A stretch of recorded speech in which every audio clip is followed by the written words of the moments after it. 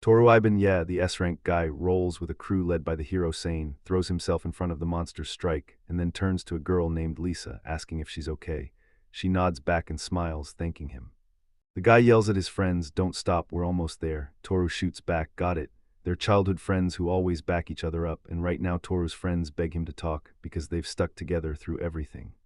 They're telling him he has to quit the band, and the main character's jaw drops, because in that shock, he finally sees how they've been leaning on each other all along. He blurts out in pure shock and tells him right there that it's better he finds out now. Later, the main character realizes he was just in their way, nothing more. Toru blinks and asks if they're messing with him, because he can't figure out why they'd hit him with that out of nowhere. Sain grabs Toru and begs him to finally understand, then spits out that he can't bear to watch his best friend die. Toru just stares in silence, and Lisa jumps in, backing up Sain's words. She warns him that if this keeps going, he'll end up dying sooner or later, but the main character doesn't buy it at all. He keeps his eyes on the girl's hands, and then it hits him. That isn't the ring he gave her. He keeps his eyes on the rest of his crew, and Nei and Sora just stare at him in stunned, wordless silence. Sain lets out a grin, and right then the main character finally clocks it. He hasn't been fighting for real at all. He's been putting on a show for them the whole time. His best friend stabbed him in the back, and then slept with his fiancée while he was left to suffer. Toru can't make sense of it. He's stuck wondering how long they've been playing him, and it's driving him insane. Sain leans in and asks if he really got it all, then straight up tells him it's safer to keep as far from them as he possibly can. The main character snaps and yells at his former friend to shut up, then swings in to hit some. He screams that Sain already knew he and Lisa were meant to marry, but he's taking Lisa for himself anyway, and Sain just keeps laughing in his face as the guy scrambles to swing at him again. But one of the girls snaps the moment out of his hands and shouts at him to stop. Nei blurts, "What are you doing?" and Sora snaps back, "You're pathetic." Out of nowhere, something tiny whips straight into the main character. When she looks closer, it's the ring he'd given her, and she gasps in shock. Lisa screams that she never wanted to be with him, then demands he stay away from them. They part ways with Toru, and the main character trudges through the rain like it's got a grudge. He stares at the ring on his palm, and boom, Lisa's smiling face flashes right in front of him. Rage rips through him as he hurls the ring at the ground, wheezing for air, while Toru screams at the top of his lungs and drops to his knees. He slams his fist into the ground, furious, because that girl's image won't leave his head, and the second he imagines himself and Sain spending time together, rage erupts. He shoves everyone out, then breaks down, tears and all. The main character sprawls on his back, staring at the ceiling, and wonders what he should do next. He finally flashes his status. And he tells himself, "My skills are trash, everything I've got feels useless." But then he realizes something huge. His damage taken drops, his physical level shoots up, and his skills suddenly hit way harder. Toru hears that the accumulation system's mysterious skills are basically useless, and he's got no clue how to use them, yet somehow they're still stacked with top-tier power. He realizes, if I had Sain's level skills, none of this would have gone down like this. Then it hits him. He's got the lowest level on the whole team, and he can't stop thinking he's probably the one dragging everyone down. Suddenly the main character spots something close by, and it's a black, demonic dog lurking right there. He sprints straight for the Toru, then in a quiet burst, the main character apologizes to the monster and admits he'll have to unload all his anger on it. Next thing you know, Toru slices him clean in half. The moment he slips the blade back in, the system's mysterious skills snap open from their sealed state. Then the system flashes, his total experience is about to jump 100-fold, his level sits at 300, this race can't handle those stats, and his body is getting completely rebuilt. The main character is completely lost, stunned out of their mind. Then the system chimes in, the body reconstruction is done, and now their time is officially ruled by a draconian schedule. Once the transformation finally shuts down, the area around the main character is left scorched and ruined, like something broke through reality itself. And right as the dust settles, the last thing he gets is a cruel notification. The gained experience is damaged, and recovery is going to take its sweet time. He had no clue what kind of notification this was, and when it hit, he was totally blown away by reaching level 300. He can't stop asking why this happened, and then he realizes his hard-earned experience has been wrecked. Toru realizes this skill doesn't fire until every last bit of stored experience hits its cap, and then, boom, the whole system shatters, multiplying all that gathered experience and funneling it straight into the next move. Now it finally clicks, every piece fits, because he was always the one who pushed the hardest, even if his power crawled upward at a painfully slow pace, and the main character bursts into loud, unstoppable laughter. With that grin on his face, he realizes it. He's done with staying put, and now he can't wait to travel the world. Now that he's hit level 300, fear has zero power over him. He can do whatever he wants, and he's convinced it's finally time to heal the wounds they caused. The main character plops down, lanes in, and tells everyone, first things first, go visit the neighboring country. Armen, the border town of Livio, buzzes with life, and the moment our main character steps into the packed streets, he realizes the crowd here is even bigger than back in the country's heart. Toru spots a sign advertising the sale of servants, and it slams him with memories of how his former friends betrayed him, so he realizes he needs a loyal partner. Servants are chained to a contract from the second they're bought until death, so they can't betray their master. Even if later guilt starts clawing at their conscience, he just wants peace right now. The guy in the hat grins at the main character and asks how he can help him. Toru tells him he needs a servant he can take into battle, and the man asks whether he has a specific race in mind. Toru just shrugs and says he doesn't care. He says he can hook you up with lizardmen for battles, and the main character immediately asks how much. The guy grins and claims he's worth 30 million, then the main character fires back, do you have anything else? He locks eyes on the elf and tells her straight up that she doesn't have combat experience yet, but she can still brighten his evenings, and if someone trains her in combat magic, she'll become a killer support for him. The main character leans in and asks, so how much? And when the reply hits 25 million, the whole room feels like it drops and he goes completely silent. Then the man demands to know his budget, and the main character answers, I've got 15 million. The man blinks because now the main character grabs his attention and tells him to follow, then yanks back the curtain. The man claims most of the servants here aren't worth $1 million. He snarls that they're weak, ugly, sickly, and completely untrained. Then the man smugly assumes he'll pick whoever he wants, until the main character spots a girl out of nowhere, and first she just stares at him with pure indifference. Then he bursts into a loud scream, totally rattled by his own level 300, while the main character's shocked she can even read it. She blurts out how much the girl's worth, and the man answers 11,000, leaving Toru staring like, why is that so cheap? What? He fires back that the price is that low because she's battling a nasty illness. Then the guy demands her name. She freezes in silence for a beat, and finally whispers, Kite. He repeats her name like it's a prayer, calls her beautiful, and then the guy straight up says he wants to buy the child. The man slams a seal on the paper and tells him the contract is finished. Then the guy grabs her with urgency, and she obeys and follows, but he quickly realizes she's walking wrong.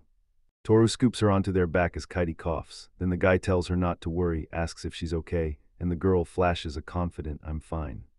The doctor knows she's hit with a rare disease that only beastmen get, and the hero's stunned, because she's not human at all. The doctor even struggles to explain, since she doesn't have the usual telltale ears or tail, but he's certain she's a beastman. Her pupils are huge and stretched wide, and that bulge at the back looks straight up like a tail. He figures out that if he's telling the truth, then she must be blessed with crazy-level physical talent, and he demands to know how that curse can be fixed. The man says the medicine is carved from the dragon's heart, and there's zero way to replace it. Out on the street, the girl tries to blurt out what's on her mind, but the main character cuts in. Don't worry, he says, then vows she'll be back on her feet soon, and she just can't help feeling awkward. Tor's told her it'd be smarter to stay home, shut everything down, and rest until she's fully recovered. And then he blurts out, asking if she thinks he's a terrible master who neglects his servants. Kite instantly shakes her head. The doctor shoos him away and orders him to return once he's got everything he needs for the medicine. Then the main character thanks him and calls him old man, and the guy's face twists as he snaps that he's only 30 years old. He's been trekking through this forest for 3 full hours, wandering deeper with every step. Suddenly he spots the monsters and tightens up on instinct, but the moment they see him, they panic. Then they scatter like they've seen a ghost, and he can't help wondering what's wrong with them, guessing their instincts are screaming that he's the real danger. Suddenly the Tora spots something strange. He realizes this isn't just trouble, it's a dragon, and they usually throw an entire army at him to wipe him out, so he charges straight toward it. The hero starts doubting he can take the dragon down solo, and then boom, an imaginary vision of his own death flashes in his mind, sending fear crashing through him. Toru cranes his neck and realizes he's over 10 meters tall. Then, out of nowhere, the main character snaps back and remembers he has a brand new girlfriend. Rage burns in his eyes as he realizes she's waiting for him alive. Then he snaps, screaming at the dragon to take him on. The monster lunges at him and he narrowly dodges, but then his foot catches in the dirt and he gets pinned. A dragon barrels toward him and flashbacks slam into his head, his old friends. Toru despises who they became because he'll never let himself turn into that. He rockets toward the dragon, swings his sword in one savage strike, and the slash brings the whole mountain crumbling down with it. The dragon's body drops beside him, and so does the rock. He stares at it, stunned, finally realizing this is the real power of the 300th level. Later on, inside the house, the main character hands the girl medicine and orders her to drink it, because he knows she's about to feel better. Kite asks if he made that medicine just for her, and he admits he had everything he needed, then begged the old man to whip it up. Now he's nervous, wondering if she can handle it, and sure enough, she nods, takes a drink, and immediately starts to blush. Then he collapses into bed, and the main character watches her feel a little better, like the medicine is finally doing its job, before he stares down at his own hand. And it hits him he's stronger than he ever dared to dream, so he has to fight smart, not reckless, because the guy swears he never thought he'd ever end up caring about something like this. The next morning he jolts awake with a yawn, spots a girl beside him and blurts out, "Why are you sleeping here?" Toru thunders downstairs and dumps the meat onto the cook's table, demanding he cook it for payment, while the cook stares in shock, says it looks like pork, then can't resist asking, "So, what is it?" The guy tells him this is the real meat of a red dragon, and the man nearly bursts with shock. Then he fires up the stove, cooks it, and hands him a sizzling dragon steak along with cutlets made from the same beast. Toru takes one bite, freezes in pure shock at how unreal delicious it is, and can't believe the guy actually thought he'd never get to taste dragon meat. The girl asks him what it is, and Toru grins as he tells her, "This is your breakfast, dragon cutlets." Kite takes one bite, instantly devours it because it's insanely delicious, and the main character watches her for a beat before blurting that they've got to do something about her clothes.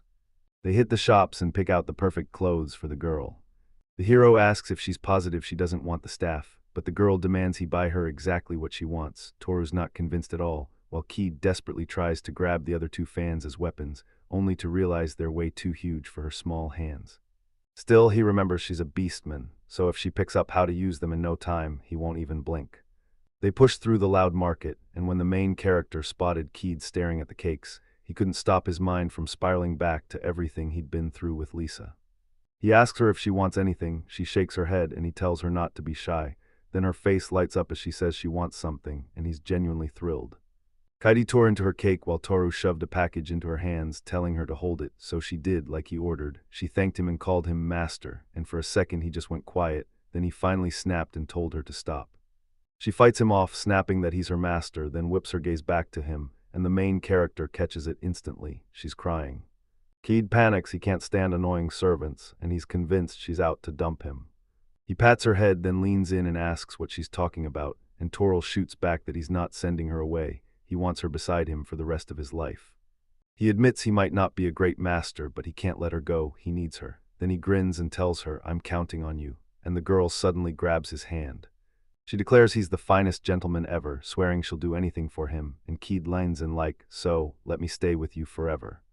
He admits it embarrassed him just hearing it, and she blurts out an apology. Then, out of nowhere, he suggests she just shorten her bangs. She shrugs and says, "If I had scissors, I'd do it myself." Suddenly, the main character feels it, and the guy snaps in shock, blurting out words he doesn't even understand as the lock on a secret skill finally gives way, unleashing raw power through him.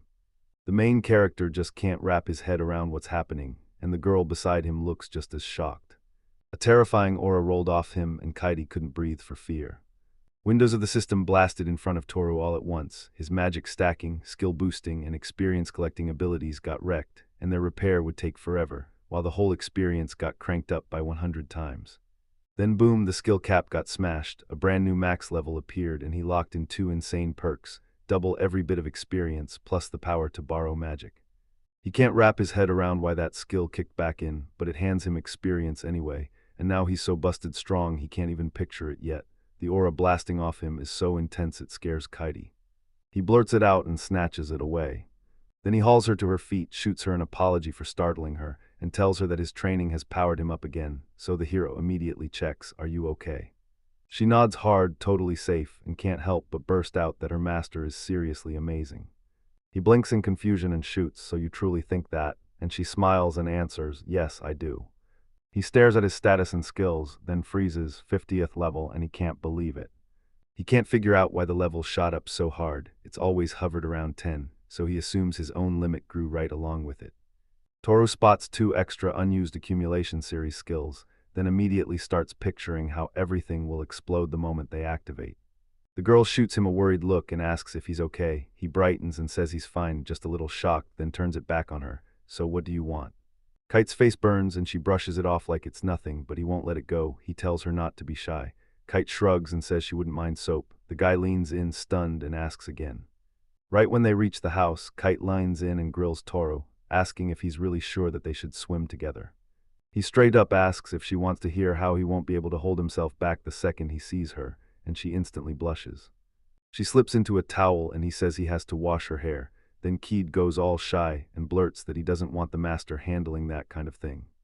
Rage flares in the guy's eyes as he snaps, ordering her to sit down. She nods along, and then he blurts out in bright joy, staring at her back like it just stole his breath.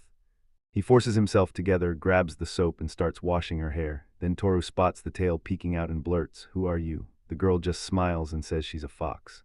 Toru can't stop thinking that he's never seen her in person, and that the rumors say she's got golden fur. Then his hands twitch, and the two of them blow up into a startled scream. He storms out, mumbling an apology as the shy girl keeps her eyes down and stays quiet. She insists she's totally fine, and if her master says so, she'll go along, while the guy stares at her like he's finally getting what he wants. Then he slams in a click, she's left staring clueless, and just like that, he's vanished. With a grin plastered on his face, he tells her that once she's grown up a bit, he'll think about it. Then she flushes hard and calls him master. The girl chops off her hair and the main character stares like it's a reveal. Then he blurts out that it suits her way better. She just shrugs and says her old look was way too clumsy. Toru spots that she's missing something. Then she laughs and tells him those extras are actually her ears, because now he's staring at a pair of human ears too, completely stunned. The girl tells him the old tales say the god who forged the beastmen adored their ears, but he also had a soft spot for human ears. Then comes the dilemma, which one was better? He couldn't decide until one thought snapped into place. Why not mash them together? The main character blurts out that God's got the strangest taste, and the girl nods like she gets it. Then they both start cleaning up her cropped hair. Kite whipped around to Thor with a grin blazing across his face and said, "Today was an amazing day." He tells her, "If you loved it, tomorrow will make it even bigger," and she grins, "I always want to be with you." The very next morning, the main character woke up and couldn't stop worrying. Kite leans in and asks what's wrong, and he blurts that the gun shop old man is furious at him, so now he's making him cough up the money to cover repairs for every weapon. The girl can't stop wondering what he did. Toru yanks the busted sword from its scabbard, then tells her, straight up, that he cleaned it yesterday and somehow managed to crack it by accident. He headed straight to the gun shop to get a new one, and the blacksmith handed him the most powerful sword he'd ever made. He shrugs and says, "Not bad, check it out," then swings his sword and wham, windows explode out of the building while the blade snaps again. The blacksmith blurts out, confused, when he spots every blade in his shop smashed to pieces. Then the main character wraps up his tale, and Kite just goes silent at first. She grins and tells him, "I know exactly where to snag a weapon that'll blow you away." Then they race straight to the ruined site. The girl swears there's a temple packed with sacred weapons here, and the guy immediately figures she's just messing with him. Not every hero gets to swing a sacred weapon, only a rare few are chosen to receive one. And he's not even worried he'll miss out. Kite is sure her master will pull it off, and the guy even says this place has plenty of room. The girl leans in and tells him the temple was raised back when people were obsessed with glorifying the gods. To get your hands on a weapon, you've got to clear two brutal tests. First, blast your way through the door, then grab the gun from the pedestal. He leans in and asks how she knows all this, and she just smiles, because someone she knew tipped her off about it. They finally made it, and the very first test kicks off immediately. The main character stares at the massive door with no handle at all, totally baffled, until she reaches out and presses the surface, and the gate swings open like it was waiting for her. The girl beams and congratulates him for clearing the first part, then they step forward together. He stared in shock, yelling that this had to be the sacred weapon, yet all he saw was a one-handed sword. The girl fired back, asking if he really needed a two-handed blade, then explained the truth. The sacred weapon can shift its size and shape on command from the one who owns it. The guy shrugs and says, "All right, then guess I'll give it a shot." The hero strains with everything he's got, fighting tooth and nail to yank the sword free. He yanks his sword free, then stumbles backward into the fall. The girl grins from ear to ear and congratulates him, then tells Toru, "It's all because of me." She says if she hadn't told him about that temple, he'd never have gotten his hands on a weapon. She insists he would have shown up here sooner or later anyway, because the sacred weapon chose him, and he snaps back that she's praising him way too much. He remembers how in the hero's group, no one ever handed him praise, and even Lisa never got any either. The girl says now we can finally chase adventures together, and the guy shoots back, "You're right," agreeing on the spot. And they're coming straight from the temple, Toru tells her. The second we hit the city, register us as a proper adventuring group and make sure this moment is recorded right, and the girl agrees without hesitation. Sain and Lisa are laughing and playing, but Lisa snaps and begs him to stop because she's done. She can't handle it anymore. Sain's stunned by how fast it hits, and then it all ends. He still remembers Toru's face, and when he calls it priceless, you can feel how much it means to him. The woman he loved, yeah, the same one who had already proposed, turned around and betrayed him, and Sain just laughed and called him an idiot. Lisa was his once, and yet he still couldn't see a damn thing. Nei and Suwara loved him, and he even snaps at Suwara, calling her poor, because she betrayed the one she loved, all while keeping him completely in the dark. Truth is, Lisa, Nei, and Suwara felt nothing for him, because the only reason they even kept looking was his terrifying gift, the demonic eye of temptation. He makes his girls get hypnotized, and then he can force anyone of the opposite sex to do whatever he wants. He's always been flawless in every way, but Nei, Lisa, and Solara picked Toru for some reason. Sain seethed with jealousy, but then he unlocked an ability that fixed what went wrong, and the best part, Lisa, the one who turned him down first, is finally by his side now. Sain used to relish it when they betrayed the Toru right under his nose, and for him it felt almost enjoyable, until Thor left and suddenly everything felt lighter, because now he's gearing up to bring down the Demon Lord. The Demon Lord, basically a walking catastrophe, gets reborn every 100 years, bursts out of the demon's side, and there's only a slim chance he'll be reborn in a human body. Sain swears he's got to hunt down a sacred weapon to finally cut down the Demon Lord. Yeah, it's a mountain of work, but if it all pays off, fame and cash are coming, and if he's lucky, he might even stack a harem of princesses. A way better life is coming. After a while, the guy blurts out in shock, still unable to believe he just watched the dragon get killed. The man rushes in with an apology for making the long trip, but the other guy shakes his head and blurts out that he's just insanely shocked. Sain can't stop thinking about who killed the dragon, and when he presses the man, the guy just shrugs and says, "I don't know," because they only showed up to find his decapitated bodies already waiting there. Outside, one of the girls spots that Sain is burning with rage, but the guy flat out denies it. "Don't dodge the dragon and run off to play at the hotel." Sain snaps at her to shut up. Lisa starts piecing it together and realizes whoever killed that dragon wasn't some run-of-the-mill adventurer. Sain flashes a grin at them and says the one thing that matters most, this city is safe, so they can hit the road and keep going. After a while, the guy blurts out again, shocked that there's still no sacred weapon. He has no idea where it vanished to, so when the girl steps in, she begs him to calm down. He shoves the girl back and snaps at her not to touch him, because if she does, he'll kill her. Then she blurts out an apology. With Toru gone, he realizes everything in the group has spiraled from bad to worse, and then he pins it all on himself, convinced it's his fault. Out of nowhere, he takes the blame like it's all his doing, loses his mind in disbelief, then snaps to the only conclusion: someone way stronger is behind all of it. He has zero clue who could ever take down a red dragon, and he's betting the killer who destroyed him is the same person who grabbed the sacred weapon. Sain believes that the moment he figures out who it is, he'll rip him apart on the spot. Then the guy drops the bombshell. The plans have changed. They storm into Luntat's dungeon, and he's already banking on a win. Then the guy they questioned grabs them again and tells them the truth. It was last here a month ago. Sain and the others are stunned. This guy tells him he's just trying to get his location, but the man insists they don't have anything like that and tells him to just go ahead and see for himself, and the guy is completely lost. Sain stunned, he drops to his knees, drowning in desperation, totally clueless about what's happening. A month back in Luntada, Kite couldn't stop staring at the adventurer's card she'd just gotten. She snaps at the girl not to lose that card, because it's her identity, everything, and the girl nods, agreeing on the spot. Toru tells himself my old crew was S rank, but now that he walked out, he's dropped to B rank.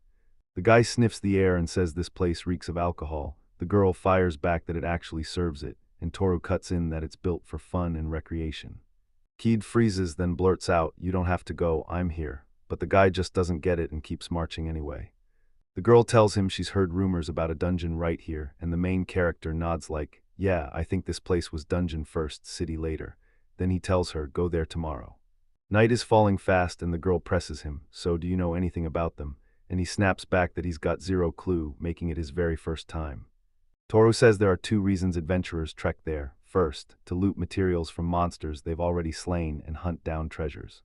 Next, he urges her straight to the dungeon's darkest core, and he tells the girl the truth. Inside is a rare, priceless resource packed with amazing loot, unique items, even skills, and Kite nods like she fully gets it. He tells her, "You're brand new, so we'll just roam the first floor," and the girl listens like it's an order, while they stand right at the dungeon entrance. The main character barks, "Get inside," and the girl nods, stepping in without a fight.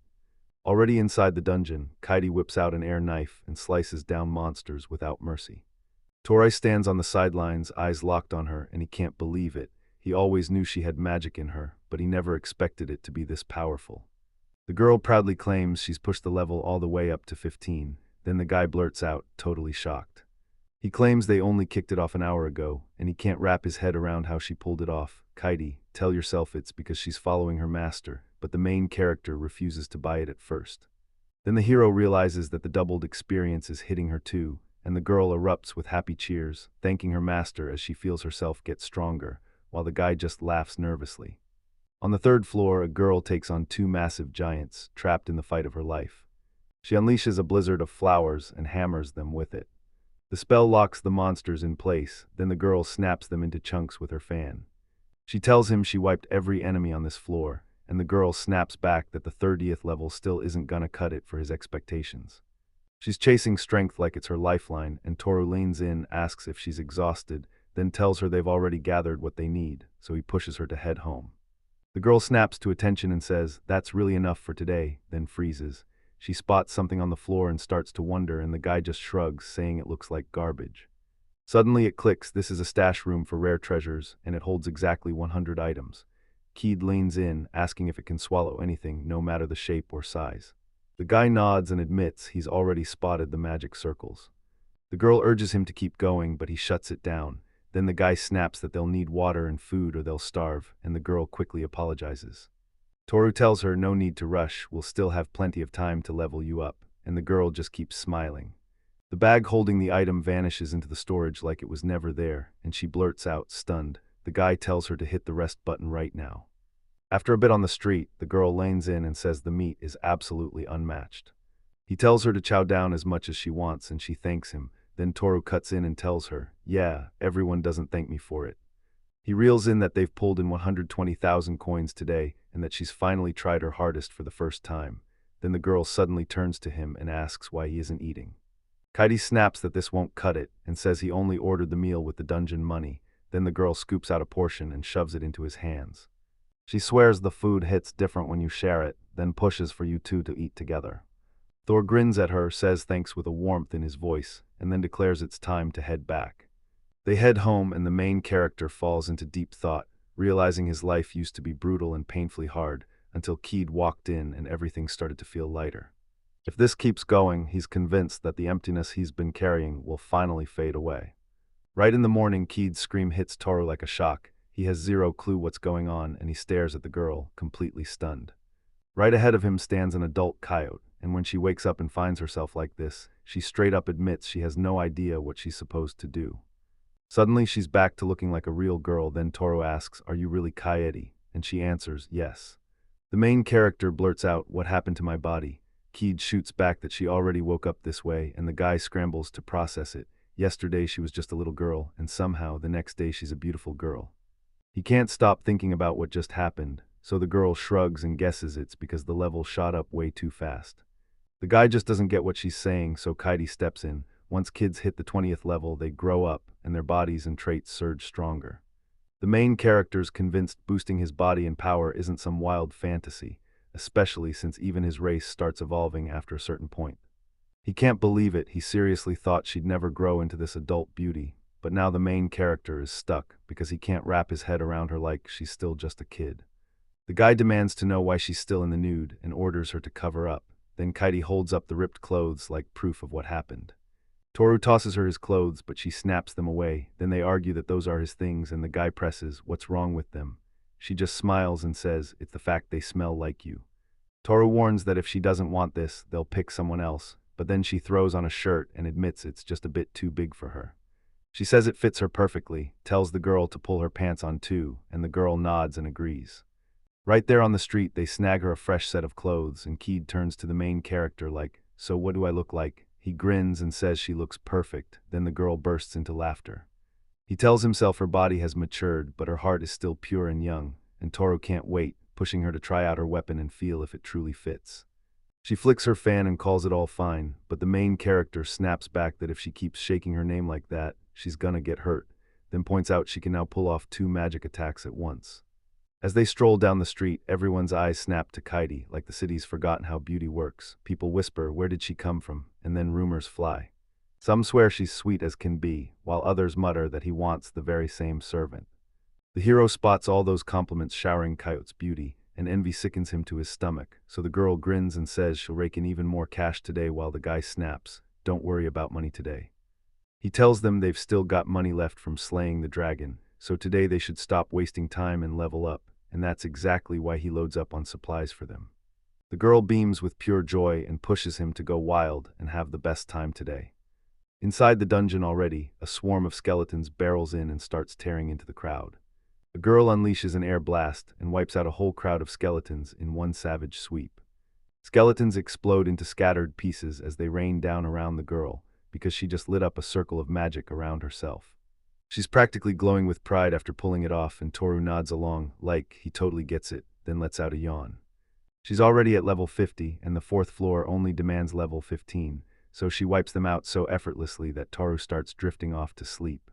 The girl asks him straight out if he's tired, and he snaps back that he's not, he just didn't get enough sleep. Kite grins, then flicks her fan and waves him off.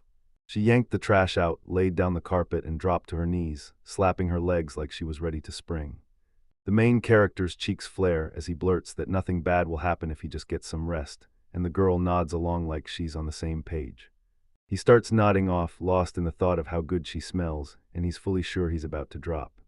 Toru jolts awake, blurts out a grateful thank you to the girl for letting him crash for a bit, and she beams like it's no big deal. Then he spots a whole cluster of skeletons nearby. He demands to know what happened here, and Kite tells him the whole thing, how they ambushed them while he was asleep and she wiped them out. She's stunned she took them out without even taking a step, and she tells him not to move, she's about to shake him off. He thanks her, and in his head, he can't help but think how unbelievably kind she is. Sensing a sudden warmth spreading through him, the main character panics that he's accidentally flipped on Sage or God mode, then turns to the girl and grills her about what she can do. The hero admits he doesn't know a thing about them yet, but if she doesn't want to share, then that's her choice. No one gets to blame her for that. The girl fires back that he's her property, and she can't wait to prove it. He clicks on her status and skills and instantly thinks every magician would kill for a power like this. And when he looks closer, he's sure of it. Among all her abilities, it's that power amplification that makes her terrifying. Toru meets her eyes and thinks she's got what it takes to become a top expert in this. Then the guy straight up says they're done here and invites them to carry on. Then he leans in and asks if she's sure she wants to go even lower, and she nods fast, saying she's in, as long as he doesn't mind. On the 10th floor, Kite whips out a wind slash and cuts down every enemy in front of her. The main girl declares she's good at magic, and she practically beams. Because her level keeps climbing, her magic power is surging faster than she can even figure out what it's capable of. Toru tells her, "If you need help, come find me," and Kite nods, ready to back him up. She's loading an air bullet and ready to fire. The guy sizes up the goblin riders as serious trouble, feels zero mercy for them, but still can't help pitying them like they're doomed. On the 20th floor, they slam the brakes, strike up a bonfire, and the guy shoves a bowl of food into her hands. "She thanks me." She blurts out an apology like it's her job to take the blame, but he waves it off and tells her she has nothing to worry about, everything's okay. Toru leans in and asks Kite her level, and she casually says 150. Then Toru's jaw drops as he realizes she's somehow climbed all the way up 100 levels on her own. Kite swears the food is insanely tasty and that the gentleman cooks like a pro. Then I tell you to ask Thor if that's really true, because I don't think he'd believe it for a second. He blurts out how to use magic, and she's totally lost at first. Then, little by little, she starts explaining. Magic isn't mysterious, it's 3 things: the state, the spell, and imagination, and the real key is knowing what to present. If he knows the spell, he can twist it into a dozen variations, even if you don't. He totally gets her, and he's so overwhelmed he can only picture it, the fire in his hand, raging like it's alive, catching and spreading. He's grinning because he pulled it off, then admits it was insanely hard. Kite just tells him, "You've got it, you only need more practice." He's itching to learn magic too, and the moment the girl says she's right, he snaps that he needs to train even harder, like starting now. On the 29th floor, monsters swarm in every form imaginable. The main character admits he's never battled orc hordes, cursed skeletons, or minotaurs, then tells Kite to promise him she'll take care of herself. The girl is hurling herself out of the way, dodging attack after attack. He snaps them inside an ice cage to shut them down. Every single monster is locked in solid ice. They whip toward the Toru and demand what he said, and he tells her to drop it, while he sits there thinking, she already hit level 200, like, why the heck am I even stressing over her? On the 30th floor, the main character can't feel a single enemy lurking anywhere. He grabs her attention and begs her to stay careful. They push ahead and spot the core right in front of them. They finally realize they've hit the end, and joy explodes in their hearts because they actually cleared the dungeon. Kite then lanes in and demands he touch the core. Toru swears he didn't do a thing and dares her to touch herself better, and she snaps back that it was only because of him that she made it this far. She pushes the request at him, and he immediately nods, agreeing to do it and thanking her right on the spot. Since he was a kid, he's been dreaming of stepping into at least one dungeon, and now he can barely contain himself because he's desperate to see what kind of reward is waiting for him. He snaps awake and there's Kite standing right in front of him, waving him over like it's urgent. She's calling his name, and he's totally lost about what just happened as she presses him to check it. He snaps to it, the dungeon is gone, and they've been dumped straight at the very bottom of the hole it left behind. The main character can't stop staring at the empty spot, wondering if it vanished during the cleanup, and he has no idea how that could possibly happen. The girl asks how he managed to get the ring on, and when he glances at his hand, he's stunned to find it's already there. He figures this has to be a reward for cleaning, and Kite spots a matching ring on her own hand. Then the system's Windows suddenly burst onto the screen out of nowhere. Windows cheers them for finishing the Luntada dungeon and tells them to grab their prize. Since this is their first run, they're rewarded with a 2-piece disguise ring, and the main character can't hide how shocked they are. She slots the assessment skill onto the ring, and it instantly reads it, showing that it reveals the owner's traits, plus it has its own levels. The first level shuts everything down, copying someone else's traits while hiding some of them too. Tor silently realizes this high-level item is going to be insanely useful. He's panicking, wondering how they're supposed to escape, and the girl blurts out that they can try jumping over, so Toru grabs her, hauls her up, and tells her to hang on tight, and she gasps, blushing hard in shock. The main character rockets forward, and the girl shrieks that he can't possibly clear it, but then the tourists get shoved off the walls anyway. He climbs up to the surface without a fuss and asks her how she's doing. Kite tells him she's okay. Toru says, good news, it's already midnight, but then he shoves the urgency in your face. We still have to get out of here fast, and the girl instantly nods, fully on board. Night has fallen outside, 2 days since they vanished from Luntanta. Their path led straight to Anarch, the city ahead, but they had no real plan. Still, something waited for them. Kite spotted it in the distance and pointed like, look there. They're heading straight for the ruins. Kite and Toru are going to tear into the details. These places were built by a smarter, more advanced civilization, and their creators didn't come from here. They were tied to a higher race. Why they vanished is still a mystery, but no matter what happened, the ruins stand there, perfectly intact. Those attractions pulled in crowds nonstop, and our main character and Katie couldn't slip past them either, so they dove into the local food, tasted everything, and had the time of their lives. By the river, a guy and a girl sit close together. Kite lanes in and asks his group's name, and Toru hesitates, then starts to think. Then he throws out the name group of travelers like it's the perfect answer. The girl jokes that she's not just meant for the two of them, and the guy nods, saying it fits them way better, because down the line more people might jump in. Kite doesn't push back, he just grins and agrees. The main character lanes in and declares, I'm not rushing, I'm going to savor every step and see the whole world. Suddenly he blurts out to the girl, how'd you end up as a servant? She's just about to answer when a sound snaps the air. She jerks her head forward, asks what she's hearing, and then a carriage comes barreling through the distance, getting pounded by robbers. The main character pushes to help her, she listens and obeys, and they sprint into action right now. One robber yells from outside to the people inside, stop the carriage, stay alive. Then he grins and says they're not here to hurt anyone, just to mess around and have a little fun. Suddenly, Toru pops up right beside the robber and slams him off his horse. One robber barks for everyone to freeze, while the other lanes in and demands, who do you think you are? The men are coming for him, dead or alive. But the main character exhales a spell, like the power just tore free from their chest. Bandits crumple to the ground and can't rise, and Toru mutters that he pushed it too far. Then archers right behind him line up and start firing at the main character, and one of them looses an arrow. but Kite shoots it right back with a sharp, knowing look. She slashes in and drops them cold, then leans in to make sure they remember her. He snarls that their levels are only around 10, then calls them weaklings, and the girl snaps back, "Are you even okay?" A girl steps out of the carriage, looks them in the eye, admits she has no idea who they are, and still says she wants to thank them from the bottom of her heart. Kite freezes in shock, and the guy's cheeks instantly turn bright red. The stranger steps in and declares, "I'm Marianthe, Count Roth's daughter." Then she turns to them and earnestly thanks them for saving her. Toru steps up, introduces himself as an adventurer, then points right at Kite, declaring, "She's my maid." The girl beams and asks, "So, your name is Toru?" She grabs his hands and asks if they'll ride with her to the estate because she wants to thank them. Then Marianthe shoves their carriage forward even while Thor fights back. Already cradled in the carriage, she blurts out where they're headed, and the guy answers, "For now, we're going to Anarch." Marianthe's face lights up at once, cheering, "Perfect, our estate is there. If you want, you can stay the night." The main character flat out refuses, saying it's too much, and the girl doesn't push at all. Then the guy suddenly spots another girl beside him, and she just stays silent. Toru whips around to Kite and demands what she can say, and she shoots back that she'll follow him no matter what. While they stare out the window, Marianthe can finally breathe because the city of Anarch is right there. So that's what Anarch feels like. They roll up to the girl's estate, and she welcomes them with open arms.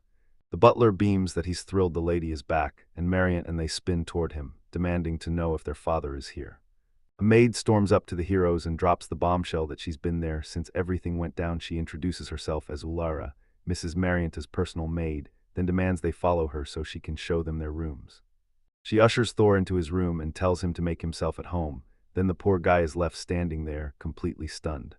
Spotting that soft bed, he hurries over and plops down hard, like he's finally caught a break.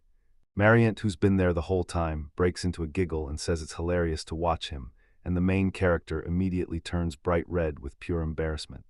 She says, "I wanted to show you around the city," but she clocks the fact that Toru just wants to kick back and relax, yet Toru grins and says he planned it anyway. Marianthe and Kite are roaming the city, then they climb straight into the statue, while Toru and Ulara keep their eyes on them from the side. The main character questions Marianthe, like, is she really the Count's daughter, and he's stunned to find her standing there all alone, guarding herself. Ulara tells him that Mrs. Marianthe is beloved by everyone in town, and that she just her will be more than enough, but he's stunned because she's saying all this like she's always known it, and then Ulara drops the real bombshell. She used to be an S-rank adventurer. She steers the conversation toward her brand new friend and blurt out that the best sweets are sold right there. Kite's eyes go wide, so she asks the main character for permission, and he says yes on the spot. The hero hands her the money, and in his head he's already thinking, "We're friends now." Meanwhile, the girl is staring at the main character like he means something bigger. Toru thought, "I wasn't just being stingy, I was saving every last bit for her, and if she wants it, I'll let her go." But even so, he can't stop chasing that empty space inside his heart, because every time he replays what happened, it crushes him with unbearable pain. But over time, he'll wipe it all from his mind, settle into real peace, and finally never need a servant again. They all stare, stunned by the giant statue. Marie Antoinette insists it shows her father when he was still young, and the townspeople and she had done a great job with it, but the moment her dad sees it, embarrassment hits him hard. Still, the guy just grins and says the statue is stunning. Suddenly, the statue starts to rattle and tremble, like something alive is waking up, and the girl just stands there confused because it doesn't look anything like an earthquake. The statue shatters in an instant, and a writhing mass of tentacles erupts from it. They snatch people one by one, and right in the middle of it, Marianthe gets taken too. Toru's voice rips the air as he screams her name. The main character bursts out in a full-throttle shout. And she's furious. She plunged into the abyss, and it cost her everything. The guy whips his head around. One woman is shrieking about her grandfather, the boy beside him is yelling for his mom, and a man farther off is begging for his daughter, and that's when Toru realizes. Whole other townspeople have been snatched too. Ulara blurts out that she's heading to fetch her mistress, and the guy snaps Kite's name. Kite instantly gets the message. He yells at Ulara to hold up because they're coming with her. Then the girl fires back that they're just guests and should stay out of the city's business.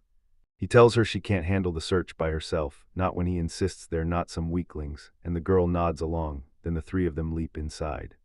Kite snaps a fall mitigation jutsu into place, then whips a glowing ball of light into existence. They push inside and find catacombs. Then the guy's like, "What is this?" Ulara snaps in, "This whole city's built on old underground ruins." He stares, swears it's a maze, and says it's gonna be a disaster. Coyote snaps his eyes to it, slime is everywhere, coating the whole place. Ulara's eyes narrow, she's convinced this trail leads back to the monster that snatched the lady, and she and the others decide, if we follow it, we'll find her. The main character declares, I'll sing from the front, Kite takes center, and the Ular covers the rear, and the girls immediately nod along. He pushes them forward, telling them to move on, right now. They're battling monsters as the guy stares in shock. This place goes way deeper than he ever expected. Ulara tells him she's been here before, but she only ever made it to the 4th floor. She won't push any farther, so she can't answer him, and right then the main character tells Kide to sniff out Marianta. Kide points straight ahead and says it looks like he's coming from that way. Suddenly a monster lunges from behind and swings in for the kill, right as a weapon rips through its head. Laura demands to know if he's okay. He nods, then thanks her. Toru tells her she's sharp and asks what she does for a living. The girl answers without hesitation, I'm a murderer. And just like that, Toru realizes she could have wiped out those robbers all by herself. Kite blasts out a scream, saying the smell is closing in fast, and they're right there, moments away. All 3 of them are posted right by the gate, watching everything unfold. A crowd spills out to meet them, and people yell, amazed that anyone could have gone that far. Then some jerk man snaps at everyone, calling them stupid. One guy clocks the women in the crowd and pours on the charm, offering his love, while the other man yells that it's time to party and go wild. The main character spots 2 horns and instantly knows they're demons. Kite grins and promises he'll cut a path straight through for him. She slams down an ice wall like a shield out of pure winter fury. The demons suddenly realized she'd split them up, so brace yourself, because Tora is praising Kite even as they get ready. The girl begs him to back off the demons, then Ulara shuts her eyes and demands he save her mistress. The main character finally gets it, and then he charges forward anyway, because the demons crash in to kill him and he roars, move, to shove them out of his way. The hero charges in, slicing them down as he tears into the gate and starts shattering it. And he spots the monster and every hostage standing right in front of him. The demon insists the food basically appeared out of nowhere and he was just starving. The guy leans in and demands, so you're telling me it's all on you. He nods along, then the main character fires back, asking what he's really going for and why he stormed the city in the first place. The man shrugs that his question gets no answer, but he's still kind, and he insists on sharing a quick story. Then the demon snaps his fingers. Tentacles snap tight around the main character and the demon smirks. This dungeon links this city to others, and with a little work you can wipe out the whole country.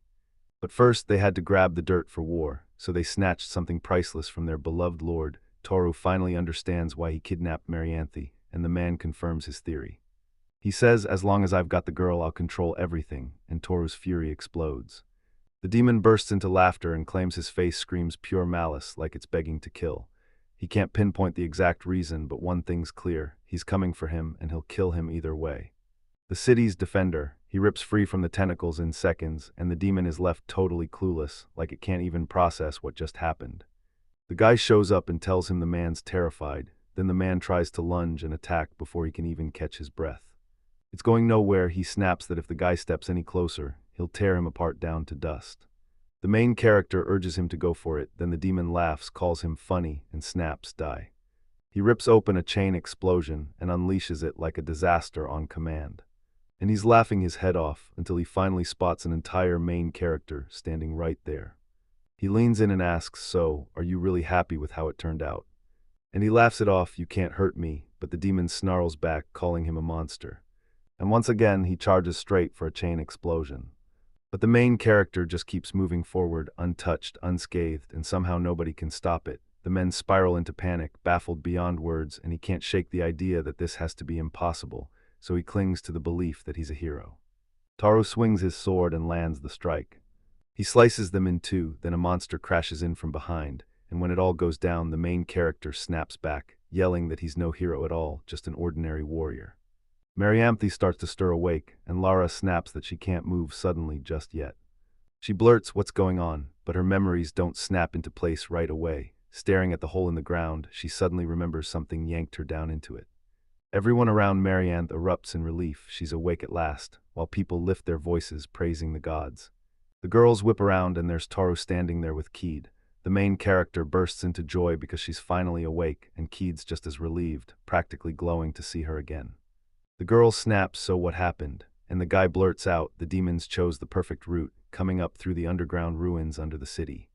The main character says they got away with it, at least things ended well, but the truth is, some people still paid the price. Marianta snaps to it and demands to know who saved them, and Lara tells her it wasn't just some miracle, it was her, Mr. Toru, and Kite, who hauled everyone out in the end. The girl shoots a look of shock, and Ulara says, "Without you, I never could have saved that lady," thanking them with all her heart, while the guy turns bright red, stammering that he'd never abandon the people who pulled him out of trouble. Someone blurts out, "Did you save our mistress?" And before he can even finish, another guy yells back, "These people defeated the demons." The crowd erupts, begging to thank them. A bunch of folks goes up to them to thank them, and the main character just can't stop squirming, feeling totally awkward.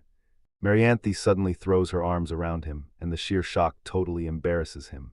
Then she turns around and thanks him for saving everyone. The main character goes along with it, but an enraged Kite snaps at Mariant, demanding to know what she thinks she can get away with. Mariant blurts out a shaky apology, and the main character watches her and realizes things still aren't adding up. At the Count's estate, the father and daughter lock in a tight embrace, while Kite and Toru watch from the sidelines, eyes glued and hearts racing. She gushes, praises him, and blurts out that he took down one of the demon lord's generals. Then he stares back and asks her again, like, "Wait, I still don't get what you mean." Katie tells him, "Yeah, you're the weakest, but you're still the demon lord's general." And the main character can't stop thinking just how terrifyingly strong the demon lord himself must be. The lord and his daughter stare straight at Kite and Toru. The man says he saved her daughter the exact same way as last time, then demands she thank him. Embarrassment crashes over her, and she blurts that as long as she's safe, then everything's totally fine. The girl says Thor has to be properly thanked or her rage will blaze, while the Lord snaps back, refusing to be satisfied with just one thank you, and demands who she thinks he is. He sinks into thought and admits he has no clue what Thor would want or need. Then Lara asks his permission to speak, lines in, and whispers something right into his ear. The Lord is stunned and the Torah gets sold mid-question, when the man claims he killed the demon lord's general, and the main character can't quite tell if that's true. He tells them this flips the whole case on its head, then shoots, "Toru, were you headed to the capital before you showed up here?" And the guy answers, "Yeah, that's right." Lord proclaims it's perfect and swears he'll send that letter for sure, yet the guy has zero clue what he's even saying, while Ulara leans in and murmurs something into Mariana's ear. And then her smile blooms. The Lord tells him he can stay as long as he wants and even offers to let him ask his daughter for another tour. The guy nods back, clearly unsure, but he thanks him anyway. In the evening, they sit down to dinner, and Kite grins and says every single dish is absolutely delicious. She spots that she's filthy again and wastes no time. She scrambles to get cleaned up and dry. The girl blushes and thanks him, and as he looks at her, he realizes she's all grown up on the outside, but inside, she's still got the heart of a kid, and that thought hits him. You want to make her happy. The girl across from him tilts her head and asks what he's doing tomorrow, and he grins, "I'm going to hunt that dungeon." Marianthe demands to know why he's doing it, and he grins. He's an adventurer, and he lives for the thrill, even if, as far as he knows, nobody's gone there before. That's how it starts. Untold riches could be waiting there, and the more he imagines it, the more he can't wait to get there. Then the girl warns him, maybe we shouldn't ask about it. Then he snaps, "I'm coming with you guys." Ulara starts to speak, but Ulara steps in to protect them. Kite pushes back hard, demanding to know what happens if it strikes again, and the guy tells her he already knows everything about it. But she can't shake the feeling this dungeon doesn't belong to her father. Mariant tells Kayeta she's not trying to get in her way at all, she just wants to be her friend. Kayeta's cheeks flare red and she's stunned. She says, "If that's the case, then you're bringing me with you." The main girl pledges that this time she'll shield her with Ulara, then tells him to head out, because the second danger hits, they're gone fast, no debate, and the girls nod along like it's a promise. Kite and Toru huddle by the exit, waiting on everyone to catch up, and Kite quickly blurts out an apology for making them wait. And he shouts that they're ready. Marianthe snaps on her armor like it's time to fight. The main character blurts out, "Why are you dressed like that?" And the girl shrugs, saying she told her father about it yesterday, and he handed it to her. Toru blurts out an apology, warning that the strain won't last and she'll end up needing a carry, and the girl shoots back, "Then I'll go change into a different outfit right now." After a little wait, Marianta steps out looking absolutely stunning in her new outfit. Then she asks, "Is this better?" And he nods right away, saying yes. Right inside the dungeon, the girl announces that they've already mapped the first 2 floors, so they're going deeper now, but then she drops a warning like, "You'd better know this." She leans in and listens hard as Marianta warns her that this spot is packed with monsters way too strong, so she flat out tells her not to go exploring. The main character thinks, if I want to finish this for real, then I've still got to go there. He claims he'll export himself, but right then he makes the call. Marianth's safety comes first, so they're staying right here. She insists she can fight too, but the main character snaps back with her father's words. Marianth accepts it. They stride forward and the girl fires the question, so what did we call our group? The guy says we called ourselves the traveling group, and the girl giggles like it's perfect. Then he leans in and asks, so it's true, right? Kite blurts that monsters are lurking ahead, and the guy smirks, asking if she can rate them. So Kite pulls out an assessment skill and judges them on the spot. And he tells her monsters look just like mushrooms and there are tons of them. She gets it, and the guy pushes her to keep moving. They spot the wildly overgrown passage, and it all clicks in their heads. Toru even freezes when he feels a mouse under his feet. He spots her touching the mushrooms and collapsing, so Kite snaps awake. Those plants weren't harmless at all. Marianta grabs his arm and begs him to stop, but the guy barks that they'll wait while he handles it himself. Kite panics, yet Toru just pats his head and declares, "Your level's higher than ours, and the medicine's already with you." The girl practically begs him to come back soon. Marriott clasps his hand and pleads, "Be careful, promise me." The guy tells her he'll be back in a flash. She fires off a good luck and a quick grin, and then he storms inside. The mushrooms are swarming him, straight up attacking. He remembers Kite and Marianthi, then he turns to them and delivers a heartfelt thank you. And then kicks off a brawl with mushrooms. Ulara demanded to know what kind of desperate cries those were, and Kite admitted he had no idea, while Marianta swore it sounded like Torah. He realizes he's totally safe because their poison can't touch him, and that tells him one thing for sure: Draconians are seriously strong. Toru strides into the room, and the second he steps in, total confusion hits him hard because he has no clue what he's looking at. He starts tearing through the room and the guy goes, "That's hilarious." He hurries back and Kite grabs him right away, asking if he managed to find anything. The main character breaks into laughter, saying he's found a potion that looks just like a healing one, and a chest to boot. Marianta beams, thrilled with everything he pulled out, and asks if Thor likes it too. Kite snaps with rage, shouting that the girl is too close to Thor. Then she yanks her away and fires back that Thor is only her master, and the main character quickly bows his head and apologizes. Right behind him, Ulara warns him to be careful, like a real man should, and he can't stop trembling with fear of her. On the second floor, they shut down your chance to roam, because that place is packed with unexplored spots they want to keep hidden. The guy asks what used to stand here, and the girl answers that this spot was once home to an underground fortress, though nobody knows who they were fighting. He stares at the underground fortress and thinks, if this is a dungeon, what does a real one look like? Then it hits him, his sudden disappearance. Marianth gets blindsided. He demands she teach the girl how to fight, even though he insists that's not what they agreed on. Marianth pushes back, saying she knows it, but she can only count on Ulara. It gnaws at her. She's terrified of her own weakness. Toru tries to dodge it, but she pushes him to help. Then Kite steps in and says, "Even if you're the master, I can show her how to treat wounds." Marianta's grinning because this is everything to her. Ulara tries to yank her back, but Marianta insists she understands, then throws down that she wants to be useful down the road, and Ulara finally gets just how determined she is. She promises to help her too, and Mariant lights up with gratitude. Then the main character cheers that this is perfect and pushes for taking things even further, and boom, a brand new hidden skill suddenly snaps into action. The system windows burst up in front of Toru, and the signs blared that he'd landed a profession. Then the screens finally told him the skill was maxed out, and a brand new higher level was unlocked. People in the city snapped their heads around, totally baffled by what's going on, and one random passerby blurts out, "What happened?" He swears he just caught a lightning bolt out there. She shoots back that he must have been seeing things because the sky looked crystal clear to her. The moment he taps into it, pure, earth-shaking power surges through him. Toru can't even process why this is happening right now. Then he checks the system skills and sees they've leveled up, and to top it off, he's gained brand new professions. Once the chaos finally fades, he leans in and demands, "So it's over, right?" Marianthi leans in and asks what happened, and Ulara fires back, "Wait, did that come from your ability or something else?"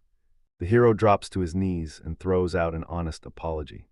He asks if since everything's changed now, he can finally watch, and she nods yes, telling him there's still plenty of time. He taps open the status screen, and boom, there it is. Warrior, Dragon Knight, Master Tamer, Master Imitator, and even Great Thief. The guy jokes that it looks like he's landed a whole new profession, but he still doesn't get a thing, so the girl yanks him closer, asks him to look, and he's instantly stunned. She swears it's the best job ever, says every one of them is tough and top-ranked, and he shoots back, "Are you serious or are you joking?" Kite snaps that she's not joking, because if you compare it to his old job, the difference is huge. A warrior's power spikes with an increase in strength, E, and endurance, E, and yeah, it's not a bad profession at all. But once his rank climbs, he finally unlocks the real upgrade to his job: Dragon Knight Riding, the legendary Great Thief, the Master Tamer. Each one hits with way better everything. The guy questions the copycat, and the girl snaps back that she has no clue, because he's the only one who ever shows up, all quiet and half-formed, and she can't even bring herself to appreciate him. The main character hears the copycat and thinks, this thing is seriously dangerous, and then boom, something else hits him. A brand new third-level dungeon domain has appeared under him, and he's sure he's never seen that line before. Marianta leans in and asks if he's okay, and he gives her a confident nod, then tells her that either way, he's already figured out exactly what she was after. The main character warns them not to ignore him. If he tells them to stop, they stop, and if he tells them to leave, they leave, and the girls swear they understand. Marianta tells them they're welcome to join their crew, too. She asks her again, and this time the girl lights up, saying she wants them to join their group for as long as they're in the city. Kite shrugs it off and says, that's not important, but then realizes they're really trying to thank him and prove they trust him. Toru nods and announces that Marianta and Ulara are officially in the band starting today. No looking back, they're moving forward. A monstrous hole is ripping through the area, and it's moving right past them. One of them lunges at Marianthe, and the girl lets out a scream that cuts straight through the chaos. She fought back like a blade in her hands, cutting monsters clean in half to keep him safe. Then he barked at her to keep her eyes open during the fight, and she nodded, saying she got it. Kite rips through the air with a storm of ice spikes, skewering her enemies, and then Ulara springs upward. Then he grabs one of the monsters by the neck and wrings it shut. Marianthe snaps that there are way too many of them, and she has no clue what they're about to pull next, because panic is swallowing her whole. He reaches out, grips her shoulder, and pushes her to breathe. Right now, with her power, she has nothing to fear from those monsters. But he also spots tons of them. If she stays calm, she can read the whole situation clearly, and then cut them all down. A monster lunges at him, and he snaps his hand forward to block the attack. He clamps down on it, then whips it hard, straight through the deflection. The guy leans in and asks if she can do the same, and she answers with an eager, confident yes. Kite tells her not to panic, saying they'll help, while Ulara snaps that they can't let up. The girls nod and promise they've got it, and the guy pushes them to move forward right now. One of the monsters lunges at Marianthe, but she snaps out of the way and carves him up with hit after hit. Now he's tumbling out of the sky, losing his grip. The girl lets out a wild, happy scream. She actually did it, and she killed that huge monster all on her own. Ulara beams and praises her, and even the guy chimes in, saying her work was incredible. The girl snaps to it, her levels jumped, and she's sitting at 36. And Ulara clocks it too, her own level rising even faster. She started at the 50th back at the beginning, and now she's in the 70s, and that makes her stare, completely weirded out. Marianthe shakes them back to reality. Ulara laughs and says she's just all fire, and Toru leans in like, hey, take your time, don't rush. He leans in and asks Kite what's wrong, and she just shrugs, saying it hit her out of nowhere, remembering herself from earlier. He snaps back that she was way worse than them, and the girl's face flares red as tears spill straight into her eyes. She says it's time to hit the surface for real, and Toru can't argue, she's right. The main character whirls to Marianthe and blurts that they're planning to leave, but she fires back, begging him to stay a bit longer and push into unexplored territory. He thinks at this rate we'll bail out of here way too late, and the guy nods along, urging them to move on. Marianne's beaming like yes, finally. They push forward, then slam into a dead end. He tells them it looks like they've hit the end, then the girl snaps and gets furious. The main character narrows his eyes, mutters that something feels off, and starts pounding the wall. Kite whirls toward him, completely lost, like, what are you doing? The knocking suddenly shifts. He spots a weak, thin patch in the wall and punches right through it with just one finger. The girls stare in disbelief and pepper him with, how'd you do that? Then the main character scrawls a perfect circle and shoves it right inside. A hidden room lurks right inside. He spots a sword on the floor, practically brand new, despite this place looking like it was built ages ago, and he can't stop wondering what kind of metal it's made from. He's raving that this tech is pure magic, and then, boom, someone spots Kite and calls him over to Kite's side. They spot 2 eggs, and the guy blurts, what the heck is this? Kite figures they must be eggs, but the main character swears this place is deserted, so deserted he can't even picture anyone living here. Kite leans in and demands he give her one. She's convinced it's a summonable being, but the guy just stares, utterly not getting a word she's saying. So she tells him straight up, these aren't real beasts at all, An ancient race built them as artificial creatures, made mostly for everyday work and support, but they can still jump into battle when it counts. Because they're artificial, there has to be life waiting in there. She's convinced all you have to do is pour in mana, and the creature will materialize. The main character says, "That sounds awesome, I've gotta try it," and Kite snaps back like, "Yeah, then I'm in too." He starts pouring mana, but at first nothing happens. Then he insists, "I'm pouring it right now, I'm sure." The girl shoots back, "Wait a little longer," like she's buying time, and tells him he's still short on mana. The Toru insists that they need to crank up the mana supply.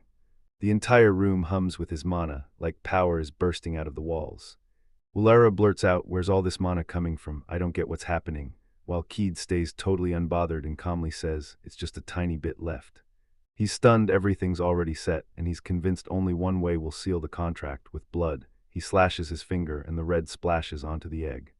Something inside him finally starts to hatch, and Kite and Toru go completely wide-eyed in shock. The main character blurts out, "So you're a summoned creature," and right in front of them a flying eye hovers in the air, leaving them completely baffled about what kind of soft, fluffy creature they're even looking at.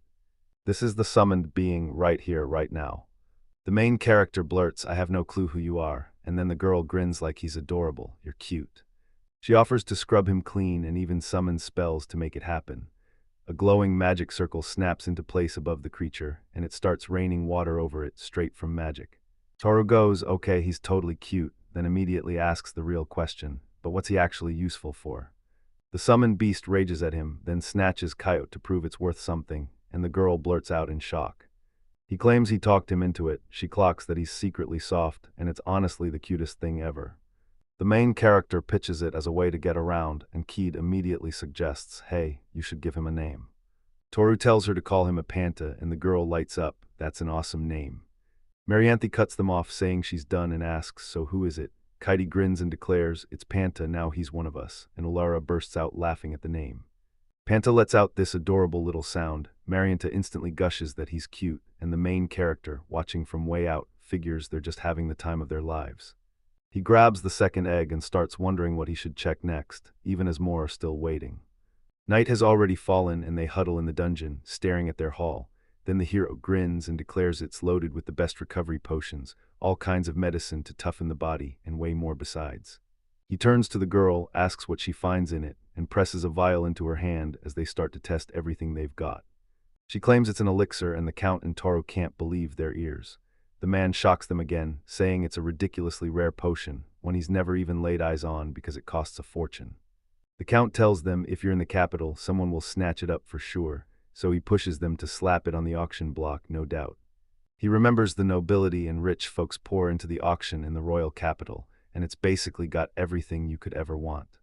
He tells himself he'll have to come back there later, and the Count cuts in, saying it's money meant to cover the fines they gave him. Toru's jaw drops at their sheer numbers, and he blurts out, "How many are there?" And the man answers, dead serious, 500 million right here. This is the first time the Toru has ever seen money like this, so much it's unreal. Then he calls Pantu, and Pantu shows up fast, right to his summons. Marianthe suddenly explodes into the room, naked and covered in foam, screaming that they're nowhere near done washing, then spots the main character and yanks herself out of sight. Kite shoves Toru aside, snapping him out of that direction so he won't even glance there. She quietly mouths "thank you" at him, and the Lord instantly looks mortified. The girl lets out a brutal scream, and her father instantly assumes she just wants to sleep tonight. The next morning the main character yawned, stretched, and declared it was time for a brand new day, only to realize it had already been a few days since they'd arrived here. They burned through every hour diving deeper into the dungeon, hunting monsters and wiping them out one by one. Marianthe has hit level 100, Uller is sitting at level 80, and now they match the heroes toe-to-toe, full power at last. He kept his word, then the guy slips out of the room. Kite barrels up and greets him with a cheerful "good morning," and he shoots one back before they stride ahead together side by side. They spot girls pounding the pavement, training right there on the street. Marianthe grins and tells him good morning, then congratulates Uller the moment he wakes up. He realizes he's no longer just an extension of Marianne's body, like it finally hits, and she nods, admitting she had no idea how to make it happen before.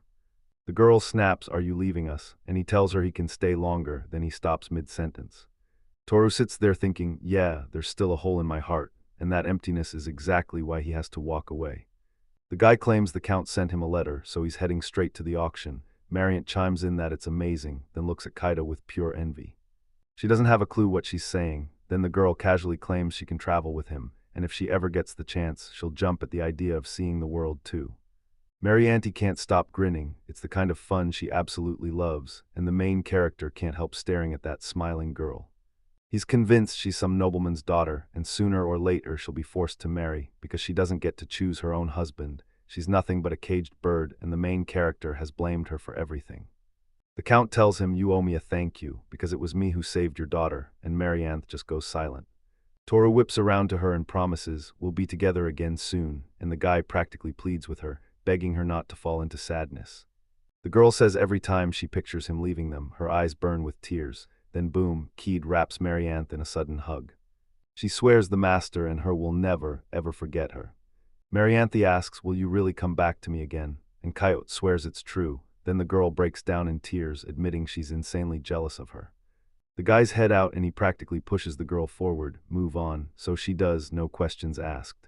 Lantada City is in chaos. Sain has zero clue what just happened or where the dungeon even is, and right now they're staring down at the hole. One of the adventurers leans in and asks if they're fresh faces, then admits the dungeon vanished ages ago, like it had been gone for about a month, and that means someone slipped past it right before him. He's shaking with nerves because he was supposed to debut as a hero in this dungeon, and if he can't pull it off, he'll have just wasted everything. Sora checks on him, asking if she's okay, but the guy frowns and says he doesn't like the way she looks. He lunges at her and roars, "Don't touch me," while she freezes and the girls shout, "Stop."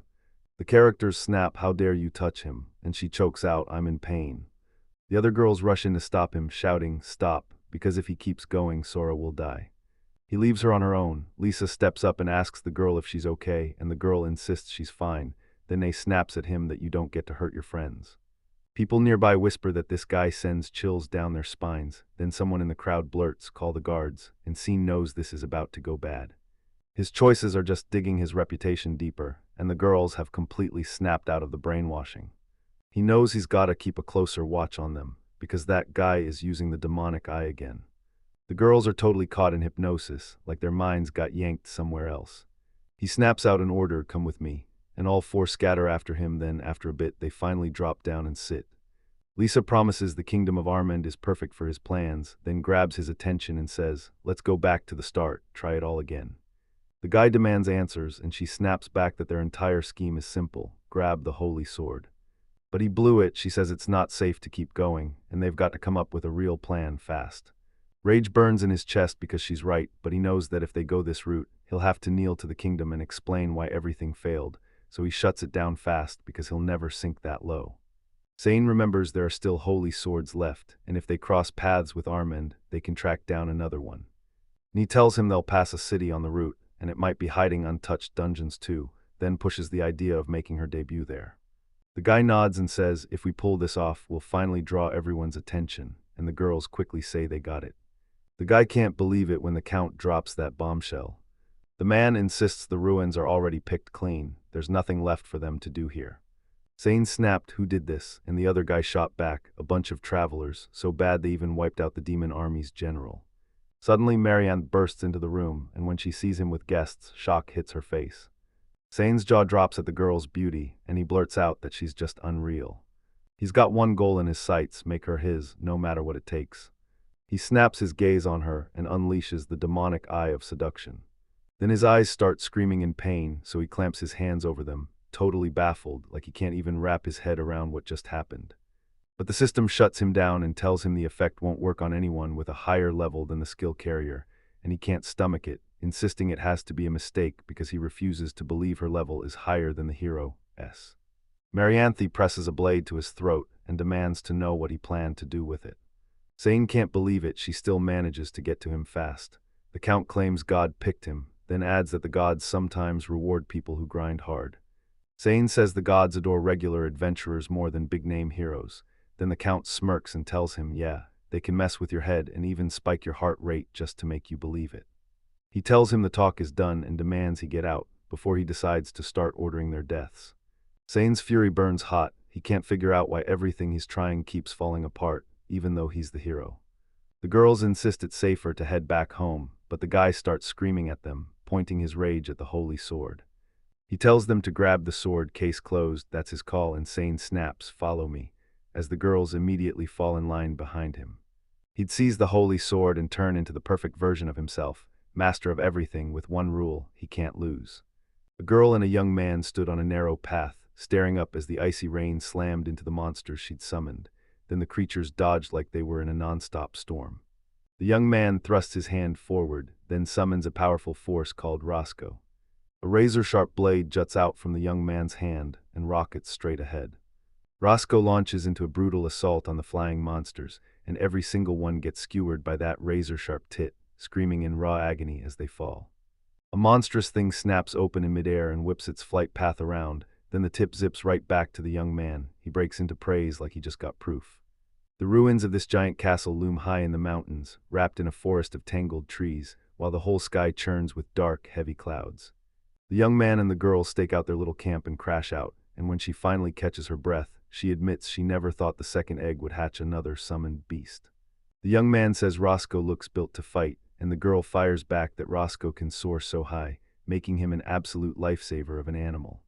The girl leans in toward the creature, eyes locked on it, and dares to ask, "So, what are you capable of?"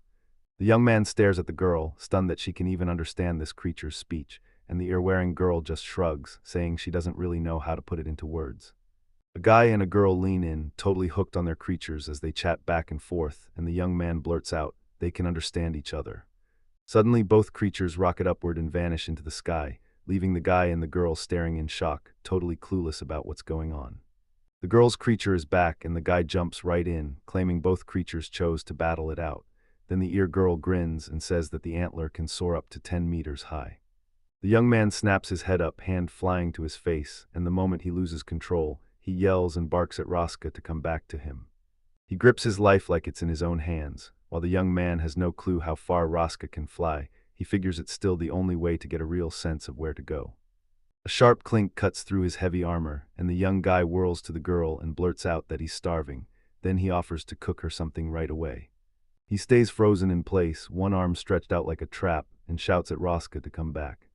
The girl calls him master, and the young guy answers. Then she flips her ears forward and asks, very politely, if she can cook this time. The young man stares at the girl, stunned, and asks, "Can you?" She reaches out her hand and shakes her head, "I can't." Then the truth hits, Ulara taught her something. After a bit, the girl steps out wearing a brand new apron, grinning as she says she just bought it. Then she turns to ask what the owner thinks. The girl beams as she strides up to the cauldron, saying she bought it during the shopping trip with Marion. The young man narrowed his eyes, then the guy stared at the table packed with all kinds of bizarre, suspicious goodies, because he'd be shocked if what the girl cooked was actually edible. A chain swings a pot above the fire, and the dishes below are already bubbling. The ear-eared girl barrels up to it with a knife in one hand and a frog in the other. The main character watches from the side, baffled by every move the girl makes, because the girl with ear-like tufts hovers over a pot, gripping a mandrake in her hands like it's about to change everything. The young man stares ahead, sweat pouring down his face, and the main character grumbles that the girl talks to herself way too much, while he grips the creature in her hands like it's about to vanish. The main character stared at the pot's nearly finished purple liquid and couldn't wrap his head around how anyone could actually eat something that color. The girl with the ears thrusts a plate of freshly coated food toward the guy, calling him the owner, and the main character forces out an awkward smile before thanking her anyway. The main character thanks him for the food, snaps a spoon to his mouth, shuts his eyes tight, and the young man's eyes go wide in shock. The main character sat there, frozen stiff with a plate in his hands, staring like he couldn't believe what he was tasting, and then he blurted out that it was insanely tasty. Meanwhile, the ear girl grinned so wide it felt dangerous. Next, she shot forward and wrapped her arms around his waist in a tight hug, and the guy immediately warned him to be careful with her, because he'd eat. Yeah, the guy's not kidding. The hero keeps chewing while the girl just keeps sitting there, clutching him like she's holding onto a secret, thinking about that owner's smell. The main character locks onto the tail, and that wagging tail is going wild. He keeps glancing down like something's on his mind, and he figures the girl's smiling about it. Then the main character drops a plate with the leftover food and a spoon onto a bench and reaches his hand to the girl's tail. The girl with the ears snaps her head up in shock and lets out a scream, totally baffled by what the guy just did, and the young man smirks like, "Yeah, the tail is soft." She scoots back just a little, still sitting there, cheeks burning as she stares at the young man, and he lights up, excitedly calling her Kite. The main character locks eyes with Kite, and she rises a little, moving right toward him. Toru freezes, staring straight ahead, completely stunned. Lisa snapped that Thor was poor after she betrayed him. Thor left, slamming away in silence, and found comfort in a servant. The young man still doesn't move. He's frozen solid, stunned beyond words. The girl keeps leaning into Thor's ear, insisting that Kate can do literally anything the guy wants, just tell her what to do. Toru yanks back from Kid and stammers that he wants more, while Kid calmly keeps her hand planted on his lap and asks, dead serious, if it's actually true. Kite bursts up by the pot and the crackling campfire, grinning as he says he can cook more. Thor just has to tell him what's needed. Toru stays planted where he is and only gives Kite a quiet thanks. Toru lets out a breath of relief. He almost lost himself to his instincts, but then he realizes it's all going to be okay with the girl because she's already an adult. Kid breaks into a bright, happy smile, yet Toru refuses to treat her as anything but not his comfort. Kid's ears twitched. She heard it first. Kid sprang upright, stared straight ahead with steel in her eyes, and snapped, Toru, master. Toru shot up too and fixed his gaze on the same spot, watching every detail. Kid and Toru tilt their heads at the sky. Monsters swarm overhead, flying in from everywhere. Then Toru blurts out that they must have smelled the food Kid was cooking. Kairi blurts that these monsters are even bigger than the wyverns we faced before, and Toru's like, I don't just want to hear about it, I want to see what Raska can really do.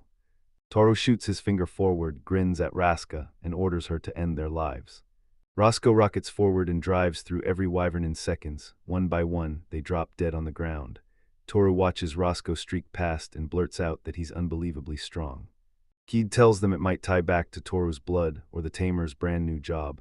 Toru snaps back that he completely forgot about that new profession. After a while, Toru and Kid finally took off on their journey, strolling through the loud, bustling settlement like they owned the moment. She thrusts one hand behind her head and asks, is this the big capital? And the main character grins, saying, Armin's kingdom is massive, there's so much here to discover. Toru also insists the shops are stocked to the brim, and the young man can't miss it. This place is crawling with famous adventurers too. Katie grins and says she's dying to see as many places as she can, and the young man nods right along, only first, they've got to meet up and hand that letter to the count. The girl demands, so who are you guys even after? Thor smirks and answers, funny thing, this hunt has a name, it's Jonathan Rockbell. The young man grins at Kite and blurts that Count Jonathan Rockbell runs a shipping empire, and that he's a legend in the capital. Then, out of nowhere, a terrifying scream rips through the air, and an explosion detonates in the distance. Someone yells for them to stop the cart. Then this furious beast with wheels barrels ahead, and the people close by leap out of the way at the last second. Toru and Kid stare ahead, hooked and curious, when a guy starts shouting and claims that beast is some kind of dragon subspecies, and the weird part is nobody has a clue what could have set him off like that.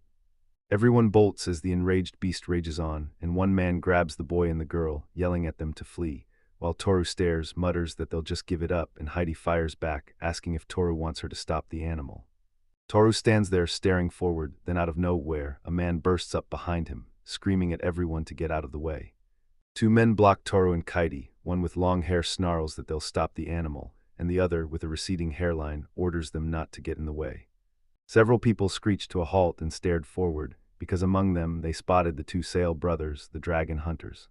The balding man snaps that he's never seen anyone hide behind a woman or a servant. Then the second guy fires back. He gave up his life to shame, and after that he just lived like this. Kid glares ahead, clutching fans like weapons, and suggests they freeze them. Toru grins and says, not yet, you don't have to do that. Sail's two brothers are frozen in place as an animal barrels straight at them. Then the long-haired brother lunges forward, clamps onto its horns, and pants hard like he's wrestling fate itself. The second of the Sail brothers charges in and saves the day, grabbing the animal by the horns as the others scramble to stop it in its tracks. Suddenly the animal thrashes its head from side to side like it can't control itself. Then the Sail brothers bolt off into the sky, screaming their lungs out. Everyone's staring upward, trying to spot where one of the brothers slammed into that tree, because nobody can make sense of what they're seeing. Two people in the crowd spot the animal from the side, right as the little boy erupts into loud crying, and the girl stares ahead in pure terror, gripping him by the shoulders. Then the enraged beast rockets toward them, and the boy drops to the ground while they cling together, hugging each other tight as the danger closes in. Toru locks eyes with Kairi and snaps that the animal is right on him. Kairi grins like she totally gets it. Then the main character realizes he's caught in the animal's path, so Toru shoots out a single hand and stares straight ahead, ready for whatever comes. Dust blasted up behind Toru as the animal skidded to a stop beside him, and the guy beside him thrust his arm out like he owned the moment. People gathered at once, freezing in place, staring with mouths open, completely stunned. A middle-aged man was sprawled in the carriage when it slammed to a sudden stop. He jolted up, landed hard, then sank back down, rubbing his head as he demanded, "What happened?" Toru squared up in front of the animal, and when it finally stopped threatening him, the guy gently stroked its horns and whispered, "Good boy." The man who tumbled from the carriage bowed his head and thanked Toru for saving him, and Toru just shrugged, saying there was nothing to thank him for. Toru snaps his head toward the man and asks, "Do you know Jonathan Rockbell?" The man stares back in shock like he just got hit by lightning. A middle-aged man sits up there on the couch like he owns the place, then introduces himself as Jonathan Rockbell, the boss of this company, swearing that Toru and Kite delivered him a letter from the Count. Toru thrusts his hand forward, gripping a letter from the Count, and Jonathan tears it open and starts reading it with laser focus. Jonathan whips around to a guy raising a mug of tea, asks if his name is Toru, and says that Thor's been a huge help all along. Toru lifts the mug, takes a steady sip, and with a calm face says he only did what he had to do. Jonathan shuts his eyes, raises a hand to his face, and admits he's interested in Toru. Jonathan swore he'd carry out the Count's order, not realizing the letter was hiding a request all its own. Jonathan grins and stares straight ahead, but the words the Count wants, he just can't spill them yet. Jonathan pushed himself off the couch and told Toru and Kite to meet him tomorrow night, because yeah, even a man needs time to think. Toru stared ahead, dead serious, and asked if he'd finally learn what was behind the request once he showed up tomorrow.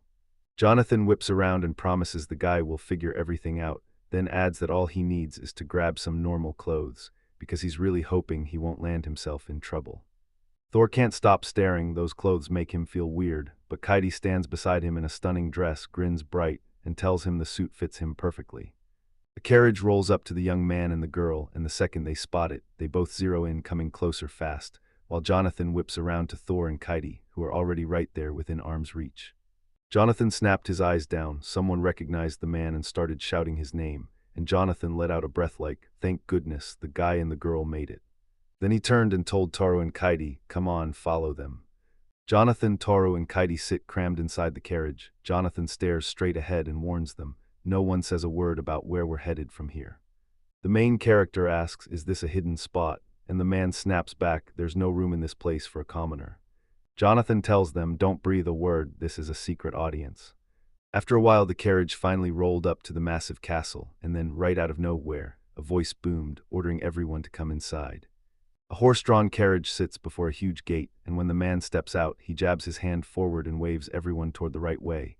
Then he slips to a side door, swings it open, turns back with a grin, and tells the young man and the girl to stay right there and wait for him.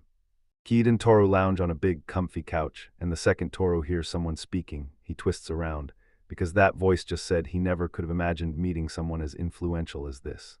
A bearded man rises and stares dead ahead, dressed in dazzling regalia, and the moment those eyes lock in, he recognizes King Armand instantly, flanked by two hulking bodyguards standing at his back. The king straight up tells you this isn't an official audience and demands you keep it all quiet, then he immediately thanks you for getting it. The man who led Toru and Kite into the room dipped his head and said he understood, while the king stared forward, telling everyone he called them all here because he needed to ask for a favor. Toru presses the king, "So what favor is this really?" The king keeps staring forward and snaps, "The capital is in danger." Toru wastes no time, "Then let's get down to business right now." The king tells Toru to take down the Ant Queen, then Toru freezes in pure shock. He blurts that it was her who wiped out thousands of troops, and the king still wants the two of them to crush that queen together. Kite snaps, "Why don't we use the elite troops?" King Armand drops his head, gripping his staff, and tells her straight, "The army's in a deplorable state right now." Toru demands, "Are you serious?" And the king snaps back that the ants showed up out of nowhere near the lying villages and wiped out the trees in just a few hours. The king lunged to crush them right away, but nothing stopped them. Now those ants are marching straight for the capital. The king calls it the saddest mess, then demands if the young man can crush the ants. He snaps his head around and immediately agrees, and Jonathan and the king are left staring in shock. The king blurted out that if the guy and the girl could pull it off, he'd hand them a title and land. Then he rose to his feet and offered the young man hero himself, but Thor shot it down and refused. The king drops back into his chair and promises he'll pay Thor, and the young man instantly shoots back, "So how much are you offering?" The king stares up at the Torah and blurts, 300 million. The other guy nods and says it'll be way more than enough. That's exactly what they settled on. He whips around and tells them they're leaving tomorrow, then asks for someone to take them closer to the nest, and the king nods. One of my commanders will handle it. The king leans in and asks, straight-faced, "Are you seriously saying you don't need the title of hero?" Toru stands there with his hands shoved in his pockets, no fancy title needed, just a life worth traveling and enjoying, while Kite hangs back behind him, eyes forward, quietly steady. After a while, a young man and a girl trail behind a man deep in the forest, and the young man can't help but gush that the place is beautiful, just as the king's messenger nods, smiles, and keeps pushing forward. Toru spots a whole bunch of soldiers wiped out right here, and the man snaps that a nest is nearby, so they're almost there.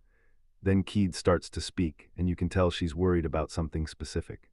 Kite blurts out, "Aren't those deadly ants just too dangerous?" Toru and the man freeze, shocked that she even asked. Then the man snaps back that anyone with sense knows these monsters are deadly. Kite stammers, panics, and begs for forgiveness. Kite beams with excitement, lifting a hand to her face as if she can't wait. Then the young man starts wondering what happened to her before she became a servant. Right then, her eyes snap wide, her eyebrows shoot up, and Kite spots something ahead. Monsters finally spilled out from their hiding spots and charged straight at the team, and the ant-like swarm surged forward, roaring and screeching as they closed in. Kite snapped his eyes around, and the girl was about to get answers from the young man, right as he lunged for his sword and shouted that those monsters were them, circling in from all sides. The man walking with the young man and the girl is already braced with a sword in his hands, screaming in pure terror, and he can't believe they've wandered into the ants' territory already. The man whips around to Thora, there she is, staring straight ahead with a sword sitting heavy on his shoulder, and the man's face hardens with rage because he has no clue what's going on inside the king's mind. The man blared that an attack was coming, and the entire team instantly snapped into defensive mode. Toru snapped into a fighting stance and yanked his sword back behind him, then with one savage swing he blasted away every monster that dared to close in. Two fans snapped into Kite's hands, and while a girl sat on a stump shouting for the hammer of air, Kite slammed with one brutal blow. Every monster dropped dead, and everything living nearby got ripped backward by the sheer force. The man walking with the guy and girl just stared in shock, then blurted, "What was that?" Because right in front of the team, the monsters were gone, and every single one of them had already been wiped out. Toru shoves the sword into the knives and warns that the nest has even worse monsters waiting inside, while Kite, still planted where she sits, blurts that she finally knows what she needs, air magic to blast a path through. Kite whirled on the spot so fast she tore the air into a double tornado, then more tornadoes erupted around her, swirling in every direction. Giant brutal tornadoes tear through the forest, ripping everything apart as they roar. Kite tilts his gaze down and tucks one of the fans behind his back, and the girl snaps, "All right, it's time for the ice cage's turn." Wherever Kite's magic hit, razor-sharp, freezing ice erupted everywhere, cold enough to bite. Tor stares ahead and snaps that Kite pushed it too far, and the guy traveling with them just freezes on the spot, staring in stunned silence. Toru tells the man he can go, then Kite spots a hole in the ground, so the man leaves and Toru and Kite push forward. They reach a huge pit and lean in to peer into the dark, and Toru can't help asking, "Is this really an entrance, or are we walking into a trap?" What? Toru stared it down because the guy just figured out one brutal thing. To get that reward, they had to bring the queen's head, so it meant even those creatures couldn't be used. He throws his head back and snaps that it'd be better if they went down there themselves. Then the young man pauses and the memory hits him. A sign that reads, "Master Tamer, Imitator, Great Thief in Domain, Dungeon Level 3. Toru started scrolling the fresh sign that just popped up right there. His status used to show dungeon gear, but once the passerby walked through, those dungeons vanished and then reappeared again. Toru snaps his finger to the brand new use sign that pops up again, right as a massive sword looms over the young man's back. "We have to go," Toru blurts. The young man thrusts his hand forward, and blazing light pours out from the hole. Toru and Kite just stood before that huge passage, and the guy still couldn't wrap his head around it all actually working out. Kite only grinned and said this place feels exactly like a dungeon from Lantada. The table slid back in front of him and he stared at it, then said the dungeon master can hop between floors like it's nothing. Kite's face lit up and he shouted, "Perfect, now we can march straight to the queen." The boy and the girl spin into a massive room, and with a loud slam, the big closed doors slam shut behind them. Across the room, the Ant Queen and her monsters watch Toru and Kite show up for the first time, and as soon as they realize it, the queen snaps with fury and demands to know what Toru and Kite did to her nest. Toru and Kite stare forward like they're hunting for answers. Toru even declares the queen is the biggest of them all. Then she lifts her hands, barks an order, and tells the monsters to turn Toru and Kite into meat and drag it straight back to her. Every monster that had been in that room, ready to tear Toru and Kairi apart, now lies sprawled on the floor, totally lifeless. Toru stands tall, flashes a grin, and the guy spits out that Kite is ruthless. The queen towers over the monster corpses and demands to know how one guy and one girl could pull off something like this. Then the Ant Queen's hands lunge in, grabbing the body parts of her subordinates with ruthless force. The main character stares at it like he's glued to the screen, wide-eyed, stunned, speechless. The queen boasts that when she devours the flesh of monsters, her power spikes at lightning speed. So the queen ant surged forward, eyes locked on what's ahead, and now she's sitting at level 86, fearless against any hero. Toru lunged for his sword and at the same time barked at Kite to back off, because the kid was determined to take the queen down with his own hands. Toru slips behind the queen and hisses that she's blazing fast, so we've got to take her out right now, before she moves again. The queen snaps her gaze forward and clasps her hands tight, then shouts for an ice trap, right as Toru strides along with his sword, a grim seriousness set in his face, while blocks of ice start blasting up along the sides of the guy. The queen flashes a smile and tells them that only a high-ranking demon can wield magic. The Ant Queen claims she killed the girl's master, then lanes in and demands what were his last words. The girl's smile blooms and Toru fights his way through the ice blocks, muttering, "I knew it, the queen is even stronger than I thought." The main character locks eyes forward and grins, then bares his teeth and tells everyone he's stuck here and can't leave.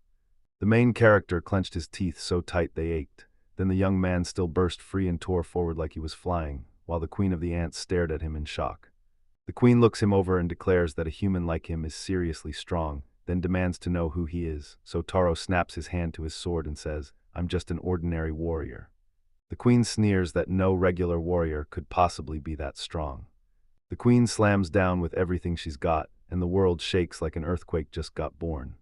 Toru drove the sword into the wall and yanked himself onto it, hanging there as he demanded the queen tell him what she wants to do next. Suddenly, liquid poured from the queen's mouth, and she couldn't wait for the instant Toru would lose his life. Toru drops to the floor, stares at the spot where the liquid hit, and instantly realizes it's formic acid.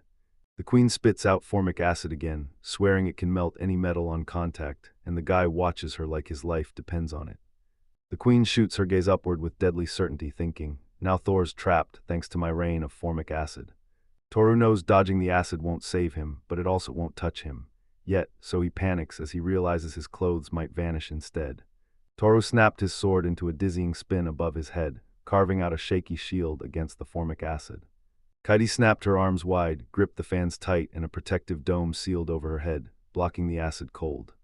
Toru declares it's his turn to strike, and the young man smirks back that he'll go straight for the queen ant's head. The queen stares forward, completely stunned, not getting why Toru's acting like this. Then her fury spikes even higher, and she snaps into action, slamming into the guy beside her again. Toru rockets off with everything he's got and flies high over the queen, right as the monster locks in on him. The queen shrieks for Toru to die and pounces at him fast, slashing with her paws. The queen gapes ahead, mouth wide open, while the monster reels in shock. Toru dodged again, using every inch of his body. The kid snarls, then with one savage swing rips the queen's head off her shoulders. Toru hits the ground just in time to see her head, and one paw rocket through the air as her body slams backward. The main character declares the job done, then he slides the sword into the scabbard and hides it away. Coyote grins and says it was a great job, then the girl thrusts a towel into the guy's hands. The girl blurts, "So what happened to the rest of the ants? Because the queen's already been destroyed." Toru boasts that because he's the dungeon's master, he'll wipe out every last monster and claim all their lives. Tiny screens pop up in front of the Toru, showing a parade of monsters, and Toru stares at them, then awkwardly grins and says those other monsters were already wiped out. The queen's head jerked from side to side as she screamed that she'd make Thor pay. Toru couldn't believe it, because somehow she was still alive. Kite drops down beside the head, complains it's way too loud, and tells everyone the girl will stash it in a magical vault. After a while, the guy and the girl end up in the middle of the city, and Toru leans in, grabs a small box, and starts sliding it over, telling them the queen's head is right inside. Jonathan Rockbell stands right in front of the box, ready to pop it open, then snaps his eyes to the side and says he knew it. Of course he did, because he never expected anything less. Taurus stands there with his arms locked across his chest, and the guy blurts out how he didn't even see a massive army march in, while Jonathan snaps back that the royal army's been battling them for ages. Jonathan snapped his head up and said the army's strength was burning out. Then Toru and Kite arrived right on cue. He also insisted they had to repay every soldier who fought in that battle. Toru can't help wondering if the Count is hunting for a way out of this mess, and the next second the Count thanks the team for saving the capital, then snatches it all back. The Count's story comes to an end, and Toru and Kite have gone so far they burned down an entire kingdom. Now a legendary reward is waiting for them. Toru's stunned when he finally hears what it is, because the connections he forged with both the merchant and the king weren't just luck, they even arranged that reward all for him. Toru can't forget that Count's face, so in his head he grills the man, demanding to know how much responsibility he's taking on, and what the Count would do if the young man botches the job. Jonathan snaps that the team is coming for them soon and they're running out of time. Then the door blasts open and the knights storm into the room. One of the knights blurts out, "Are you the same travelers?" Kite peeks from behind Toru and snaps, "Yes." Suddenly dozens of hands shoot out, and every knight demands Toru shake them, while a roaring shout bursts from those who swear the savior of the kingdom deserves a long, blessed life.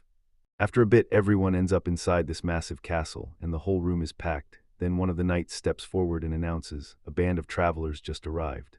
Kite and Toru in fancy costumes stride into the room as a voice demands, "Silence." They stop right before a giant staircase, and up at the very top the king sits on his throne. A representative steps up and declares that King Arman's right there in front of everyone. Then King Arman just stares back, eyes narrowed, holding his ground. Toru thinks the king looks absolutely majestic. Then the man roars, yelling for Kide Tamamo and Toru Evan to step up. They and the girl lunge forward, dropping to one knee as they bow.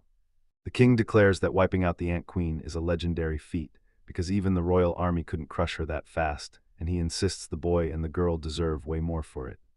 King Arman gives a small, knowing smile and tells them he's thanking the guy and the girl on behalf of every single person in the kingdom. A man rolls in a cart packed with gold bars stacked into a perfect little mountain, and when he stops right by the king and his team, the king blinks and declares it's 700 million right here. The king leans in and asks if the team will be satisfied with that reward. Then Toru shuts his eyes and nods, his gratitude pouring out. The ruler isn't done, there's something else he's about to say, and it's going to hit hard. The king flicks his gaze sideways and announces that he's granting the title of heroes to that band of travelers on his own behalf. The king keeps pushing the same question. If a guy and a girl can be heroes at the same level, then why shouldn't they wear that title too? The king adds, "If you don't want this title, cancel it anytime." Then he turns serious and says he wants that young man and the girl to train their successor too, just like they'll be training themselves from here on out. Kita's cheeks flare with a blush as she says she and the master will go all in for the successor. Then Toru just stands there, totally lost about what she's even talking about. The ruler of Armana roars to everyone that starting today, a band of travelers is about to rise as the kingdom's heroes. Jonathan Rockbell steers Tora and Kite forward, jabs a finger toward them and declares, "You're here, our time has come." After a bit, Toru and Kite burst into the house to grab Jonathan, and the second they step in, everyone snaps their heads around and starts scrutinizing the room. Kite stands by a tiny table and offers Thor a cup of coffee. Then Thor nods and takes it without a second thought. Toru whips around to Jonathan and asks, "Want some coffee?" The guy shoots for the door and mutters that he has to get home, then flat out refuses. Jonathan asks if he'll do it himself, but the guy refuses, then blurts that before he forgets, he has to say it. Jonathan Rockbell whips around to Thor and starts drilling into that letter, what it really said and who it was meant for, and the Count basically cuts it short. It was a command to make the team the heroes, nothing more. The guy scratches his head like an idiot, and now he's stuck wondering what the old man is planning, especially after he begged to be turned into a hero. Toru whips his gaze to the Count and the young man asks, "So the heroes got me this bracelet, can I finally leave the country?" Jonathan snaps his eyes over and answers, "Go wherever you want." Toru tells you everything that's gone down, so now you can finally kick back and relax for real, while Kide stands beside him, swallowing her guilt and apologizes for not doing a better job helping the owner. Toru hands Kide the chores like an apology, but Kide shuts it down fast. Nothing needs doing here right now, because the house is already spotless. Toru nervously blurts out that Kite should go shopping, and the second the girl looks forward, she smiles and invites him to go with her. The young man trudges down the street, baffled. Why would Kite send him out for a solo walk when she needs to prepare? But the truth hits him hard. He can't even remember the last time he was alone. Toru spots Kide standing a little off on her own, and two guys step up beside her, urging her to come with them, only for Kide to drop her gaze and tell them she's got a meeting lined up for today. Toru strides up and barks at the men to drop her, yelling that Kite's with him and they need to back off. The men closed in on the Torah, asking straight up if the girl served it. Then the young man nodded and confirmed it. Two men lunge at the Tora, and before they can get far, Tora shoots forward and snaps, furious at how they've provoked him. Two men crumple to the ground, and passersby immediately bolt toward the chaos. Toru shoots a worried look toward where Kite is, and he blurts out whether she's ever run into trouble like this before. Kite grins cold and says the more they push her, the more she wants to lash out and hurt everyone. On a loud, crowded street, a guy and a girl stroll side by side. Toru suddenly blurts that this exact walk makes him think of Livio, and Kite shoots back that she was way too young back then. After a while, a guy and a girl end up sitting in a huge boat, and someone finally calls, "All right, let's go." Then the boat slips away from the pier and crashes straight into open water. Toru says they've just started to rocket into full speed, and the girl grins back that it's so much fun it literally steals your breath. Toru grins and tells Kite to cling to him. If she doesn't, she's going down, so Kite leans in and snuggles right up to Thor. A man at the boat's edge grips an oar with both hands, then yells at everyone, "Hang on tight," as the boat darts to the river's brink, and instead of dropping, it blasts over the waterfall like it's flying. The paddle in his hand swings as he turns around, checking on everyone, smiling as he says, "Don't worry, we're almost there." Then he tells the whole crew, "Get ready to leave." Kite bursts into loud screams and Tor whips around, panicked, asking if she's hurt. Then Kite yanks off her soaked clothes and gasps that every new outfit is drenched, her face terrified. The kid burst into laughter, water streaking down his face, and Toru just grinned like, "Relax, this is all part of the trip." Kite and Toru stride down the street, and Toru blurts that they hit the town at night. Kite immediately nods like, "Yeah, we did." Toru suddenly flashes back and dials Kite, telling her, "Ever since the moment we met, I've been having a blast, like it's the same fun all over again." Kite grins bright and tells him she had a blast, and Toru jumps in saying, "Let's head home and cook dinner together." The guy S posted up beside three girls, and one of them leans in and says she heard about a dungeon from an adventurer, one so tangled and mysterious that nobody's even fully studied it yet. The short-haired girl whips around and grins, telling him there are strong, rare items right here. This guy failed at Alentada, now he's got one shot, smash this dungeon, and the moment he does, people will sing his name and build him a legend on the spot. After a while, the whole crew ends up deep in the forest, only this time it's gone, crushed into a blasted wasteland where trees used to stand. The team storms the dungeon with wave after wave of fresh faces, and every single one of them is an adventurer ready to dive in. He scans the area and in his head whispers assessment, a small grin tugging at his lips, then he smiles darkly and brings his hand to his mouth. After what feels like forever, the whole team finally stands there, weapons gripped tight, shock flashing across their faces, while one of the girls lies unconscious in the arms of the other.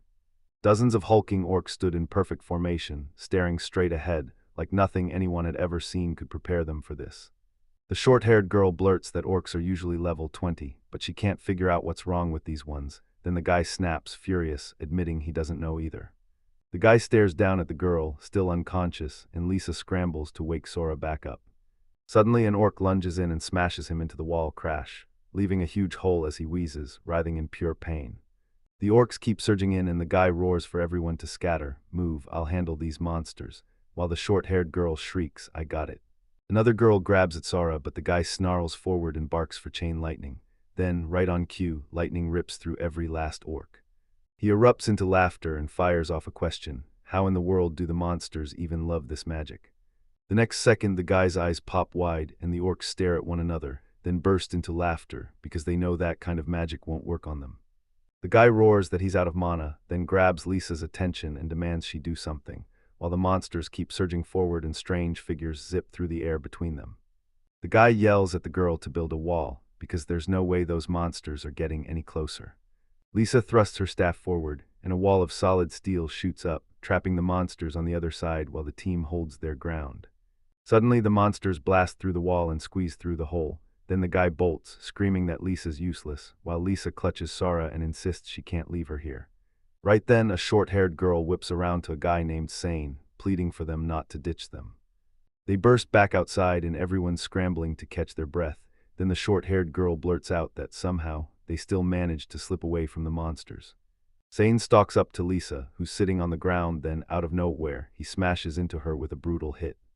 Sain blurts out at Lisa to sling more magic and she clutches her cheek, begging for forgiveness. A short-haired girl stepped between them all and snapped, "Stop fighting." Aura's mind snapped back too. She steadied herself, then begged for forgiveness. Sain spots two people lurking to the side, watching him, and the shock hits. He's got this nasty habit of taking his anger out on girls in public. 3 guys pass by chatting, and when Lisa suggests they ask these men for help, her anger snaps and boils over. Sain glares at the men and pure rage twists his face, because he can tell they're level 30, but he can't wrap his head around how they even managed to beat orcs at that level. Then one of them snaps that he's heading out, and every other man immediately declares they're going with him. Sain yanks his sword free, refusing to ask for help like a hero. Then he charges to kill the man and rip away his equipment. Sain slips behind the busted tree where the others went, then springs out with his sword raised high and roars at them to give up their lives. Sain halts dead in his tracks, eyes widening. 3 men are squatting right across from each other, all staring at him like they've been waiting for his arrival. Sain snaps to the fact those men ditched the plan and went to the toilet out on the street, then something nasty rockets right into his face. Sain stumbles out to the girls, filthy from head to toe, and the second they see him they erupt in screams. Then Sain snaps that the negotiations are over. The girls bolt away from him, shouting that the guy better not come near because he reeks. In Almond's capital, inside a mansion, a waiter rushed up to Thor and slid a drink into his hands. Toru grips a flute of champagne and blurts that it looks wildly expensive, and Kite shoots back that they're inside the marquee house. Everything here has to be top-tier quality. Katie spins toward the Torah, and the girl can't stop wondering why he picked the one place all the way at the very end. Torres admits he's totally lost, so he'll check what the others are doing first, and then he'll repeat after them. Long ago, Toru lounges on the couch when, bam, someone knocks on the door and Kaida shoots a "who's that?" look before inviting the unexpected guest inside. A middle-aged man barges into the room and announces, "I heard a guy and a girl are living here now, so I had to come see you." After a while, everyone's packed around the table, and Toru drops into the seat across from Count Ryuen, declaring with a grin that he finally became the hero the man wanted. The Count flashes a grin and tells him, "I only wanted to thank you for saving my daughter." Toru snaps to it that gift came from Count Rowan all along. Then he fires back, "Where is Marian right now?" The Count grips a cup in his hands and declares that Marianne stayed home. He wanted to whisk her away, but she's stuck in bride training. The Count rises from the table, thanks Kite for the coffee, then strides down the stairs, only to turn back and say he'd heard the Thorough is eyeing that auction. A guy steps up on stage, rushes into an apology for keeping everyone waiting, and promises the auction is about to kick off. Then he grips the mic and declares the rules are dead simple. Whoever bids the most gets the product. A cart hauling the first diamond lot rolled up to the man, and from deep behind the hall came a roar of offers, different people shouting the exact sums they were willing to pay for that diamond. Tor lifted his hand to his face, and from the stage, a man's voice boomed that the diamond had just been sold to the guy at number 56. Next, the presenter hurls the next prize onto the stage, saying it's worth every bit of it. A scroll packed with blocking skills, starting at a jaw-dropping $1 million. In the hall, after that bombshell, they stared at each other in stunned silence. Then Thor shot his hand up and offered $1 million. The presenter fires the question, who'll offer more? But nobody speaks, and the man flat out says the scroll sold for a whopping $1 million to number 31. Kite locks eyes with the guy and demands to know why he needs that scroll. Toru fires back that it's an ancient civilization's leftover artifact. Kite says it's amazing, but we still don't know why those aristocrats don't care. Toru points out the truth. Those people never swing a fist at all. The presenter grins and says they're going again. This time the next prize is the Sphere of Salvation. It can yank its owner back from death, but only one time. Then the whispers erupt, promising massive money if you're brave enough to chase it. The presenter smirks and says his servants will press even farther. Then the man points and declares the first one will be a high elf. Tord freezes in shock, then breaks into pure delight at this elf in front of him. A tiny cage drops into view, and inside sits a little creature, just waiting. The presenter grins and promises the next one, something rare, something valuable, and it lives deep in the forest. Then he demands, meet the fairy. And even though he tries not to hype it up, today's exhibit is the real deal. Out of nowhere, Toru goes stone still. He just heard someone begging for help, so he whips around to Kite and fires, "Did you say anything?" Kite shakes her head and admits, "No, I stayed quiet." A voice keeps pounding inside his head, begging for salvation, swearing it'll turn into a servant the second he's rescued. Toru finally clicks with what he's seeing and his eyes snap forward. Then the guy thinks it's some fairy's voice, trapped in a cage and curled up tight, clutching herself. That voice keeps hammering inside Toru's head, so he rockets up from his chair, stares straight ahead, and his eyes go wide as surprise hits. The main character blared 600 million, and every soul in the hall snapped their heads toward the guy in shock, because the price Toru was offering was absolutely insane. Toru dropped into his seat and folded his arms, stunned at how deep his bet really was. Then, from across the room, a voice suddenly called out $600 million. A middle-aged man looks away and runs his tongue over his teeth. Then Toru snaps, locks eyes with the guy laughing at him, and lets that rage flare. The main character ups the bet on the spot, stares straight ahead, and declares, 800 million. A full-blown argument erupts, one between the man and the Torah, each of them pumping in 10 million, like it's a duel for survival. Toru glares at the man with pure rage, and the guy snaps, calling him stubborn, until Toru finally realizes he's got to go all in. The main character shoots out his hand and drops the offer, 1 billion. The guy who went head-to-head with Toru gasps in shock, clearly stunned, because he never imagined anyone would risk that kind of money. Nobody raised a higher bid, so product went to buyer 31, and the whole hall exploded. Everyone shot up and started cheering and applauding Thor. A tiny fairy glides up to the cage, thrusts her hands through the bars, and her worried face tightens with fear. The host leans in and says there's still time, then fires off, so what do you have to sell?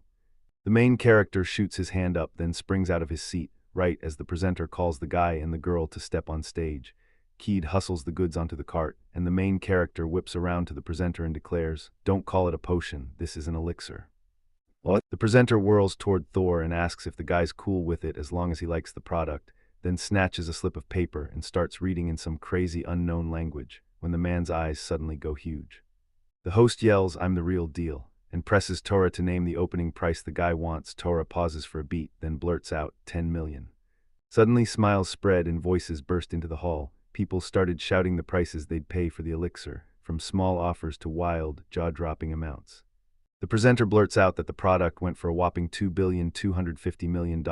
Toru jumps to his feet and stares forward, buzzing with excitement like, wait, it's way more than I ever imagined. After a while, Toru and Kite take a seat in the room across from the presenter, and he beams at the auction, saying he's thrilled, because they sometimes need buyers to drop surprises like this. The presenter blurts out, "Do I need to collect the fairy money from the elixir sale?" And the Toru answers, "Yes, take it from there." The presenter announces the fairy sold for a jaw-dropping $1,100 million asterisk. The elixir fetched to 250,000 asterisk, and boom, the Toru still comes out ahead by a massive $1,150 million. The presenter shoves a tiny cage forward where a fairy huddles inside, and Toru eyes her with sharp, curious wonder. A little girl huddles in on herself, hugging her legs tight, while Toru turns to Kite and grins, saying this fairy looks just like a girl. After a while, everyone ended up back at home. Toru folded his arms and demanded, "So the fairy's coming out or not?" But he got nothing, no answer at all. Toru jabs a finger at the fairy's weapon and asks if that hammer is hers because, wow, this thing looks insanely powerful. Kite strides up to the guy, tells him she made tea, and he thanks her. Then he asks the fairy if she'll join him, but the fairy just stays eerily silent. Toru asks Kite if she bought cookies, then the fairy suddenly shrieks like crazy. After a while, it hops onto the table and starts gobbling those cookies. Toru figures that fairy gave up fast, and Kite stares at the guy, demanding, "Why'd you even pay for her?" Toru blurts out that he heard a fairy's voice calling for help. Then the fairy whips around, gaping at him, and asks, "Wait, did you really hear me?" Kite presses him again about the voice, and Toru admits he first thought he was imagining things, until it hit him that the voice was a fairy, so he decided to buy it. Suddenly, the fairy bursts out of the cage and bows to Thor. She can't believe this young guy is her new master. The girl blurts out an apology for how she acted earlier, and Toru just stares at her, completely stunned. Toru blurts out, "Why am I the master of you?" And the little fairy lifts off into the air, demanding he explain what he looks like. Toru claims he's still human, but now he's fully draconian, and the fairy bursts out in joy like, "I finally found the Torah." Kite's jaw drops because he straight up refuses to believe that guy is a draconian. Then Toru studies her with tired eyes and asks, "Are you getting bullied?" Kite brags that the Draconians were an insanely advanced race, so advanced they vanished and left behind a mountain of relics. Kite stared at the guy in shock and snapped, "That's it, that's all you can say." Toru just looked worn out and muttered, "I was human until the level jumped and my status flipped. Now I'm a Draconian." A fairy drops down to Thor, smiles, and thanks him for saving her. Then she introduces herself, Frau. The main character looks at how small he suddenly is and decides to end the contract so Frau can go back home, but Frau refuses. She finally latched onto a master, and even her own family shut her out, leaving Frau to claim it was a neighbor who hurled stones at her. Frau grips her hammer tight and asks Thora straight up if she thinks she's weak. Then she laughs and says, "Cute, sure, but I'm level 30 and I'm insanely strong." A creature bursts from Thor's hand, shooting into the air like a rocket. Toru just stares, utterly lost. Then it darts up toward Frau and lets out a strange call, and Frau snaps, "What the heck is that?" Toru declares this thing is a panta, and Frau snaps back that panta is the weirdest name ever. Then panta suddenly takes off and starts flying after Frau, and the fairy laughs that she was only kidding. Next morning, Toru jolts awake in his bed and spots Frau knocked out right beside him. Toru comes tearing down the stairs and greets Kite with a bright good morning, only for her to spin around mid-breakfast and admit she hasn't spotted Frau yet. Then she turns and asks the young man if he knows where that girl could be. Toru reaches out, grabs Frau, and pins her hand on the antler. Then Toru flat out says Frau slipped into him at night and stayed the night with him. Toru and Kite are midway through breakfast when Frau finally stumbles awake, and the moment she opens her eyes, fear hits hard. She panics and blurts, "Where am I?" Frau soared through the air, her face twisted with misery, staring ahead like she couldn't stand it. Then she planted her hands on her hips and snapped that she's ashamed in front of the owner, asking if this is really better. Kite slides another breakfast plate onto the table and shouts, "Frau," while Frau and Kite grin and chat like everything's right in the world. The main character grabs a cup filled with something, raises it to his lips, and then calls out, asking them to visit after the capital. Frau scoops them up and promises, "Come visit my secret fairy village. It's tucked away in the forest of Grigate, her home, where flowers never stop blooming and every corner is packed with gorgeous spots fairies can't resist." The guy blurts that it sounds awesome, and Toru grins so wide his teeth show. Then he declares their next stop, the fairy village. Frau cuts Thor off mid-sentence, snaps her gaze away and warns, "Stay back, these fairies hate people and they can attack you." The fairy warns you not to underestimate fairies, because the warriors of her village are way stronger than she is, and they prove it. After a bit, Toru and Kite burst into a huge room, and every guild member whips their heads toward the team. A few guys spot the warrior and the fox right away, and then two girls step up to the team, grilling them about whether they're part of a traveling group. A middle-aged man strolls into the meeting, and before anyone can react, he introduces himself as the guildmaster. Toru snaps his head toward him and fires off, "So what's going on here?" The guildmaster just smiles and says they're travelers with a big title, the heroes of the kingdom. The guildmaster promises he'll do anything for them since they're an S-rank crew, just ask and it's theirs. Kite started pulling a glowing orb into existence and tourists dropped down beside the girl. Then, without warning, the guy and the girl vanished into thin air. Kite and Toru are up on the building roof, cracking up in full-on laughter, while Toru smugly declares they can't sneak into the guild quietly anymore, and Kite just grins, totally backing him up. Kite suggests they go back and whip up some sweets, and Toru fires back, saying Kite's an amazing cook, so that fairy should absolutely taste the girl's food. Toru, Kite, Panta, and Frau are right there when the young man lifts his hand and unleashes water magic. Then a huge stream of water rockets out of his palm. Toru channels his magic straight toward the towering cliffs, and when the water slams into them, he can't believe it. His aim keeps getting sharper with every hit. Toru's about to unleash earth magic, and Kite stands there with his head bowed and eyes shut as the girl tells the guy to stop. Toru burst into laughter, and the guy admitted he'd loved magic and wanted to give it a shot again, so Kite stepped in and told the owner to wait. Kite lifted her index finger, shut her eyes for a beat, and said, "I'm a servant, but I'll speak up." Then she warned that the young man's magic is far too dangerous. Kite shrugs off it and says, "Why Toru used me again doesn't matter, just stay sharp." Toru stands across from her, looking painfully awkward, then forces out, "Everything's under control." Kite snaps that Toru's aim is still trash, and that he could wipe out a whole city. Then Toru drops his head and promises he'll be way more careful next time.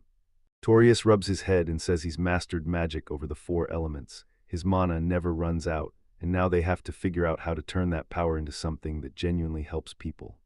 Toru grips his brand new sword and blurts out that he's wanted one this fiery forever. Then, out of nowhere, magic erupts from the main character's hands, scorching the air so close to Pana and Frau that they barely yank themselves away and launch into the sky to escape. Frau hunkers on the panther and both of them seethe with rage. Then Frau suddenly perks up, because what if the young man is about to take his own life? Toru apologizes. Suddenly a message flashes right in front of Toru's face. Dungeon level 3 just jumped to 5, and his eyes widen in shock.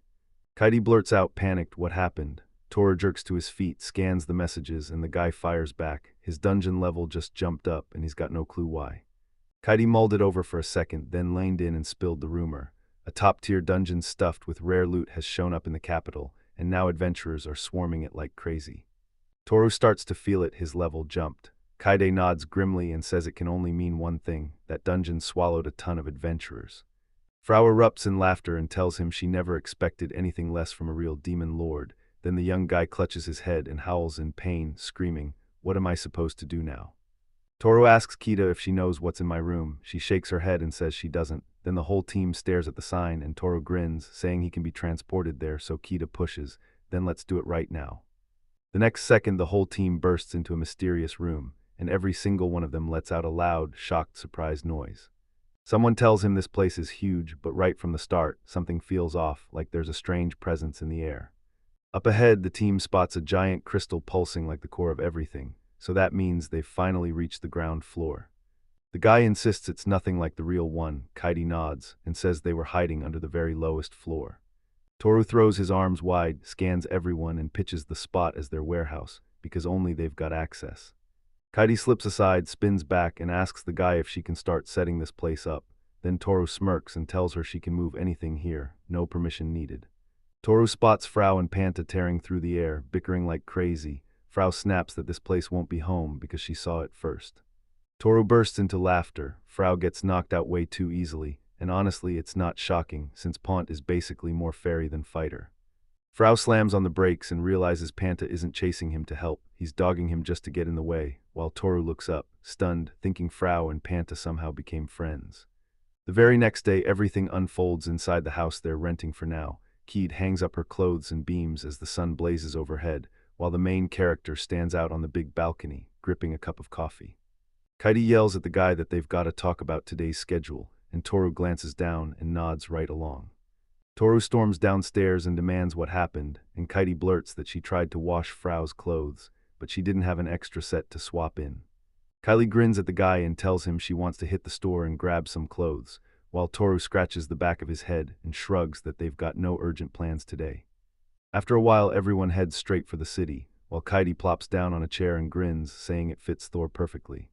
Toru forces out an awkward smile and says the chair's fine, but it's way too loud in this room. Then the guy tells him to head out and grab some chests for his place. Toru and the crew march down a loud, busy street. Then Kite stops dead, points at a store and offers to check it out, but Frau explodes in outrage, furious that they're heading into a doll shop. Kite rushes over and apologizes to Frau, insisting they won't get a better option right now.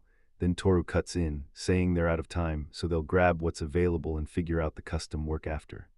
The store door swings open and the whole team rushes inside, then they whip their heads around like they're hunting for something fast.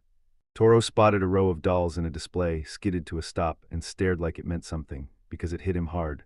Little Nee and Sora had dolls just like these when they were kids. Kite creeps up behind Thor and asks if he's alright, then Thor whips around and tells her these aren't new problems, just ugly memories crushing him. Toru asks if they've found something right for Frau, and Kite just stands there with his head bowed, silent. Frau drifts over the boy and the girl, studies the dolls, and then says they're all huge. Frau stands beside one of the dolls and points out how their body proportions don't match. A mysterious man shows up out of nowhere and swears the team's got serious issues. Toru doesn't waste a second, agrees, and fires back. Does the owner have anything in mind for your little Frau? Frau zipped even closer to the owner's face, and the man blinked in shock at the girl. I've never seen fairies. But then the owner grinned and said the team's lucky, because he just happened to have something, a tiny chest of clothes sitting on the table. Toru blurts out, "What is this?" And the shop owner tells him these are fairy clothes, made by his wife, who's gone now. Toru watches the man's face light up with memory as he says they fell in love over fairies, and her one dream was for fairy folk to wear her creations. He shoves the chest right to the edge and demands to know if the team's taking it, then insists he doesn't want a single coin, while Frau snaps that she hates people, but she sure treats the ones who love fairies right. So Frau steps up to grant the beloved's final wish and snatches those clothes for herself. Toru stands there with a tight, awkward smile, praying the owner's wife won't flip out, while the owner beams and thanks Frau like he's over the moon. Toru and the shopkeeper slide to the side as that guy brags that every doll is crafted super efficiently, down to every tiny detail. Then he tells them the truth. At first he and his wife only made clothes, but they opened a shop so more people could finally see their work. Frau sneaks up behind Toru and taps him like, "Hey, look at this." She's rocking a brand new outfit, asking what he thinks, and Toru goes, "This looks expensive and strict." Kite leans in close to Thor and whispers in his ear that Frau's been fussing over outfits for forever, and now he's gotta check her out. Toru flashes a thumbs up and tells him the fairy looks amazing in that getup, and Frau practically glows because he finally gave her the praise she's been waiting for. Frau climbed onto the table, jabbed at the package, and the fairy promised she'd accept it, making the old man's plan snap into place. The owner let out a huge breath of relief because his wife's dream had finally come true. The team crowds by the exit and tells Thor they might meet again. Then the man steps outside, bows with respect, and calls them in any time they want. A guy strides into his store, drops into a chair, and just as he settles in, the owner grabs a photo frame of his wife, then breaks into a smile, saying her dream has finally come true. Across the table, a man spots a package, and inside, a note commands him to use the cash to make dolls. The money is heaped on a small cloth, and he can't help but ask who sent it and exactly how much it amounts to. Toru, Kite, and Frau head back home, and Toru tells Frau to handle it all. Frau nods right along, agreeing without a second thought. Right as the door swings open, Kite steps in, grins, blurts, "Good morning," and orders him to strip off his clothes. Toru flashes an awkward smile and blurts out, "Do you want to wash his shirt?" Because the girl already reeks, then Kite gasps in panic, swearing the guy totally misunderstood everything. Toru yanks his shirt off, admits the girl talked him into it, then tosses her a fresh t-shirt, while Kite immediately offers up clean clothes for her. Everybody's gathered around the table, devouring breakfast, until Toru leans in and says, "Bread and coffee don't taste the same, right?" The girl shoots back, "I didn't buy it here, I grabbed it from another store." Kite blurts, "So where are we headed today?" Toru thinks, realizes he's already conquered the place he wanted, and then, he has no clue where to go next.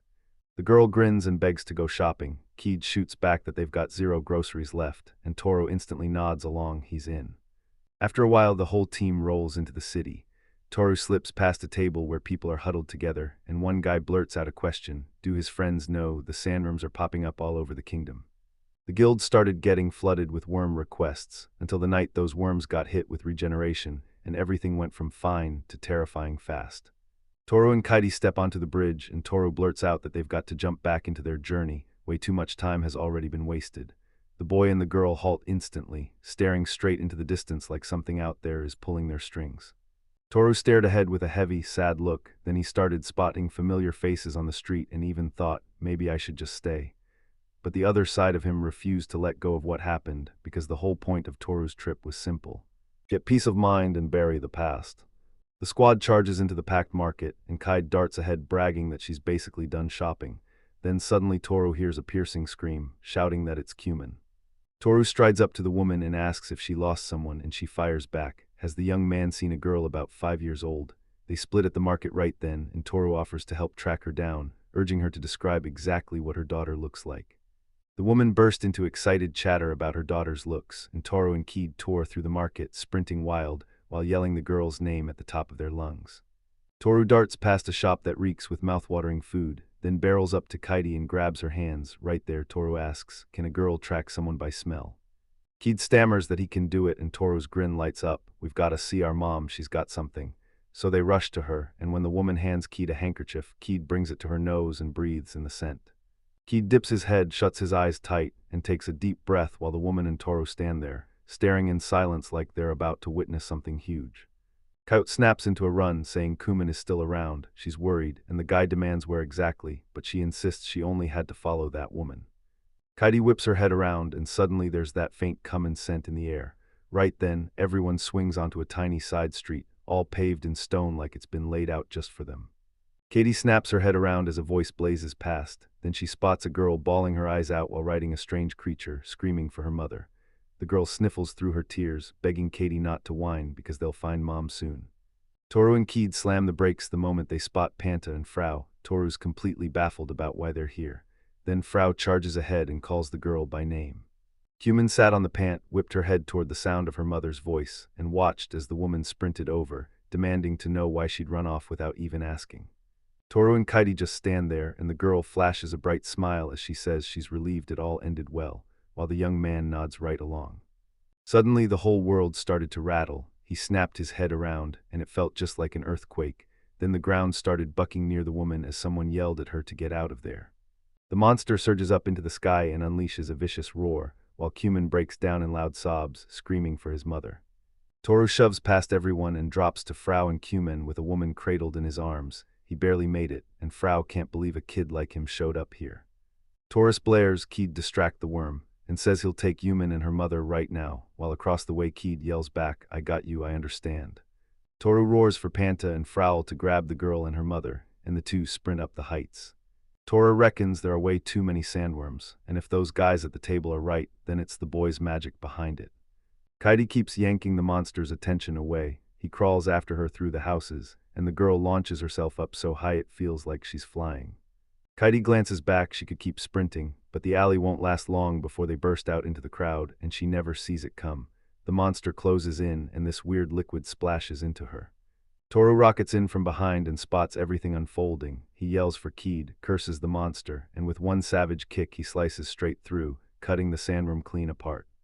A monster starts sprouting a whole new front piece. Toru stares ahead, eyes wide with pure horror, and everyone's completely forgotten that he can regenerate. The young man barrels up to her and demands to know if she's safe. Toru spots it and Kite drops to the ground, shielding herself as the monster's spit eats through the liquid, dissolving her clothes right before their eyes. She pleads with the guy, "Don't look." Kite tells the guy to handle the worm, and Toru instantly backs him up. Then the guy and the girl scramble back on their feet while Kite keeps trying to cover herself. Kite insists she can freeze it, but she blurted the worst part. She left her fans at home. Kite snaps that she can't promise the spell's control, its raw power, or even its pinpoint accuracy. Toru and Kite get yanked apart when that worm slashes in, and the Toru shoots up with a new plan, fast. The Toru stood there and broke it down. He knew that when the monster regions, all their brute force winds get erased, and the longer they keep it contained, the more it chews up the capital. Kite roars from below that she can use magic, but she needs a little more room, so Toru yells at her to hit him with wind magic on his cue. The worm jerks out of the way, suddenly everyone bolts in terror. Then Toru goes even deeper into the chaos, swigging and plunging his fingers into a worm, and finally he heaves a massive creature way up into the sky. Kite blasts the air with magic, whipping up an explosion. Then Toru rockets skyward and snatches the worm, gripping it tight as he vows that right here, he'll get his revenge for real. After a bit, the woman clasps her daughter's hand, thanking the whole team with tears in her eyes, and the girl waves hard, shouting goodbye to the fairy. What flares through Frau? She can't believe they'd have the nerve to label her like that. Toru blurts that it's getting late and they've got to head home. Then Frau shoots up to the guy and begs him to let her pet him, because she was busy protecting the mother and daughter. Kite hangs back with a sad look on her face, and Toru rushes over to throw his jacket around her shoulders, telling her it'll be warmer that way. Kite smiles through it all, clutches the jacket to her chest, and thanks him. After a bit, Toru thrusts the key into Jonathan's hand, and Jonathan grabs it, then blurts out where the team's headed. Toru grins and calls it a secret, but he swears that if he pulls it off, he'll track down the Count and reach him through the guild. Jonathan drops to his knees, groaning through the pain. Toru bolts away and begs for forgiveness, and Kite spins back around to apologize too. The Count leans forward with a slick grin. He never saw it coming. Those so-called heroes are straight-up hooligans too. The team sprints forward grinning like they own the world. Toru calls out that they're headed for the fairy village, and the whole group erupts, cheering at the top of their lungs. After some time, the crew rolls into a new city packed with giant houses. Toru shoots up from sleep and pulls himself up, grinning as he says, "Man, I slept great." Kite slips into the guy's room, beams, and says good morning. Then Toru turns around and returns the greeting right back. Toru says Kite got up early. The girl swivels around and blurts that she went grocery shopping and whipped up sandwiches for everyone. Toru stumbled out of bed and demanded, "Are we ready?" Kite snapped back that the young man himself said they'd hit the fairy village this morning, and Toru grinned, "Yeah, that's exactly what Frau told me."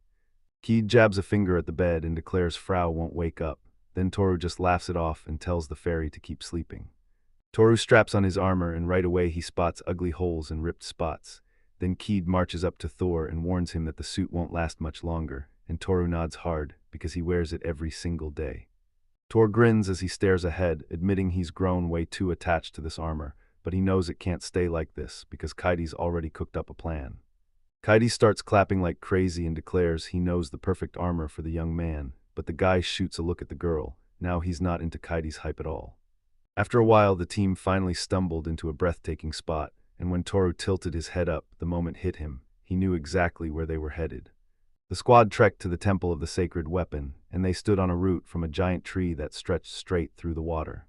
The crew reaches the entrance, and Toru fires back that Kite wanted to hand him armor, not weapons. Then Kite turns to the guy and asks if he even remembers how he got that sword. Toru hauls Kite back to her feet and fires back, "Can this weapon turn into armor?" The girl nods and tells him the sacred weapon has no fixed form, it can become whatever it needs to. Toru and Kite step along the edge, and the girl warns that nothing is as simple as it looks at first, because the weapon only forms the moment the new owner pulls it free. Toru locks eyes with the girl and blurts out, "Can you really use multiple sacred weapons at the same time?" Because he's never even heard of anything like that.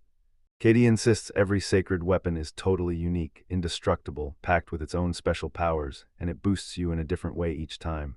And back then, the ones who wielded them were called the people who could become kings. Kite goes, "That's why nobody can get past one."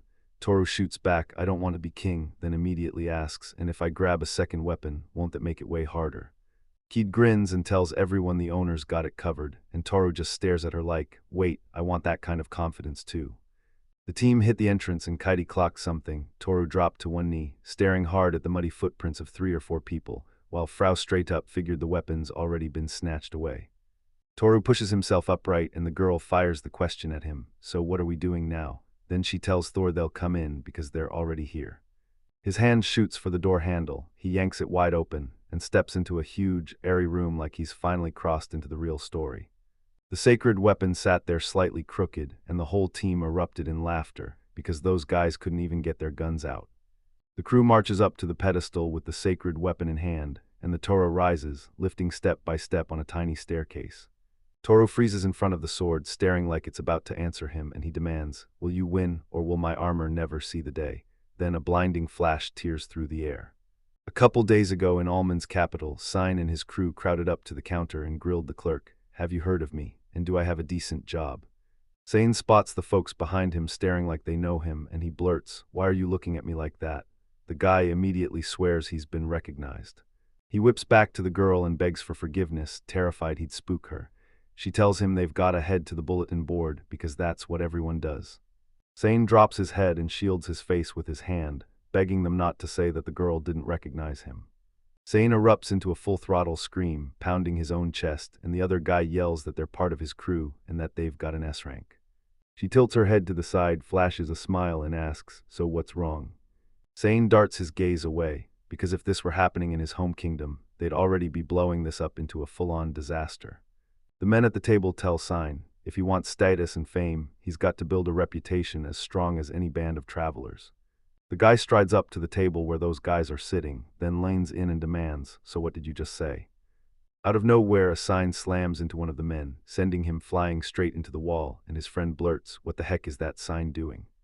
Sain snaps into a sudden attack, kicks the man hard, and sends him flying way off to the side.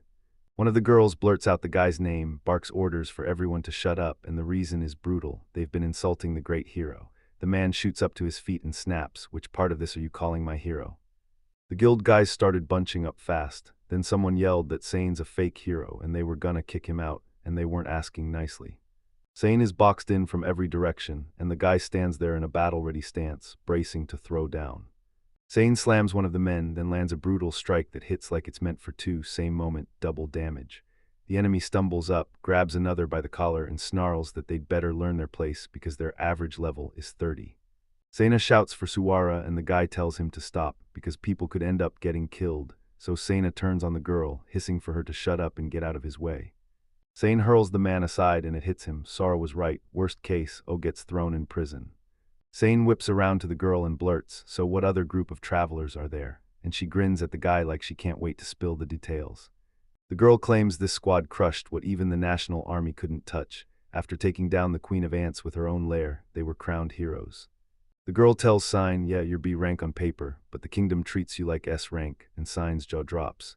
He can't wrap his head around how they could possibly wipe out the queen and all her minions. To him, it's just plain ridiculous that any adventurers were handed the title of hero. The girl says Sain is miserable about something, and the guy snaps back that they've got fake heroes now, not the real one. He's never even heard of the band, so he figures they must have just formed, and then, since you all crushed the queen together, he realizes that means she's terrifyingly strong. Sain is screaming with raw fury, begging them not to say Group 1 did it all, because that would mean he's got a real, deadly opponent to face. Sain slides up to the counter and demands where this crew is headed, and the girl lights up and blurts out that they tore out of the capital and headed straight for Gridget. He storms to the exit and yells for the girls to follow, but they tell him they haven't finished their treatment, yet he brushes it off like it doesn't matter. Sain's crew is camped in Grigate, and as a man strolls past, he blurts out that a bunch of travelers are staying at a hotel. Then he jabs his finger right at the same place. Sain is ready to snatch victory in the traveler's game. Then he freezes when he realizes the holy ball's bearer is standing right there. He finally clocks it, he needs the exact same holy sword, and then he'll wipe out that crew of travelers. Sain's squad is dug into the temple of Krajita, and the guy steps right up to the sacred ball like it's fate, then declares he finally cracked it and found it. The girls huddle behind him and gush that they're over the moon for the guy. Then one of them straight up says the guys need backing, because building the right atmosphere matters. Sam plants one hand on his forehead and grins, because after all the hell he's endured, he's finally about to take back what's rightfully his. Sain's convinced today's the final day. Once he draws that sword, he'll put an end to that group of travelers. Sain yanks the holy sword from its sheath, but it won't budge, not even an inch. The short-haired girl snaps that he should stop acting so cocky. Sain shoots back, so you think this is a test and the sword is judging me. Sain glares forward with pure malice, grips the sword with everything in him, yanks it free, and then unleashes a full-throated scream. The girls band together and back him up as hard as they can. One cracks that his face is tomato red, and the other two argue that no sign can stop him because he's a hero. His face muscles bulged, and a flood of sweat poured down like rain, yet he still couldn't figure out why the sword wasn't being pulled out. Sain fought to haul that sword through the temple all day long, but nothing ever came. No progress, no answers, only the echoes of his screams breaking out now and then. The day after the signs hit the temple, someone whispers that the holy sword slid out like it was nothing. Kite blurts that it totally impresses her, and Frau shoots back like, "Is this normal?" Meanwhile, the guy grips the ball in his hands and asks what he's going to turn into. Suddenly, water bursts out of the ball like a geyser. Kite's totally lost, so he throws his hands over his face, not even knowing what's happening. The girls spot his brand new armor and go, "Yeah, it fits you perfectly." Frau even admits she expected it to be way heavier, but then she grins, "This one's not too bad either." The tourists grinned at their brand new armor, soaking in every detail. Then Katie stepped up and asked how it felt, and the guy immediately begged for a minute to think it through. The next second, the guy starts fidgeting and testing every inch of his brand new armor like he's figuring out power on the fly. Toru rubs the back of his head and grins, saying he loves it. Yeah, it looks like metal armor, but it's super light, so Kide can't help but feel relieved that he actually liked it. Toru tells the girl to test the sacred weapon, and she snaps back, "I'll try," then dives straight into the evaluation. Kite snaps that it's pointless, she's too low-level to even begin appreciating the sacred weapon, and she's sure of it. No matter how much she levels up, she still won't be able to see a thing. He crosses his arms and snaps, "What does this even mean?" Kide replies, "This armor's packed with a high-level spell. It's hiding every trace of what it really is." Toru just knew the test wasn't going to end well for him, but the real shock was the question in his head: who built this sacred weapon, and what ancient civilization made its spell obey the user's every command? He stares at the girl, realizes he's locked onto her past, then clenches his jaw and decides to dig into it later. Everyone storms out of the temple, and the guy grins, "We got what we came for, so it's time for the fairy village." The whole crew erupts with joy. After what felt like forever, the whole crew finally ends up in the forest. Night has fully swallowed the sky outside, and right in the middle of a huge clearing, there's a tent where everyone crashes for the night. Rain blasted outside and yanked him awake, so he stumbled out and grinned. Thankfully, the tall trees were blocking it before it could reach him.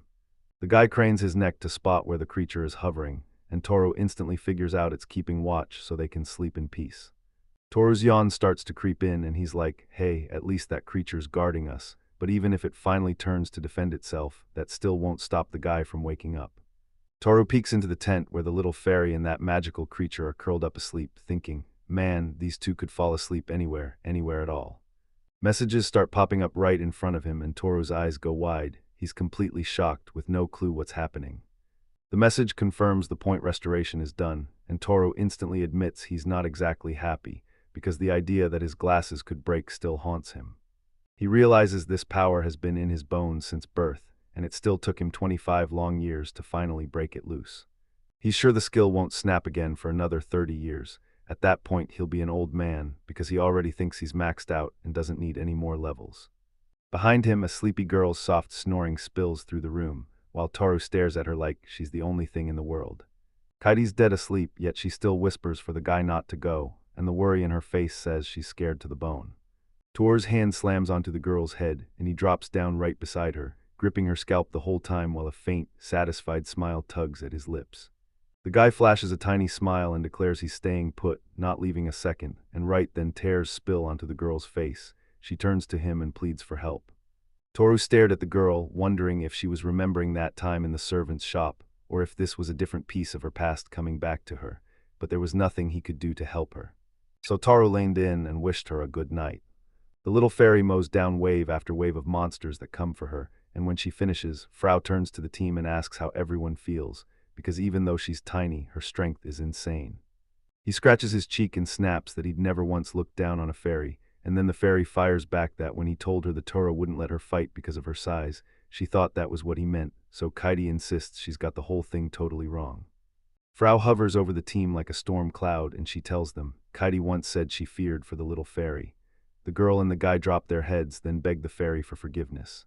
A sign suddenly pops up right in front of Frau, and she can't help but wonder if she finally raised her level, because that little girl breaks into a grin.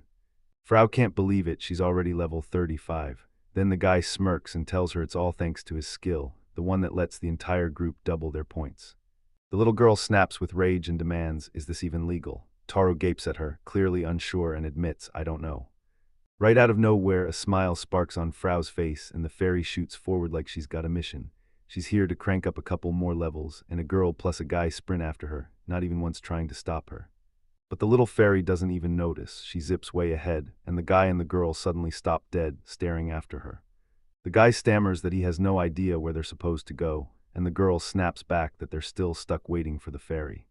Toru and Kite flop down on a fallen tree, and the guy grins, saying a break was exactly the right call, while the girl immediately offers coffee to the owner. Suddenly, a blazing flash of light streaks into the guy, and he shoots his arm out in the fresh armor to block it with a sharp reflection. Katie lunges toward the guy and demands, are you hurt? He snaps back that he's fine, then a tiny winged man perched in the tree chirps that the guy's reaction time is seriously impressive. He claims he can defend himself from the guy's fastest attack, then turns around and insists they'll crush him anyway. Tiny little men suddenly spill into the air, all set to strike the girl and the guy the moment they get the chance. The girl and the guy were boxed in from every angle and Coyote snapped, so what do we do now? The guy only smirked, I can't do anything but dream about rest. Toru shot out the warning without even looking back. Attacking them is impossible because they might be Frau's friends, and the girl instantly got it.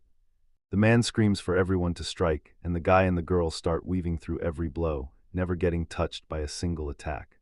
The fairies started fuming, they couldn't wrap their heads around why they couldn't just hit people. One cried, we're monsters. Another stared in confusion, not knowing what to do. Then the bearded man snapped, no choice left.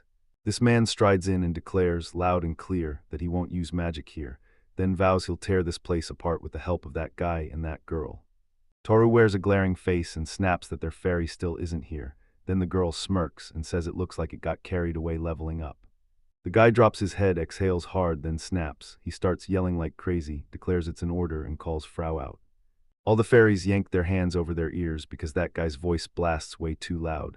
Then, out of nowhere, something fast rockets toward them as the empty field suddenly fills up with him, already walking right in. Every fairy that's attacking the guy and the girl whips its head toward the source of that sound. They have no clue what it is, and someone yells that it's insanely powerful. Toru and Kite whip their heads away, stunned. Did the fairy actually show up after all? Then the guy blurts it out, and right as Frau swoops in close, she demands, so what have you done while I was gone? With a face like stone, Frau snaps at everyone to listen up, and the fairy blurts out that a representative of a mighty race is standing right in front of them. The little fairy blurts out, what are you doing? This doesn't feel like something fairies would ever touch. Then the others start talking fast. Someone snaps, wait, it's Frau. And another voice chimes in, yeah, that guy's aura isn't human at all. The bearded man lunges a hand out, yells Frau's name at the top of his lungs, and demands to know if it's really her, while worry twists across his face. Frau suddenly shoves the guy away from you, hammer raised high, and that man and the girl both stare in shock. After a while, the guy and the girl push through the massive tree roots, and fairies swarm around them, swirling through the air like they've been waiting. One of the fairies calls him the messenger of a mighty race, swears they'll hit the village any minute now, and then Toru, without hesitating, thanks her for guiding him. Frau is still furious that her relatives even lifted a hand against the master, and the guy keeps insisting it wouldn't have happened, or that the fairy wouldn't just fly away. But the girl snaps back that if it really went down like that, the gentleman could have been in real danger. The lead fairy whirls around to the team and shouts that they've finally arrived at the village. then she grins and urges them to soak it all in and enjoy their tiny paradise. The whole team stands out in the middle of this huge wasteland, towering mountains looming on every side. Then the guy blurts, "Wait, is this really a fairy village?" The fairy boss shouts, "Go on right ahead, because a barrier here keeps every unwanted guest out." The team pushes on and the girl lights up. She can't wait to see the fairies in the village. Frau nods, praising the place as breathtaking, because she swears everyone's going to love it there. The whole team spills out into this breathtaking wonderland, towering trees wrapped in countless tiny houses, while fairies zip and swirl through the air like they own the sky.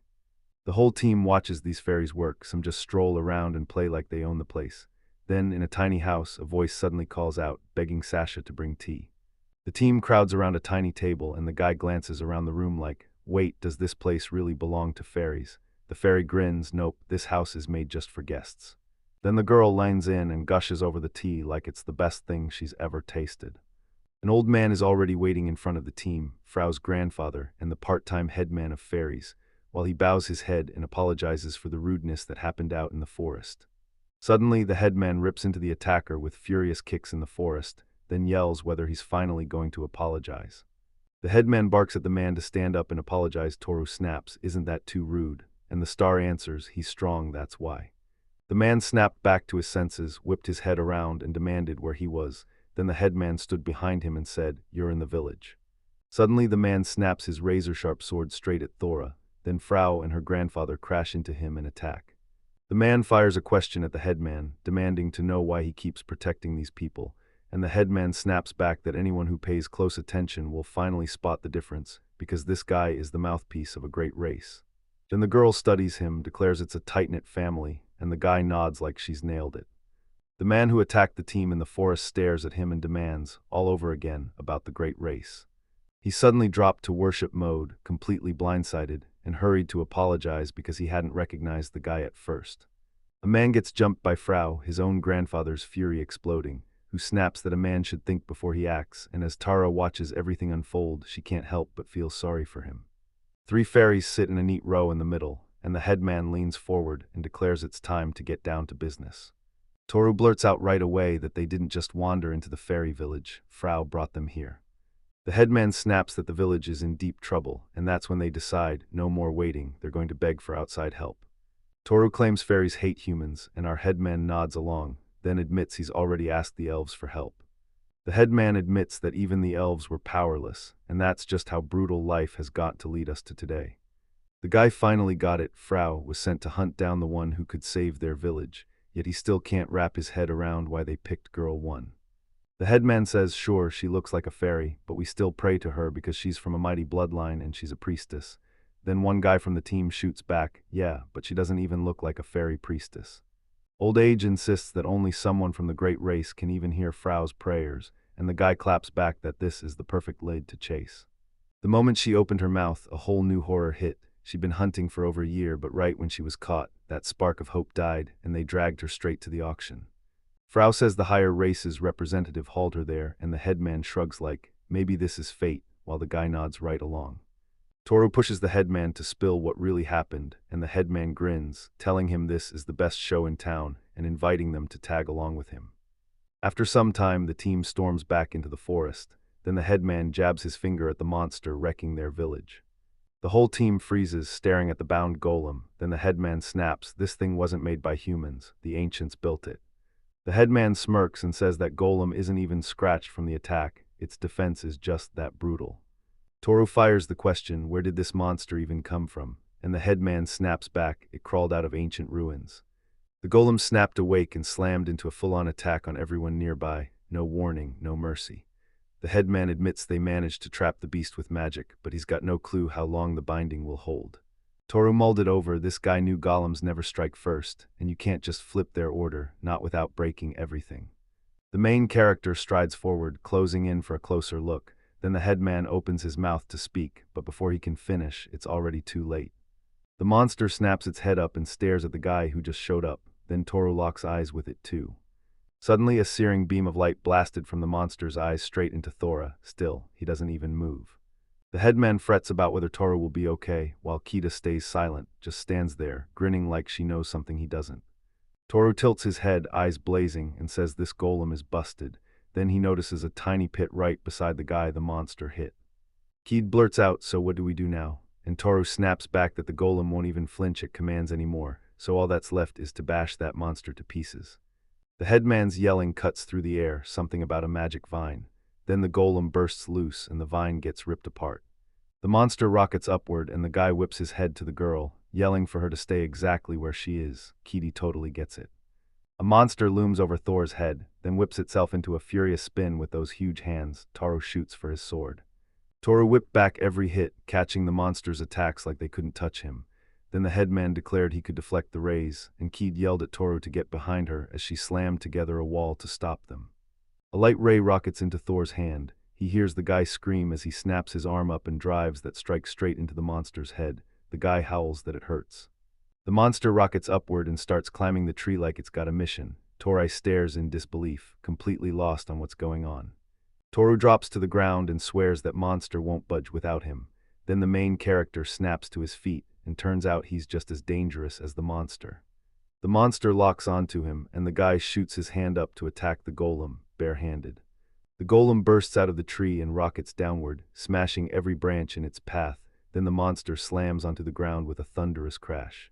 Toru stares at the golem, wondering if it's broken. Then its head whirls and it starts making those ominous sounds. Toru launched himself off the tree with a sword gripped in both hands, ready to slam the last blow, because this golem was brutally strong. The golem drives its body straight through the monster's front, and with a brutal crack it snaps toward the guy. Then boom, a massive explosion erupts out of nowhere. Toru stands in a pit surrounded by rubble from a golem, then shoots upstairs, right as Kite barrels toward him and blurts that the guy was great, just like always. Toru strides along with his sword perched on his shoulder, then a massive explosion erupts behind him, and the guy just blurts out that he's hungry. The headman, Frau, and Kite stare straight ahead, stunned, while the headman can't believe what a superior race can pull off. Kite even says her master is just like that, and Pharaoh goes, yeah, his master can do anything. Toru rises with a bright grin and stares ahead, then asks the headman if he can get lunch, right now, so the headman nods and says he'll tell them to set the table immediately. Several fairies huddled around the table, bowed their heads, and thanked Mr. Toru for saving their village. The guy awkwardly flapped his hands, insisting they didn't need to thank him, it wasn't some big deal. But the fairies snapped back, saying, if we hadn't come here, Gollum would have already erased our village from the map. Frau's grandfather leaned in and told everyone, for our thanks, we're throwing a full-on banquet, and we're celebrating your honor tonight. Then he urged the guests to soak up every bit of their hospitality. Toru scratched the side of his face, feeling awkward, and nodded in agreement. Then Frau shot up in the air to Thor and demanded he introduce her family again. Frau started summoning the fairies from right to left, turning the village into a living legend, with her grandpa Jijin in charge, Banya as her grandma, Papo as her dad, Mimiri as her mom, and Oatwood as her brother. And finally she stepped forward and introduced herself, the one and only servant of the master, Frau. Thor's cheeks warmed with embarrassment, because he couldn't help thinking that being a servant wasn't exactly something to brag about. Then Frau's family burst into applause, joy lighting up their faces as they welcomed their new guest like family. Grandma wiped a happy tear from her cheek and said she couldn't believe she'd lived long enough to see these days. She never thought she'd get to witness someone this wonderful up close. Papa insisted that Frau only pulled off that kind of success because of their training, and Mom nodded right along. The fairy's brother stared at her and fired off congratulatory words, saying now she wouldn't interfere. She nodded right away, proud as can be, then crowned it with "I'm the greatest," before blurting out, "Wait, what did you just say?" Farrell shot up to Thor and blurted out, "How's your family?" Thor said they were pretty friendly and all got along great, and Cade nodded along with a big smile like, "Yep, sounds right." The Frau family members burst out laughing together, scratching their heads like they didn't know what else to do, and Toru just froze, because that laugh somehow made murderous thoughts start crawling into his mind. So were those really Frau's people? The fairy jerked her head up, spotted something, then spun to her mom and asked if it was finally time to get ready for the feast. Her mom nodded and said she'd run through the village to tell everyone. Frau swiveled toward her master and Kite, then snapped that there was still plenty of time before the holidays. Would the guests want a bath? Kite lit up and said it sounded great, and Toru instantly went, "Wait, do we even have a bathtub that big?" What? The fairy nodded yes, there's a place just like this house, made for guests, and since they've had to deal with other races before, she'll step in and explain everything to them. Toru stood there with a towel on his hips, staring out at the forest from a huge bathroom window, and grinned, saying, "Honestly, this place isn't bad at all." He slid into the tub and tossed in some scented words so it'd smell amazing. Then flower petals and juicy fruits drifted through the water like a mini paradise. Toru stared out and raved that the forest view was gorgeous too, until he scratched his head, thinking he should wash his hair first, and then someone behind him shouted, "Hey, owner." What? Toru snapped around in shock, and there stood Kite behind him, towel and all, asking if she could wash the guys' backs. He said she was just a servant, but she didn't need to, he could wash himself. Kite fired back that she wanted to, then asked straight up if he'd say no to her if she was wearing a swimsuit. She yanked the towel off and shot the guy a daring look, asking if he truly didn't like her. Then Toru stared back, cheeks burning, and blurted out that she was totally gorgeous.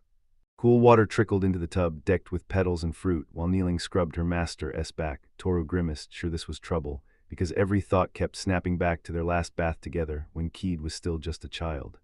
The guy stared at his servant and couldn't stop himself. He thought she was insanely pretty now, and his restraint was slipping fast.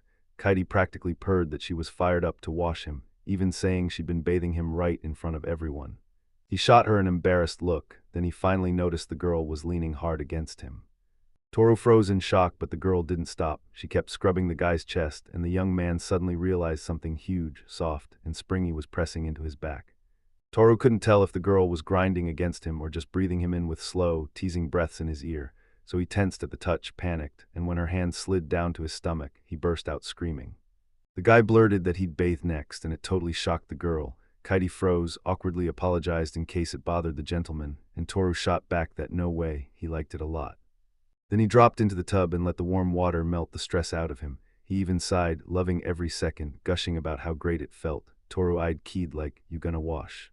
And Kite just smiled and said she only came to scrub the master's back. The guy stared at the girl and asked if she was freezing, then told her to climb up to him so they could lie down together. She didn't hesitate, and she jumped into the water, grateful to Thor, saying she'd be with him immediately. The two of them ended up side by side in that warm water, chatting about how even the smell feels amazing, like pure instant calm. Right then something brushed the guy in the water and jolted him with surprise. Toru shot his hand out, yanked it free, and froze, trying to figure out what he'd grabbed. Then the girl shrieked, and he yanked back so fast once he realized it was a fox's tail. He apologized on the spot, but the girl waved it off and said she was okay. If he wanted to, he could touch it. Kite spun away from the guy, and he muttered that for beastmen those stories were sacred, and nobody wanted hands on that spot. Then he told the girl right there that he'd only touch a little, and the fox nodded along. Toru started poking at the girl's tail, saying it's usually so fluffy, but the water made him look skinny and frail. Then the girl blushed hard just from being so close to it. He dragged his hand up his tail to the very tip, muttering that he was even thinner there, and Kite screamed back, furious. The young man finally let go of the girl's tail and thanked her for letting him touch it, and Kite just stood there, totally confused, while he clocked her intense blushing and started worrying something was wrong. Then his eyes snapped up as he suddenly noticed something. He shouted her name and demanded she look. Between the trees, a clear patch of sky opened up, and a massive swarm of stars streaked across it. Toru and Kite just stared at the starfall, completely caught in it, and they couldn't stop gushing about how breathtaking the view was from there, because whatever they saw together, they'd never forget it. Meanwhile, Sain and the crew were on the move, and one of the girls leaned in and demanded, "So, how much farther is it?" They trudged under a blazing sun, and she snapped that she was way too hot to talk, so Sain cut in and told her to shut up since they'd already solved it without her, while Lisa added that if that guy really had found a holy sword back in that temple, they never would have been stuck roasting like this. Sain shot the girl a furious glare, cursing under his breath because he had no clue how this guy even planned to find the sword, until he heard the truth. In his home kingdom's own rumor mill, he was hailed as the single most useless hero in their entire history. Sain was locked in because everything depended on fixing it all. No waiting, no breaks, the sword had to be right here and now. While Nay pushed forward, shading her hand from the sun, she suddenly spotted something. The girl whipped around to her team and shouted for Sain, and Nay jutted a finger toward the city, telling them they could crash there and rest. Sain shot the girls a look full of displeasure, realizing they were almost at the temple, and he figured they were wiped out, so was he. The guy told the girls he was against it, so they went on to the city, and the girls burst into happy screams. Meanwhile, she marched forward like she owned the place, and the guy felt his patience snap tighter and tighter with every step. After a bit, Sain's crew finally rolled into a bustling city, and right in front of them, Lisa, Sora, and Sain recoiled with sheer disgust, staring at whatever had set their nerves on fire, while Sain's guy demanded, "What is this?" Plates piled up on the table, packed with wriggling larvae and creepy insects. Then the girl snapped, refusing to eat a single bite. Sora blurted the words in pure shock, like she couldn't believe the locals ate like this. Lisa slapped a hand over her mouth and swore she was out, and the guy nodded, saying it looked downright creepy. Then out of nowhere she snatched a spoon and jammed it into her mouth, forcing a fake, pleasant appetite into her own head. Meanwhile, Sain was completely stunned. The girl let out a shocked laugh and said, "It looks creepy, but it's insanely good." As she kept digging in like it was nothing, the guy just stared, realizing she'd actually eaten it, and even enjoyed every bite. Sain clapped a hand over his mouth and muttered, storming in his own head that he'd never touch her again. Then he snapped to the real conclusion. He had to get her gone fast. Sora blurted out that she'd rather order her own bread, and Lisa nodded right along, while Sain just felt like they'd handled it in a totally normal way. She asked the guy if he wanted to eat because the food was getting cold, and he snatched up a spoon and said he knew. He was starving, and if he didn't dig in now, who knew when he'd get another chance to snack. He swore through his teeth, brushed it off like it didn't matter, because he was the hero and nothing could stand in his way. Then he jumped right in and started eating. After what felt like an eternity, they finally crashed into the temple grounds. There stood Sain's team right in front of the entrance. She whipped around and asked the guy if he was sick, and he folded over, trembling as he snapped that she better shut up, while Sain sat there rock still, furious with worry, clenching his teeth through a brutal stomach ache as he desperately needed the toilet. He stared at the girl, stuck on one burning question: why did he have to eat the exact same thing as her? Where was the justice in all this? Sain could barely stay upright, gripping his stomach as pain roared through him, and in his head he kept thinking, we're already here, now I just have to grab the holy sword. They reached a towering door and the guy shoved at it hard, but it refused to budge. Lisa snapped her eyes to him and asked if he was all right. Nay spotted the tremor in his body, shaking nonstop, and Sora hurried to tell him they should leave this place. Sain's face twisted into a hard frown. He muttered curses under his breath at the girls and snapped, "Shut it." They had zero clue how badly this guy needed the bathroom. Then the tall doors in front of the team slid open, and the girls practically cheered like they'd been waiting forever. The guys slipped inside the temple to grab the holy sword, and the poor guy was still trembling so hard he could barely move, staring at the blade like it was miles away, panicking that the second he relaxed for even a second, he'd lose control and the mess would run down his legs. Sain fought his way toward the holy sword, clinging to the hope that there was still just a tiny bit left, his legs buckling as he moved. Sora and Lisa stood behind the guy, cheering him on like they were on the edge of victory. In his head the guy snapped at them to shut up, but Sain gritted his teeth, smiled through the strain, and yanked the sword in his grip, thinking that this was it, the moment it would finally lock in and take hold. The girls stood close by, eyes locked on him as he strained with unstoppable zeal to yank that holy weapon free. Sain shook from head to toe, swearing at himself as he gripped the sword with everything he had, and if he just strained a little more, his grip would loosen. Then they shouted for the man and hurried over, promising she'd help him yank the blade free. The girl bolted toward him, snatched the handle, and Sain froze in shock. Then the guy snapped and cursed at her, yelling for her to stop. The second the sword finally budged, the guy couldn't hold back his hunger. The holy sword tore free from its spot, and boom, man and girl got blasted backward. When Lisa and Sora finally grabbed it, they squealed with pure joy, and Nay flashed them a smile while Sain, for the first time in ages, could finally drop his shoulders and breathe out in sweet relief. Moments later, the instant the girls clocked what happened, the temple erupted with blood-curdling screams, while at the same time Toru and Kite were in Fey Village, ringed by a huge crowd of locals. Fairies whirled through the air, some downed drinks, others laughed and chatted, and right in the middle of it all, Toru was soaking up every second. He downed the drink and burst out laughing, gushing about what fairy meat is really like. Toru shot Kite a look, and the girl nodded along, praising the drink's smooth texture and deep, rich flavor. Then she swung the bottle up to him, poured it, and teased that he better slow down because he'd been drinking a ton. He just shrugged and said they were only small bottles. Frau snapped her hand toward the side and declared, "Here's the food." Fairies hauled in with huge plates, charged up to the guests, and laid down a feast right in front of them. Then the guy grabbed his fork and knife and wished him a pleasant appetite. Toru and Kite dug in with full gusto while Frau zipped overhead. Then boom, someone slid up to Toru with a drink offer, and it was Papo, bottle gripped tight in both hands. The fairy's father grilled the guy, asking how Frau was and whether she was doing okay, and the guy admitted she'd only just joined the team, so he didn't know what went down before. Toru and Frau's dad sat there smiling, and Papo promised he'd be happy as long as that guy kept looking after Frau, and the guy nodded and said he'd try. Then he leaned in and asked if the man was satisfied that Frau would serve him, and Papo's face tightened into a small frown.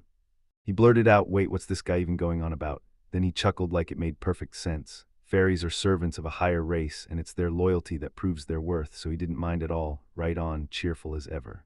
Frau Milo hurriedly told her father she was mortified, and Toru just laughed, picturing how ridiculously funny fairies were. Suddenly fairies shot up to the fairy's father and demanded, just like Toru, that they wanted to talk to the guy too. Oat would even snap that it wasn't fair that only the father was getting a chance. Toru watched them huddle and argue with wild focus, then his brow knotted tight because it all slammed him back to his childhood. The guy jolted to his feet, apologized fast, and admitted he had to vanish for a bit, then Pupafree offered to walk him out. He politely declined, and Keed's eyes lit up as he headed for the door. Night blanketed the fairy village as a huge feast roared under the trees. Toru perched up high, soaking it all in, his eyes tracking every laugh, every bite, until a stranger finally came up to him. Kite shouted at the owner, and the owner barked the girl's name back. The fox slid right beside the guy, offered Toru water, and when he took the glass, he thanked her with real gratitude.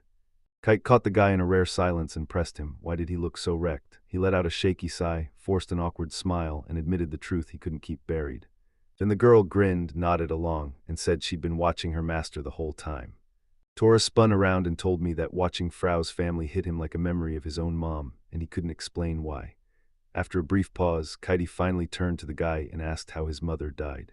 He dove straight into the memories and started talking. Back then, he was 15. Then he got home only to find her already bleeding, and she was gone.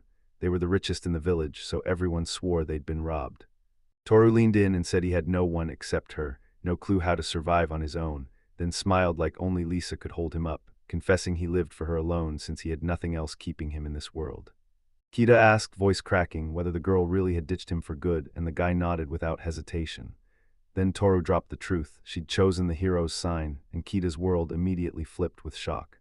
The guy's frown deepened as he kept pushing the same painful thought. He wasn't good enough for her out of his mouth like it burned. Kite just stared at him with a sad look, then wrapped him up in a tight hug to calm the shaking inside him, and that's how the night finally ended. Next day they charged into the temple ruins to explore, and the guys stood right beside the crumbling stone walls. Toru stared at Frau and demanded to know why there wasn't a golem in sight at all. Frau just nodded. Then Toru swung to Kite and asked if there were any artifacts around, urging her to check the score, and Kite said she'd look right now. Frau spun to the guy and asked what she should do, and Toru hesitated for a second before the guy told the fairy to just go raise her level, so Frau shot off instantly, shouting that she'd do it with pleasure. Toru's team kicked off an inspection of the space around them. Toru went hunting through the golem's wrecked bodies while Kite stared at something nearby. Then Kite snapped, shouting that there was something over there. Toru whipped around, rushed to her side, shoved the broken golem aside, and froze in shock. Right ahead was the temple entrance, and Kite quizzed the guy about what they'd do. Toru just grinned and said they'd investigate, no question. They bolted down the stairs into the cave, and the guy and the girl stared as a light finally burst into view. They closed in and then they spotted it, a massive magic seal carved into the ground beneath their feet. Kite leaned closer, stared at it for a beat, and blurted out that it was a teleportation circle. Toru shot back, how do you know it's one you've seen before? They dropped down right beside the circle, and the girl shook her head. No, because she had a gut feeling she could read him, and he could take them farther than anyone thinks possible. When the guy asked why the circle was still running, Kite answered, it's powered by the mana that swirls through these lands. Toru figured that stepping on it would yank them to another place, so he grilled the girl for the exact location. But Kite only knew one thing, the circle was still alive and kicking, meaning the second one is running too, and that opens the door to hopping between circles. Toru stared at the circle and a chill hit him. He didn't know where it led, so stepping in felt like walking into danger, even if it could also mean a mountain of treasures and something never before seen waiting on the other side. Then Toru snapped his head toward Kite and asked if she truly didn't care what they'd find. The girl flashed a warm smile, leaned in, and told him she'd follow him to the ends of the earth, no matter what, and she'd never leave his side. He grinned at her and said it like it was already locked in. Then their next departure point hit the table, and a loud cry of denial erupted. Toru and Kite got boxed in by fairies on every side, all pleading, stay a little longer, no, stay forever. And Frau's father clung to Thora's shoulder and begged her to stay at least 30 more years, while Toru snapped back that it would take too long. Suddenly a roar cut through the chaos, everyone went silent, and the fairies from the guy's body got blasted in every direction, while a Frau shot past Thor and demanded, tell me you haven't forgotten your servants of a higher race. She told them the gentleman loves this place too, so they'd better get ready for his next visit, and whatever you do, don't forget to enjoy it with dignity. The fairies bowed their heads and agreed Frau was right, so they finally let their guests slip away, and the villagers released the guy as he thanked Frau, who admitted she was totally embarrassed in front of the fairies, while Panto just kept making his usual weird sounds.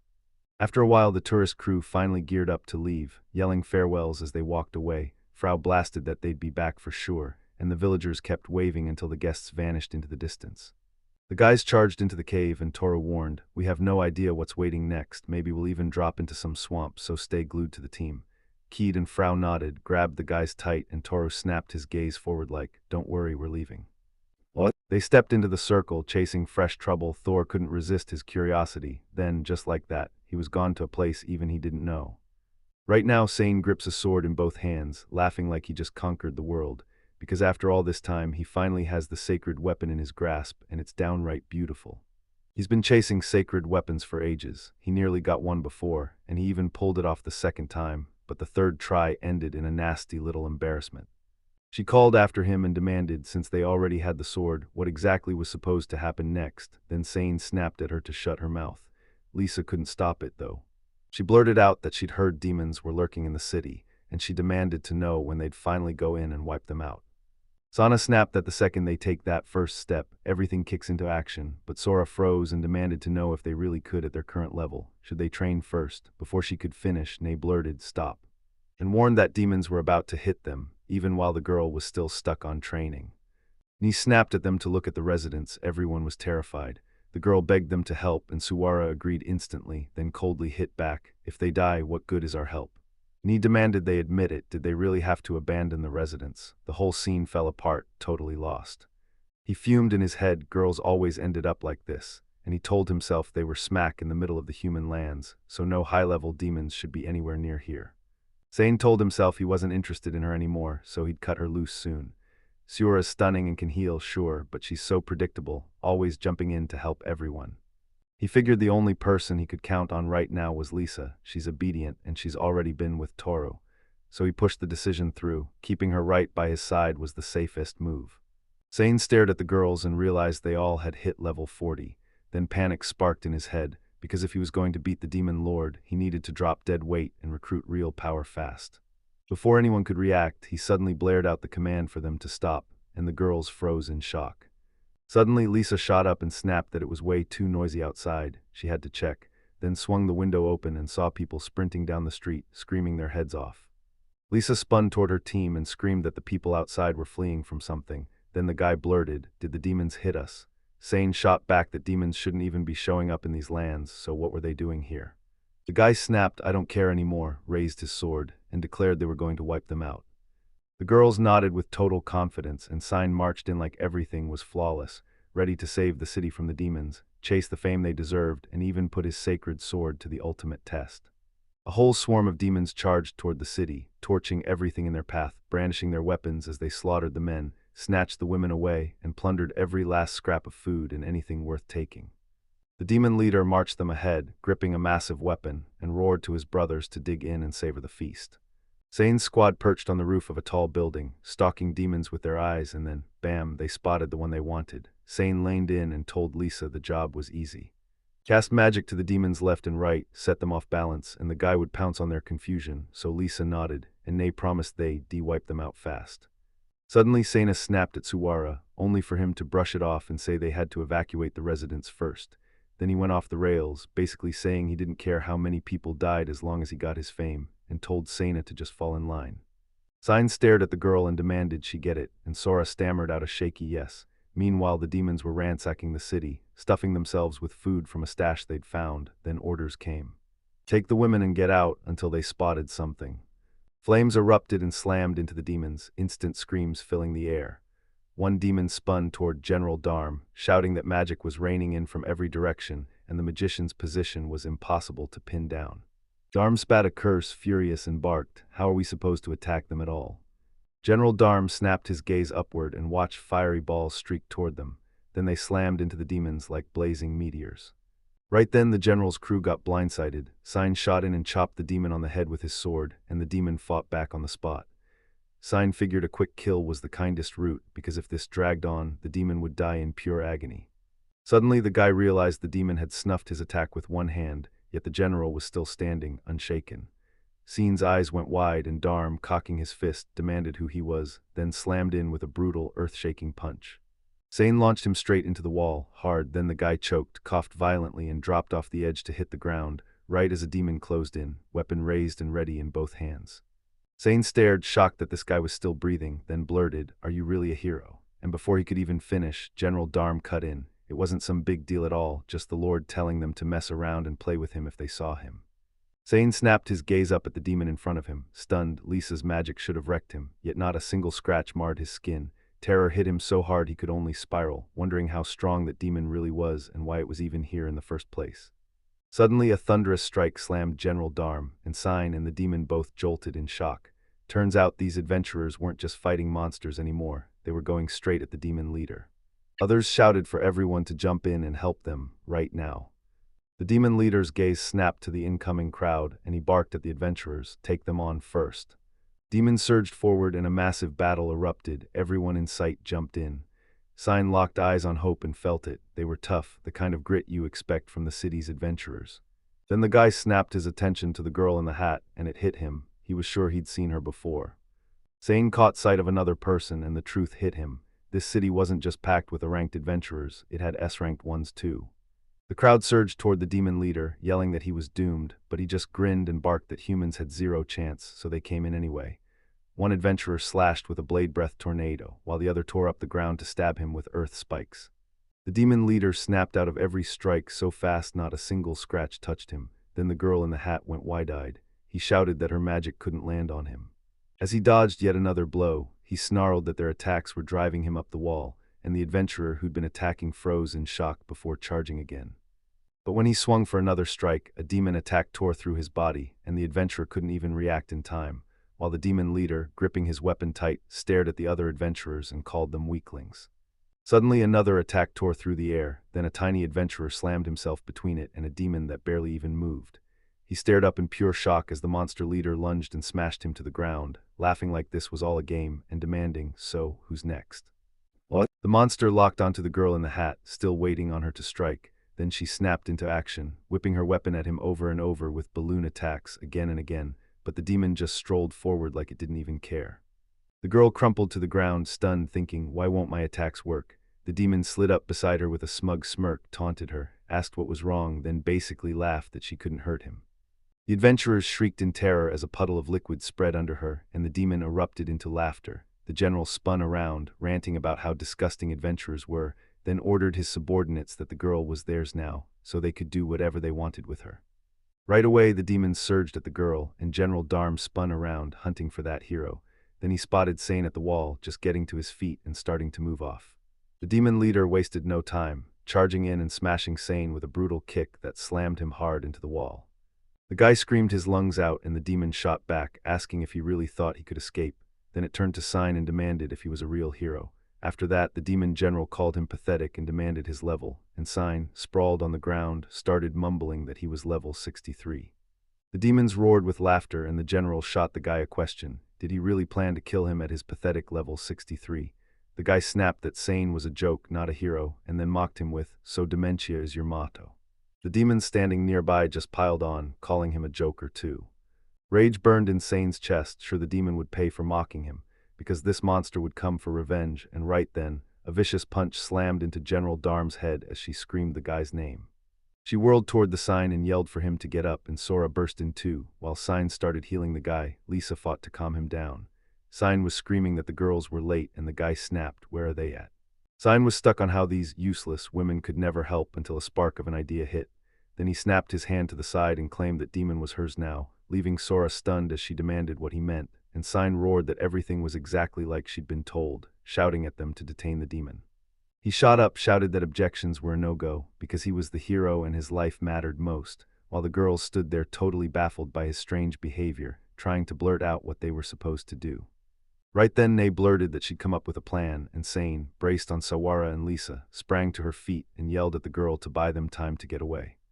Nay launched a kick at General Dharma, but he snatched her out of the air like it was nothing, and told her move wasn't terrible, just nowhere near ideal, and that hit her like a punch to the gut. Without hesitation, the demon leader slammed her to the ground and she shrieked, while Lisa lunged forward calling her name, only for Sain to bark at her to keep running and not dare look back. Sain flicked a look over his shoulder at the girl, and in his head he was already saying goodbye, because no matter how far she'd stepped with that body of hers, he was sick to death of her objections every time.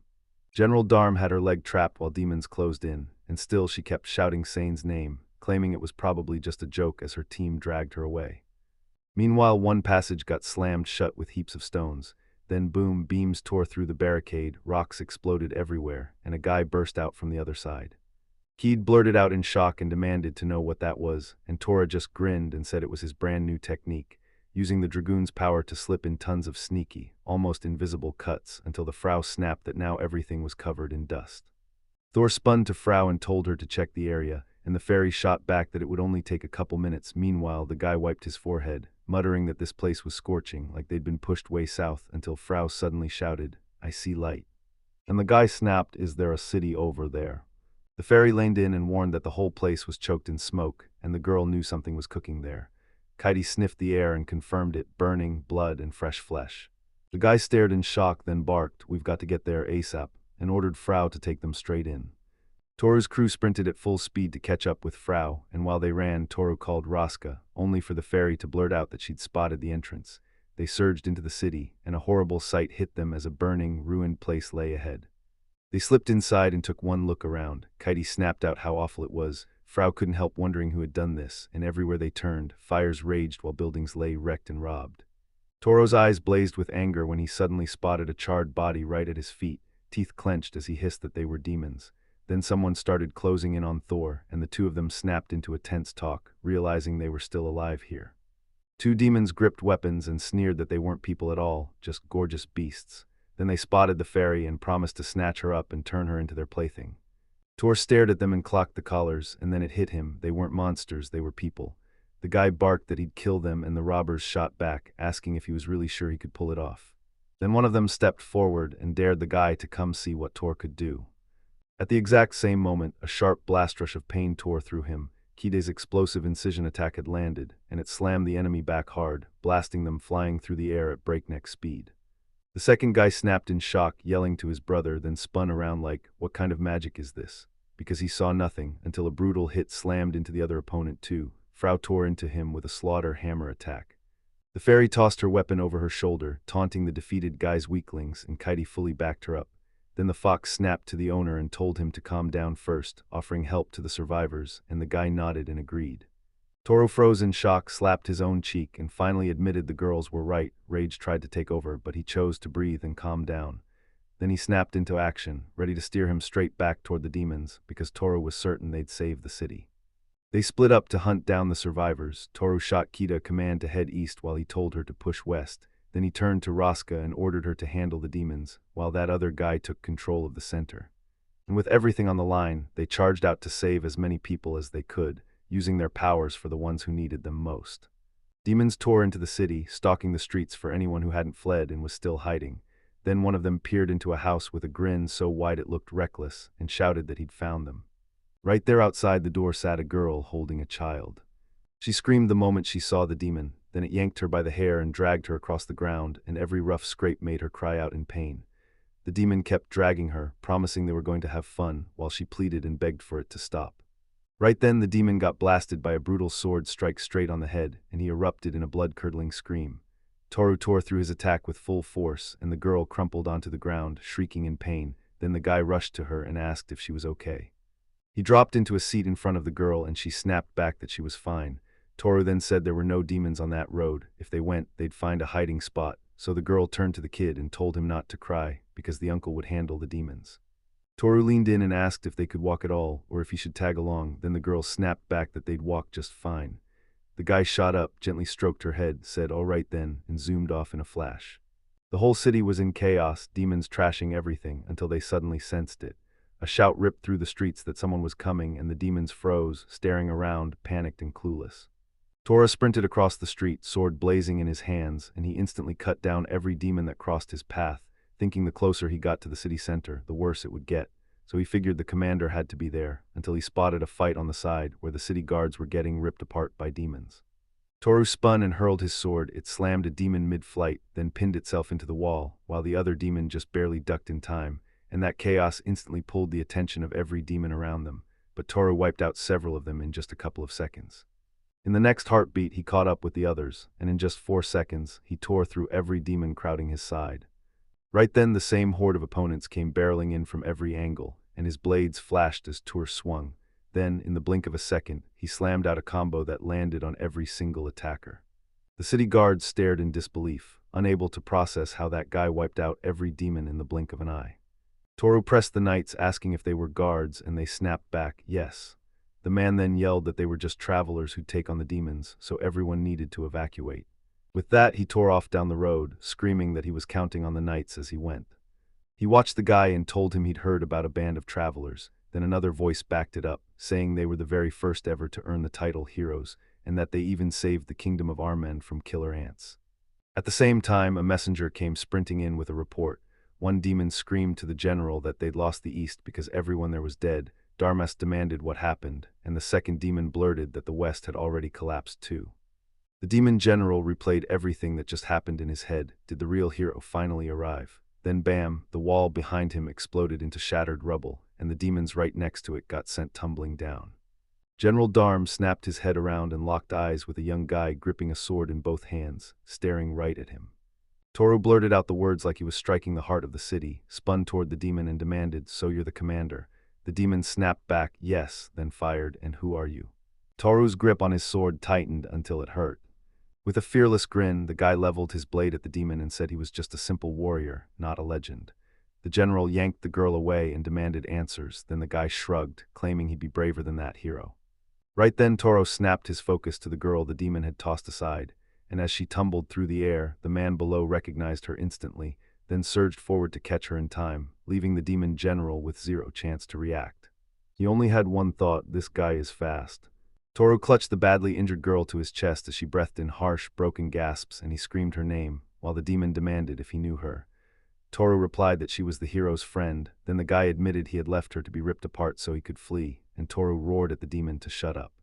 The guy spun toward the demon and snapped, warning him not to say a word more, or Dharm would turn him into mincemeat in the blink of an eye, and General Dharm just chuckled quietly at that threat. Toru got swallowed by memories of her, the way she once stepped up, tilted her head, and asked why he looked so crushed. When he finally spoke, he spilled everything he'd been carrying, all the weight that had been burning in his chest, and it stunned her. Toru then said, "We already hit level 40, yet he was still stuck on level 20, and he couldn't stop thinking he was completely useless." The guy ducked his head and admitted he thought he needed to quit the band. She froze in shock. Then the girl snapped, cursed him out, and slammed a brutal kick into his side, sending him crashing into the water with a startled scream. Toru shot up and demanded why she'd smack him, and the girl snapped back that it was because the guy was a pessimist, so he needed to stop thinking that way. She reached for his hand and told him the gap between them wasn't some big deal, because no matter what, they'd always be there to lift him back up, word for word like everyone had promised. Then Toru grabbed her hand and called her by her name. Then the girl straight up asked if he really believed Lisa would care about his leaving. Toru blurted out in total embarrassment, like, what does she have to do with that? She said they always hang out together, that she's been eyeing him for ages, so he shouldn't deny it.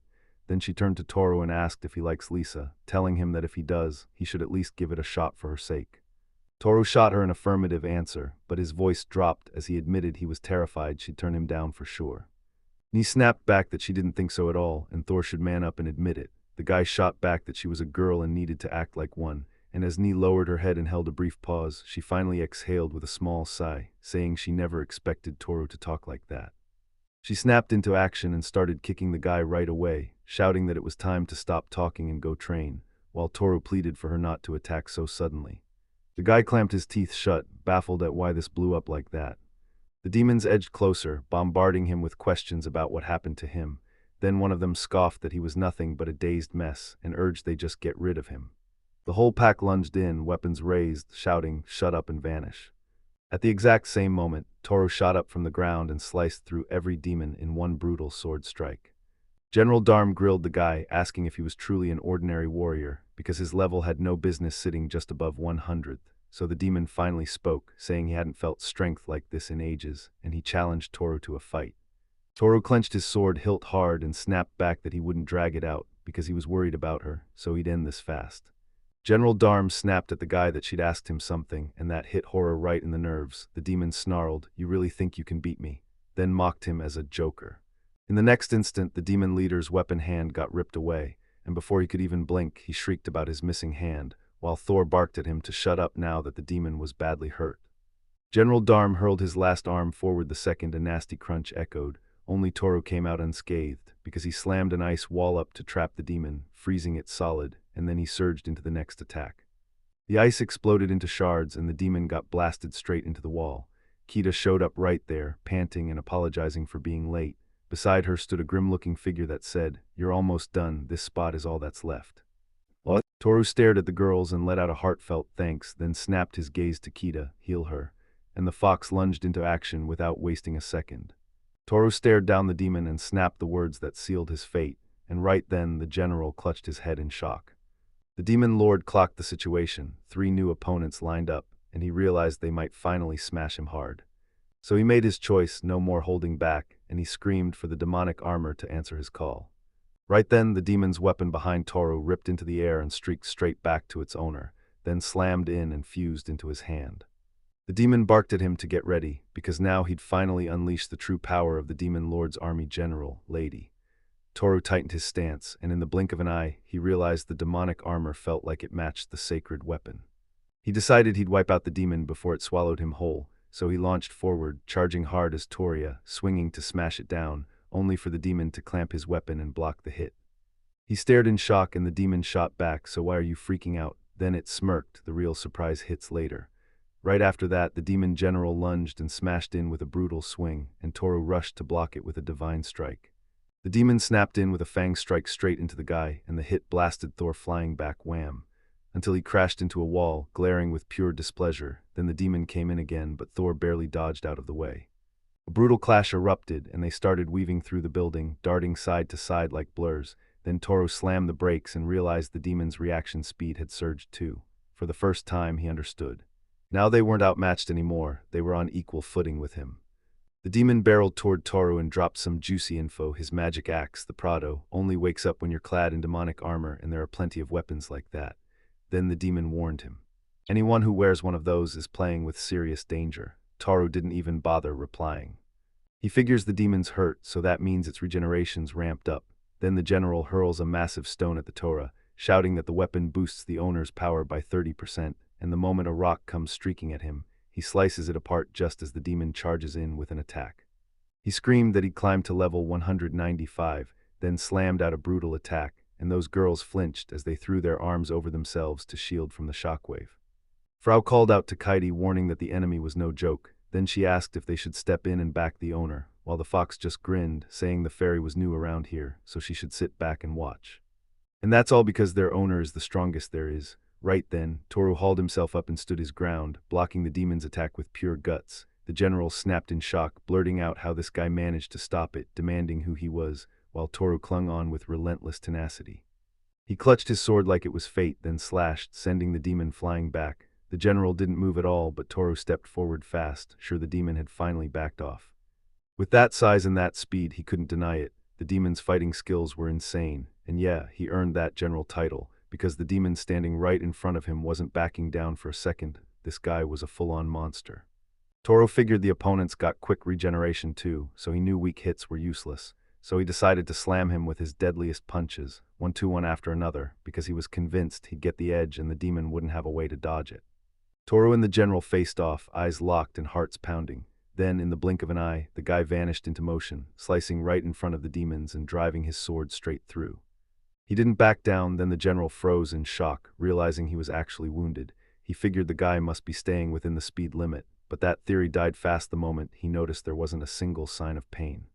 The demon still believed he had a shot. He tried to unleash demonic power, but his injured arm wouldn't cooperate.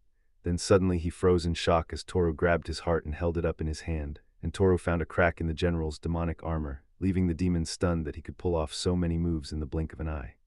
The demon general crumpled to the ground right before the guy clutching his heart, and the fight was finally over, because Toru's power didn't just spike with skills, it also boosted his basic traits, and earlier he'd unlocked multiple new professions, so now he was going all in with 2 at once. Dragoon and Great Thief. Dragoon tapped into weakness detection to track the magic core, while the Great Thief vanished into stealth and slipped across the distance without anyone seeing a thing. The demon snapped around and demanded Toru kill him because the fight was over. Toru nodded, then asked if the demon had any last words. The general chuckled and said he'd only been waiting for one thing, Toru's level. Toru's frown tightened just a little. He stared down the demon and blurted that he was level 300, shocking the opponent to the core. Then the general cackled, said the gap between them was massive, and that was it. The guy won, proving why level 300 is the real deal. When the battle finally died down, the sky cracked open and drenched everything in heavy rain. Toru and Kite sat there in silence on a bench inside until the door swung wide, and that caught the guy's attention. He shot up and asked the man stepping out how the girl was doing. The man nodded and said the potion Toru gave her worked and that her condition was already way better. The girl was going to shut her eyes for a while. The potion would knit her wounds and bones back together, but it took time, and honestly she escaped with far worse injuries than she could have had. The man said he was finished and headed out, telling Toru to speak up if he needed anything. Toru thanked him.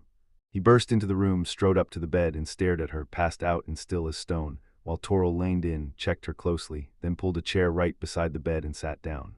He stared at her healed arm and realized the potions weren't just some crazy rumor after all, and then he felt a rush of relief, knowing he had only sold a few.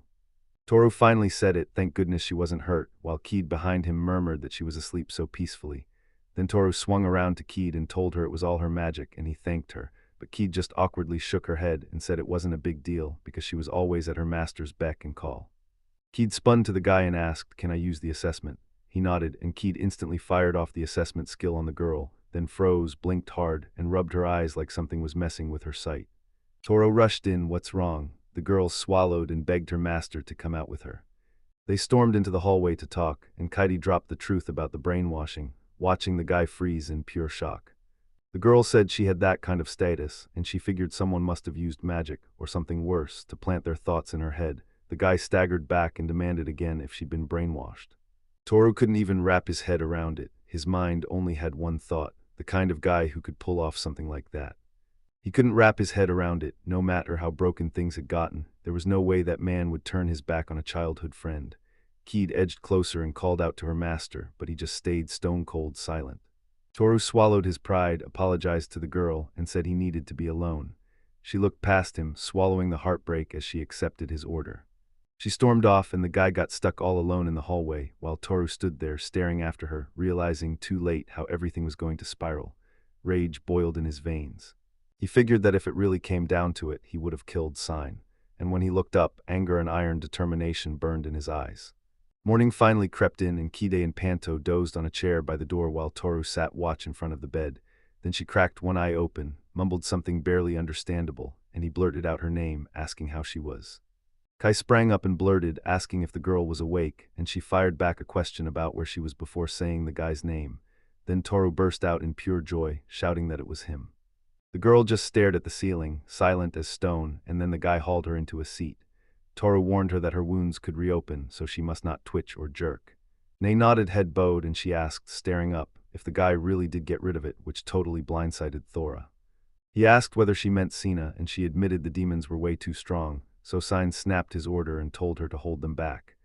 As she spoke, she kept insisting that the moment that guy walked away, he looked at her like he'd already erased her from his mind. Nay shook it off and said she must have imagined the whole thing. The girl stared at Thora and shouted his name, and then she turned to the guy, asking what happened to his face. Then she demanded to know if it really wasn't okay to be useful for the hero group White Fang. She was just relieved Toru was alive, because now they could finally hook up with a team and travel together again. Toru went quiet for a beat, then finally blurted that the truth would probably crush her, but he couldn't stand it anymore, so he told the girl right in front of him that she'd been brainwashed. Nay tore her gaze away, accepting the answer, but the moment she did, she blurted out that she loved Sain so much, like that was the only thing that mattered, and it terrified her, because she could feel something off in her own head. Tears spilled as she stared at Thora, and she finally confessed, "My thoughts are a wreck, I don't understand anything anymore." Toru, Kite, Frau, and even Pont froze in total shock, and Toru went dead quiet. Then he finally spoke the only words he had left, the ones meant to end her suffering right then. Toru shoved the best anti-curse potion right in front of the girl. Doctor's orders, it had to work, and if she drank it, she'd finally start feeling better.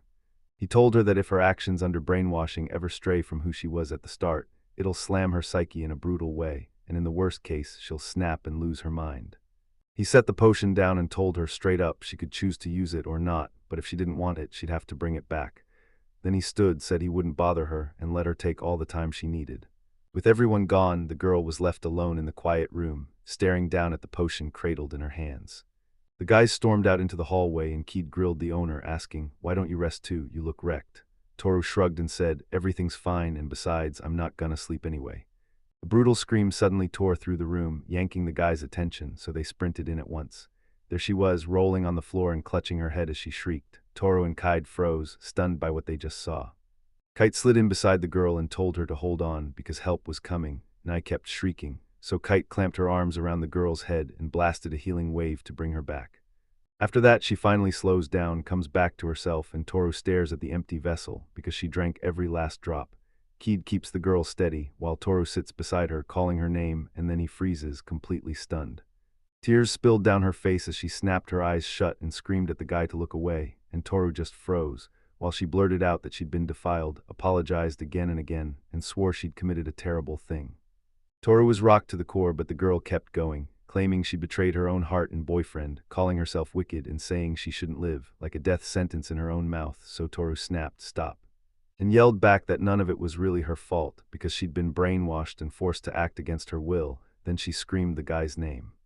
Toru leaned in and told her, "Don't talk about yourself like that," because to him she's still the same girl he knows, and she's not going anywhere ever.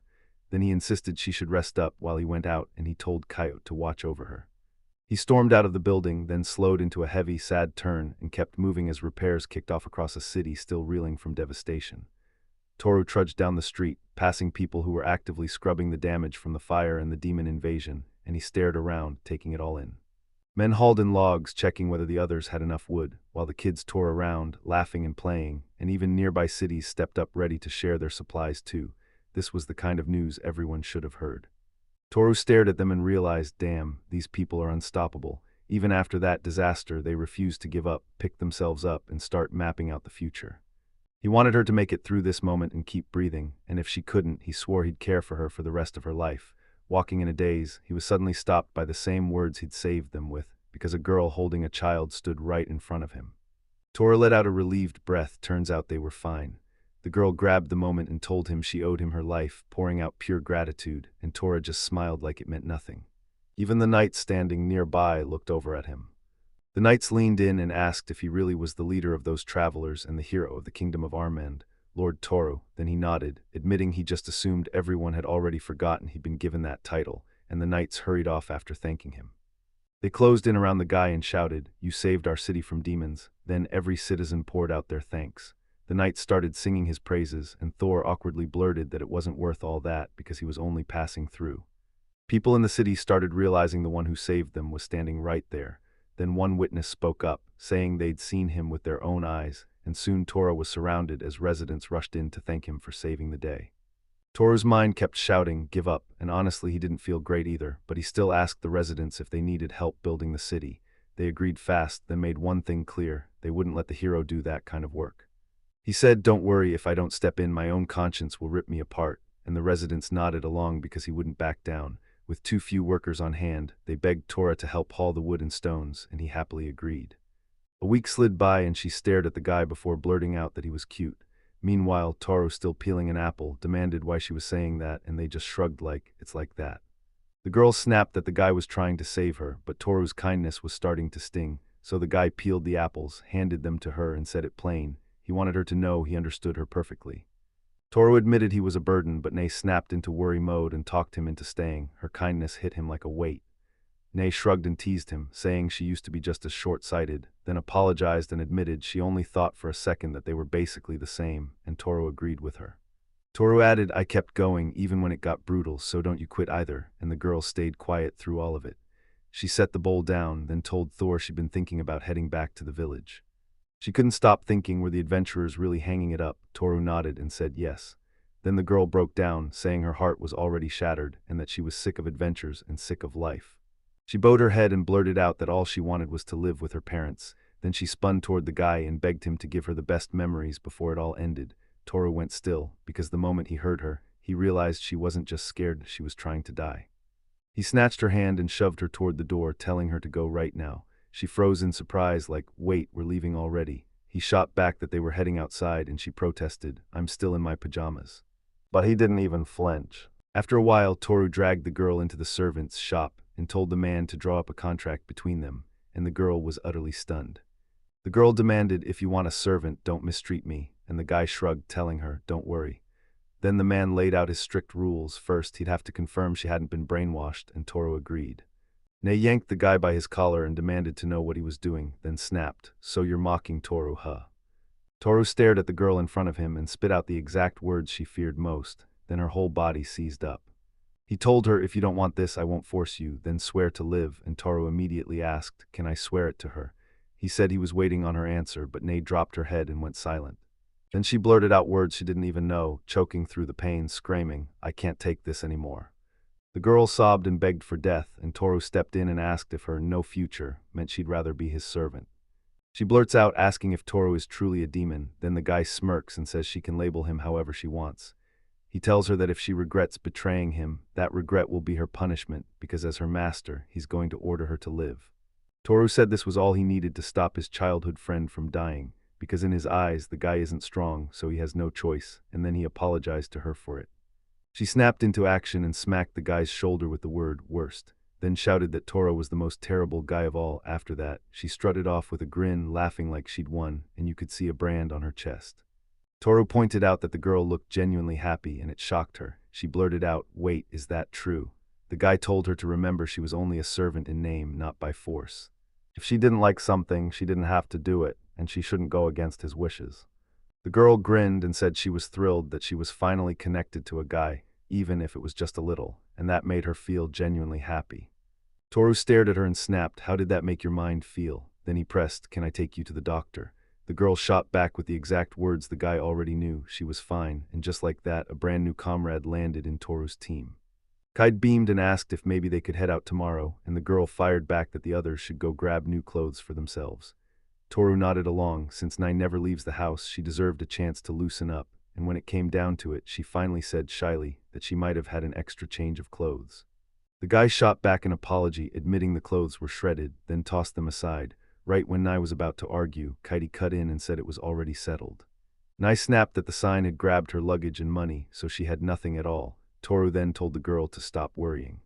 Toru admitted he didn't look like a rich guy, but he had plenty of cash for her to grab everything she needed. Nai's jaw dropped, but Toru shot back that he wouldn't be by her side forever, because she was planning to head back home later. Toru mulled it over, then told the girl, since you're my servant, it's fine, I'll handle your subordinates. She burst out laughing at his words, shooting back, why should I get your kindness? Kite laughed too, itching to poke fun at him, only for the guy to start getting indignant when she cut in, asking if Toru didn't want her to call him master. What? After a while, Toru's team marched into the city, and they bragged as the streets proved. This place had bounced back fast. Suddenly, someone shouted a greeting to the guy and said they had a fresh supply of vegetables. Then they slid in that sweet discount offer, and Kite told them he'd swing by on his way home. Right after that, little girls came running up to Kite asking to play hide-and-seek again. She agreed, but only for one more time. With a bright smile, she told him the guy was more than welcome here, like the residents owed him their lives or something, and then Toru awkwardly snapped back that he didn't want to stand out. Frau darted up to the counter and urged Toru to taste the shop's buns, swearing they were insanely delicious, so Toru immediately offered to buy a few. After that, the guys pushed deeper down the street, and the heroes felt this weird calm settle over them, quiet, peaceful, and totally comfortable. Toru turned to Kite and told her she was doing great, that she could finally go outside, so Kite shot back, I stay cooped up at home all the time, so I'll never get better. Then she added, and honestly, if anyone's helping, it's you guys too. Kite told me it all started the moment she stopped believing in herself, like she still remembered that guy saying, is it really so weird that the master looks out for the subordinate? Toru nodded and blurted out how insanely grateful he was to the girl, and Kite shot back that it was simply her job to help, so they kept heading down the street while she insisted that, honestly, he'd handle everything since he'd saved her, and she saved right back. Kite led the way ahead of Frau and Pont. Toru grinned at them and dropped the line that Kite was right, praying that she'd be okay. Kite grinned and said, since Nei matters that much to him, then I matter too. The girl nodded, promising she'd do everything she could to help, and with that they all marched to the clothing store side by side, pushing each other forward the whole way. After a little while they finally got to the store. Kite and Nei stepped right up to the guy and tossed out sincere apologies for keeping him waiting. Kite grabbed her by the shoulder and asked Thor if that outfit fit her, but Nei snapped back that it didn't feel like her at all. Toru shot back that it suits her perfectly. Kite stared the guy down and he flinched. Tora pumped her fist and shouted that she finally looks like a real girl, somehow, even though Kite's known her forever. She awkwardly blurted out a thanks, then admitted she was happy to hear it. Toru then insisted he wasn't lying, saying girls like her don't usually dress in clothes that nice, but somehow it fit her perfectly. Kite shot the guy a hopeful look and asked if she could get praised too, and right then a frail showed up nearby, hungry for praise as well. Toru blurted, "You all look amazing." Mickey True asked the girls what they'd do next, and Kite brightened. She wanted to go somewhere if no one minded. Toru just grinned and told her to take the lead, so Kite grabbed her hand and marched forward with pure excitement, and that fox. It was way stronger than she ever expected. After a while they finally reached the oasis pool and the place was packed. People were splashing, laughing, and soaking up the good times. Frau perched on the pant and yelled she'd be first, then the fairy dove into the water. Toru snapped at her not to jump, and Nee just grinned that the fairy was bursting with energy like always, while Toru awkwardly blurted that she was actually 28 years old, and older than all of them. Toru spun toward Kite, thanking her for grabbing his swimming trunks, because wow, they were gorgeous, while Kite just grinned and said nobody else understands her master like she does. Then she leaned toward Toru and asked if she could ask him something, and he nodded. Kite delivered it like a punchline. Nobody else understands her master as well as she does, since she snatched his trunks in the first place. The girl grabbed the vessel and blurted, asking if the guy would slap sunscreen on her. Toru froze in shock, while Kite snapped that she couldn't do it herself, so she turned to him and asked for help. Toru grinned and said he'd be happy to. The girl flopped down and said her back needed more support because it was such an open, exposed spot, and Toru said he'd try, while she watched from the sidelines, rooting hard for Kite. He squeezed a little sunscreen onto the girl's body, and Kite mumbled in pure satisfaction, saying it felt so good, while Toru started rubbing the cream all over her back. Toru froze, stunned by how soft her skin felt, and he couldn't figure out how to keep his sanity, especially after that shady dealer's words about prohibited goods got thrown into the mix. Then Toru suddenly remembered what the servant contract guy told him when he first asked how it worked, and the answer hit hard. It's just like any contract, someone can command them to do a task, but it doesn't mess with their own thoughts or minds. What? Toru smeared the cream on her hands, staring off like she couldn't believe it. Kite's doing this on purpose, every single time because she wants to. He stared at the girl's buttocks, and once his sick thoughts kicked in, convinced himself that if he didn't act, they'd probably burn, so he thrust his hand forward like it was some kind of good cause, while silently begging forgiveness to Kite in his head. Right then, with a thunderous shout telling him to back off, Nay snapped his leg up and slammed Thora in the face. After that, they snapped up and stood right in front of her. Then the guy blurted out a thank you because he'd nearly lost his mind. Kite just shrugged and said the words she didn't mind, but Nay exploded, "No flirting when I'm around." The guys figured it was the right move to join Frau, who was splashing around in the water with Pont and the other girls. Toru and the girls plunged into the water, splashed everywhere like they owned the sea, and somehow even pulled off a full-on volleyball match right there in the waves. Nay burst up out of the water and told Thora she was worn out and needed to rest. Then Toru shot the girl a worried look and asked if she was really okay. She grinned and said yes, so Toru nodded along and let the worry drop.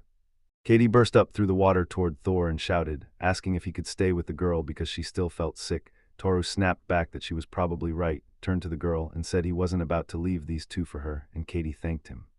Nay lounged alone under the awning, staring into her thoughts when someone slid up and asked if she wanted a drink. True followed, plopped onto the neighboring chaise longue, and admitted he was roasting. He knew it was warm, but this was way past that. Then he told her he'd decided to take a rest too. She nodded along with the guy, then blurted out what mattered most to her. She was just relieved everything was okay with Toru. Silence swallowed the air. The girl broke it first, saying she'd finally come up with something. Nay told me Sawara and Lisa were getting treated like trash, like they didn't even understand what was happening, and the whole thing was just twisted pleasure for whoever was doing it, while the guy just went quiet, lost in his own thoughts. Then they rushed to apologize to Toru, insisting she didn't mean it. Toru slammed his drink on the table and told her again, straight to her face, that none of this was her fault. Then the guy fired back that the girls aren't to blame for what they've done, because it's all the scene's fault.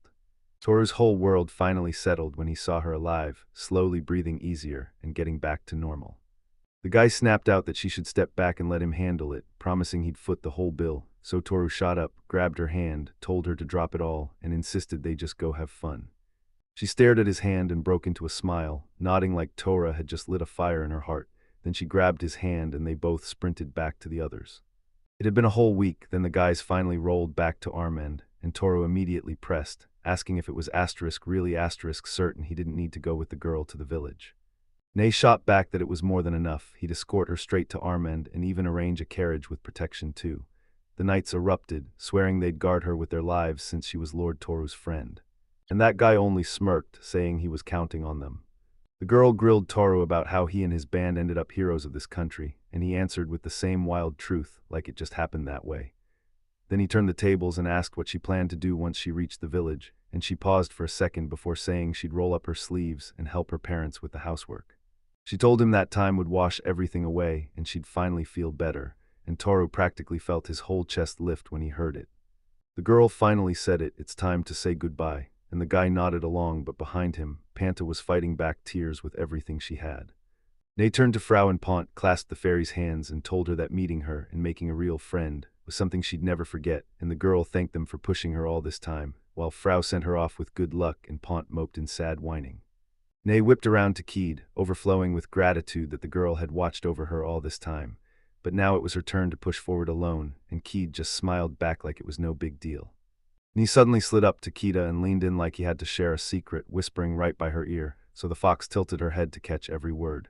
Ni told Kita to look after Toru, and Kita admitted he can be a bit cruel and painfully quiet, but deep down, he's genuinely a good guy. Kite flashed a smile and told the girl not to worry, then they turned to Thor and shouted his name. Thor went quiet for a beat before saying he'd ask again.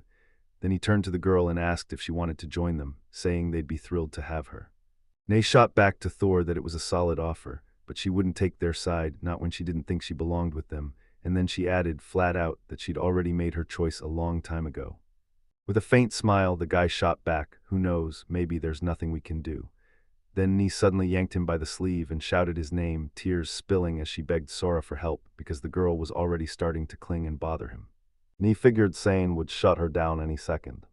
Toru planted his hands on the girl's shoulders and promised he'd help. Then the guy froze, shot back a question about Lisa, and Nay swallowed hard, saying the guy could snap Sain's curse, but the girl was terrified Lisa couldn't survive the memories. Torai's frown tightened and he shot out exactly what he thought, while she snapped the guy's name and demanded, "Do you still love Lisa?" Torai didn't answer a word, just sat there like silence, and Kite stared hard at the guy, watching him sink deeper into his own thoughts. He blurted out words he couldn't even explain, telling me, "I used to love it, but now I don't know what I feel anymore." Nay said that was actually a good thing because she was sure Thor would be suffering like crazy. Toru frowned, wondering if she might be right, but no matter what, he still wanted to help the girls. She stared him down and blurted out the truth she'd been banking on. He was the only one who could save them. He shot back that he already knew, and Toru promised it too. As her best friend and as their best friend, he'd step in and help the girls, just like he'd done for her.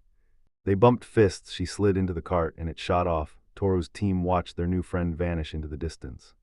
They sat in the cart for a beat, then sprang up, grinned, and waved like crazy to the guys behind her, yelling goodbye to Thor and the girls. Toru, Kide, Frau, and Pont shot back wide smiles, waving too, and shouting that they'd see each other again for sure. The cart finally vanished beyond the horizon, and Toru's crew was left stranded on the road, so their journey just kept rolling right from there.